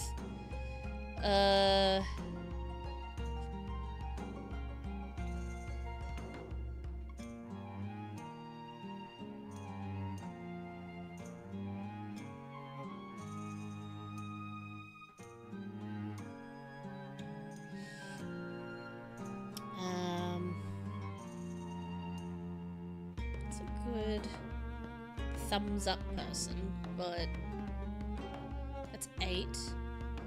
That's 6. That's 6. That's 6.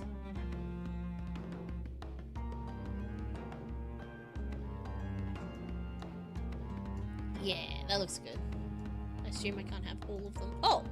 I can just have all of them.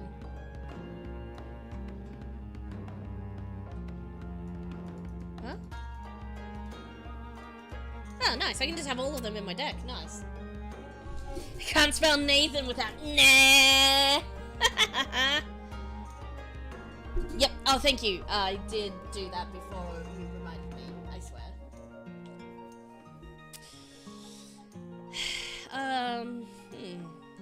I think I'm pretty good. Do I need to buy food? I probably need to buy at least a unit's worth of food.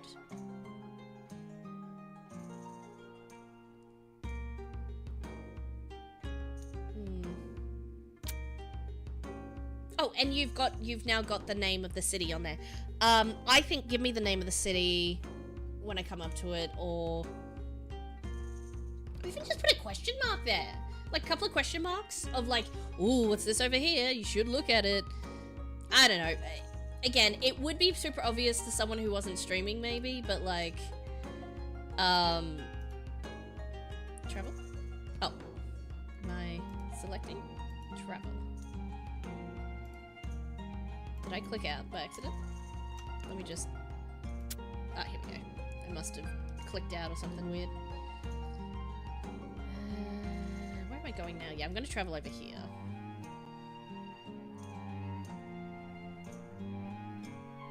It's fine. If it's not breaking the game, I just noticed it. Oh, but yeah. All good.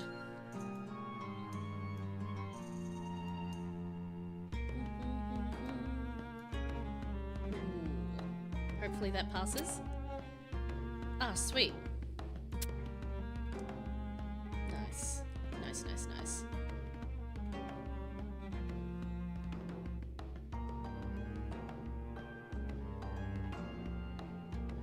Ah, why are all my lobies here? My guys, I should have booted you out of the party. Nathan, what are you doing? Okay, the pick doesn't do anything. Why are all my lobies coming out? Oh yeah, I only get paid 1 coin a week. Like, come on.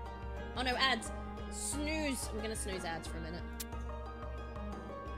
Oh well, they were convinced anyway. Even my interns say, oh, I don't get paid much, but it's a pretty fun environment. That's basically what happened there. Nice. Excellent. Alright, when we get to the city, we'll edit our deck. Oh man, okay. Everybody hang tight a minute. I just need to swap out my ear battery. I mean, headphones.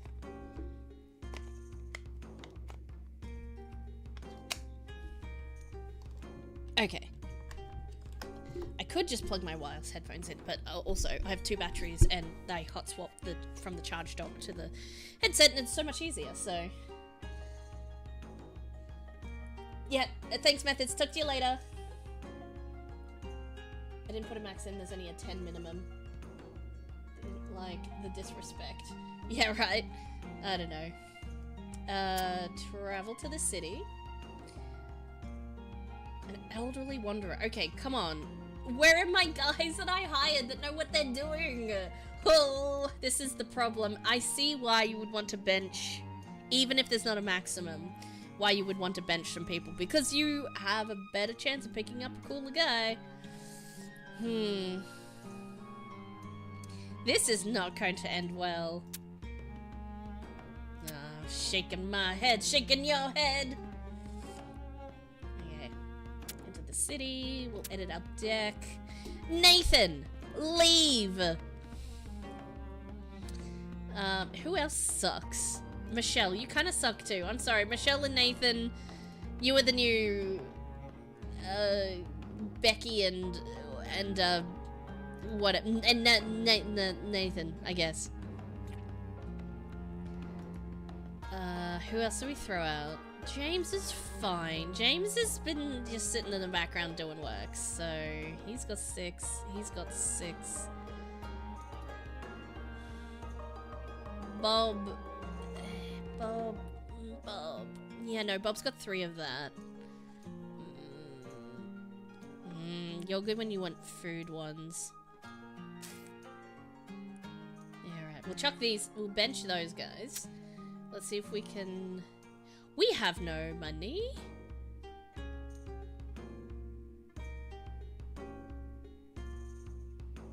I presume that's how much they cost, or like their rarity. I don't think I can buy any more people though.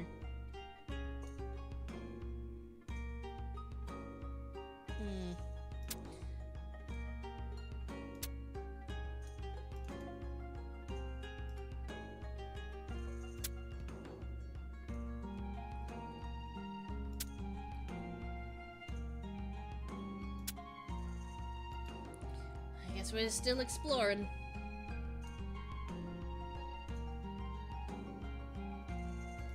Bit of forage for some food. Oh, heck yeah. If I overkill, that's even better, right? Oh no, it costs more money to do more thing. That makes sense.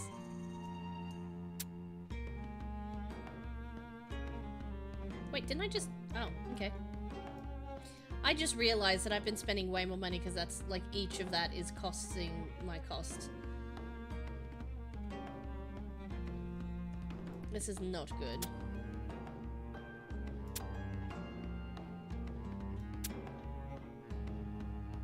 Oh no, I have no money. We should go back to the city.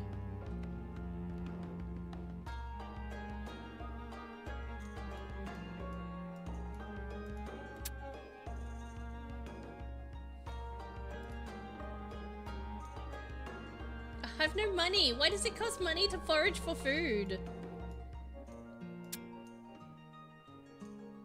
Oh no. Where's my monthly stipend? Man, my people are gonna starve. I was definitely overkilling with, I thought I had way more than I thought I did. General skill totals amounts. Yeah, I should have been a bit more frugal with spending my cards on various encounters. That's for sure. Hey, I got some money!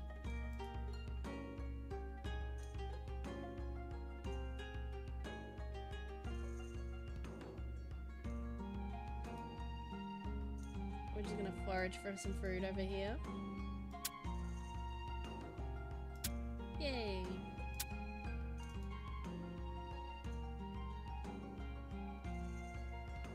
Pass.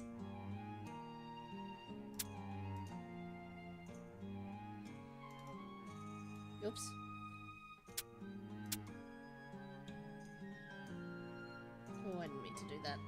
Enter the city. Noshport. Maybe I could do that?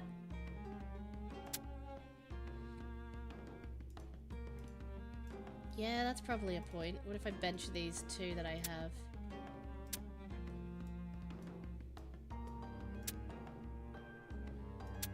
Let's buy some food.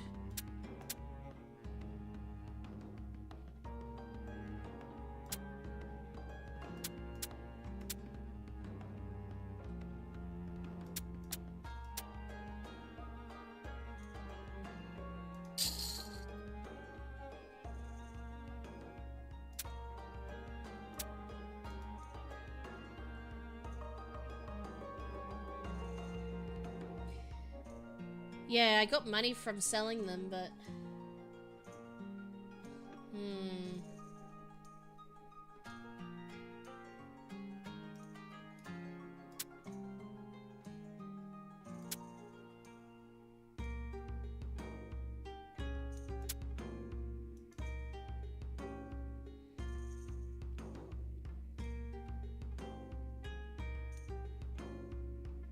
So I gotta save my money.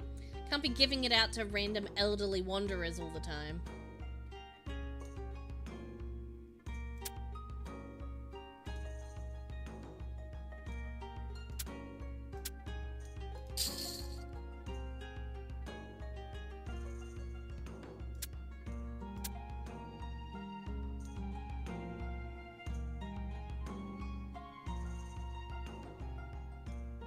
What I would like, so I'm having lots of fun, if you can tell, playing this, and like I'm just trying to sit and figure out things and stuff. What I would love to see is a zoom out feature so I can see like an overview of where I've gone already, or like roughly how big the map is, even if it just scrolls out to big grey square. Like I'd love a sort of zoom out kind of thing. That would be kind of cool.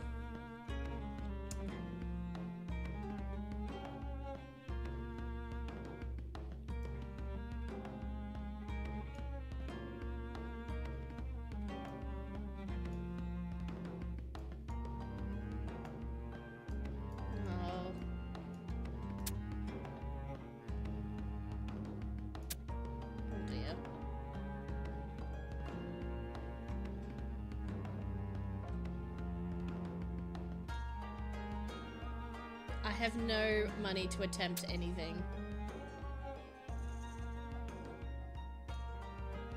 My party is going to starve.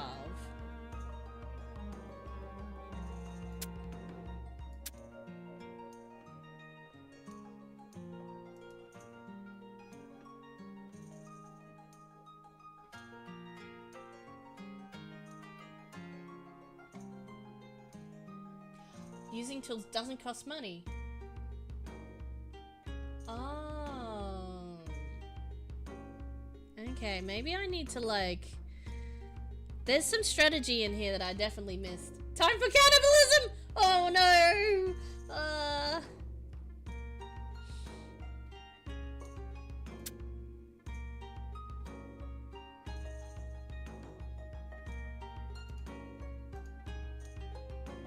Oh man, we just passed by that.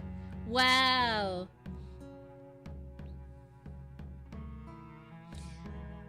I filled in 34.4% of the map and saw 5 cities. That's good enough, I suppose. Oh, that's nice to get a little what I did at the end of that. That's really good.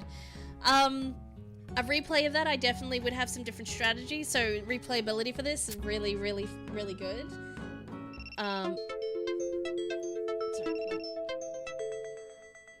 second. Okay, so yeah. I'd like to give my feedback now, so while I still remember it.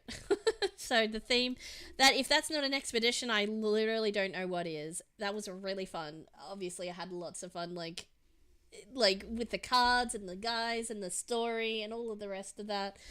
Oh man, I could really see myself sinking right into that to get the nuances and the min max and the meta of all of it. So really well done there.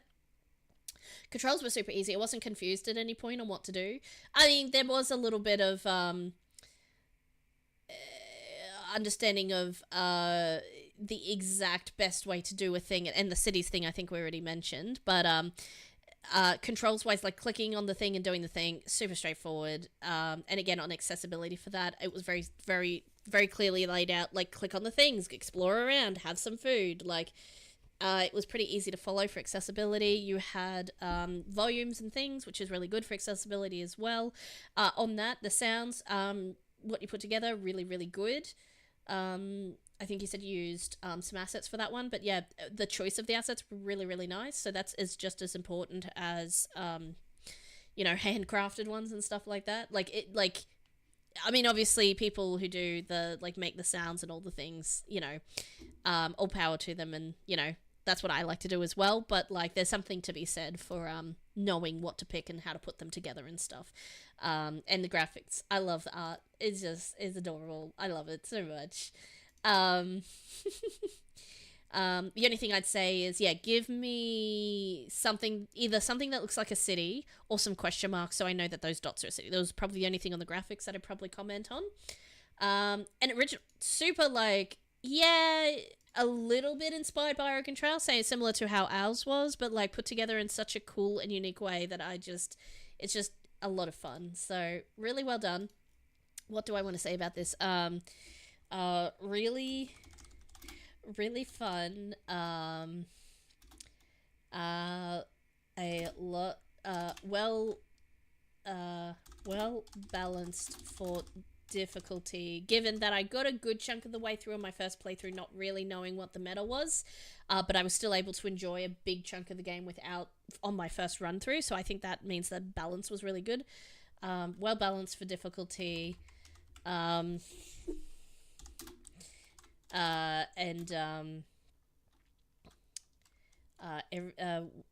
everything was pulled together really well. Congrats on this entry. And then in brackets, Nathan.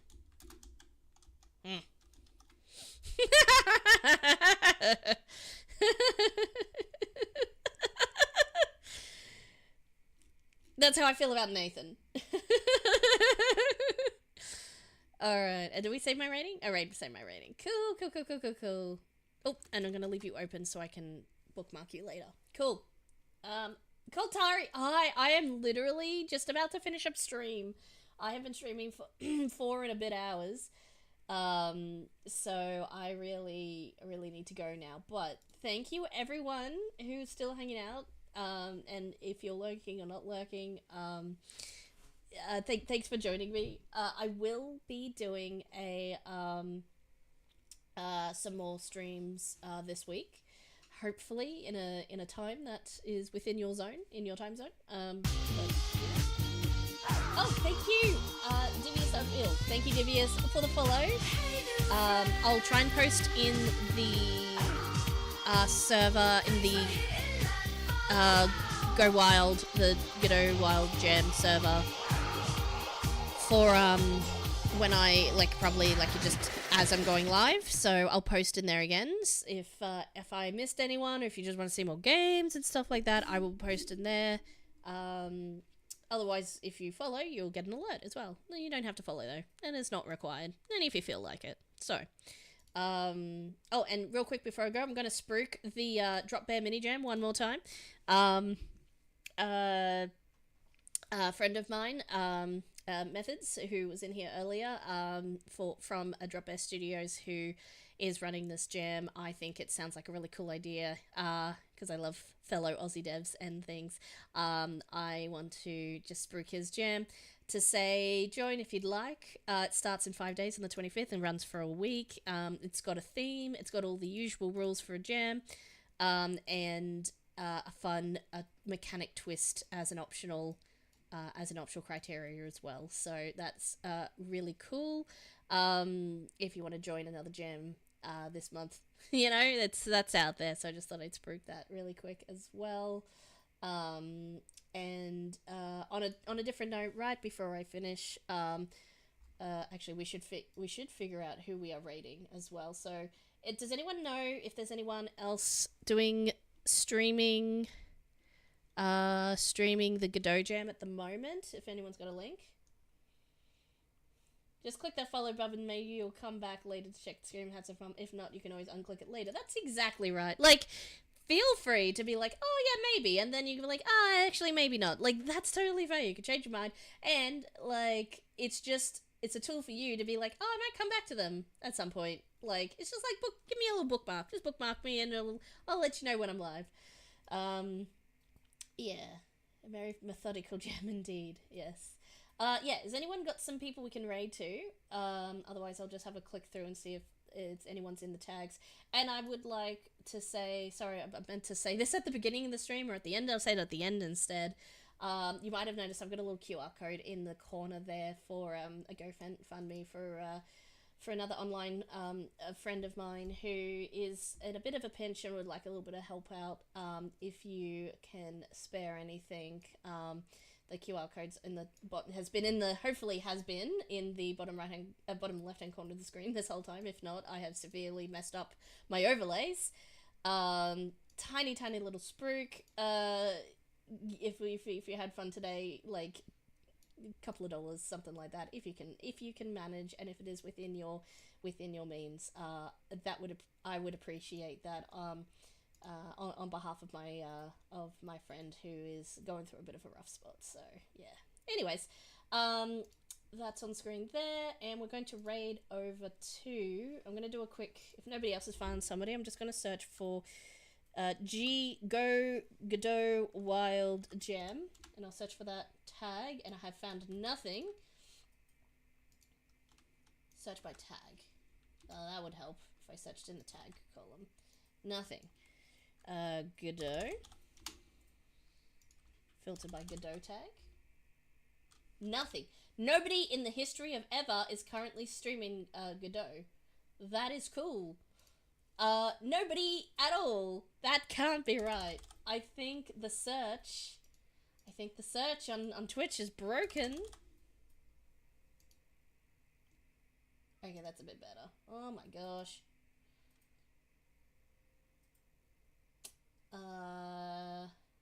Okay, what I actually want is somebody who is doing a jam stream. As far as I know, you are the last one online for Godot Wild Jam. Yeah, that's pretty fair, actually. Yeah. I guess it's a slightly smaller jam than the ones I'm used to doing, which is the Ludum ones, which are like thousands of people and everybody's like across the world. There's somebody always awake doing a thing, but maybe that's just... in that case, we will... Why don't we just show some Godot love, maybe? Or let me see. Oh, come on, okay, no, my filter's not working at all. Oh, I should have planned this ahead of time.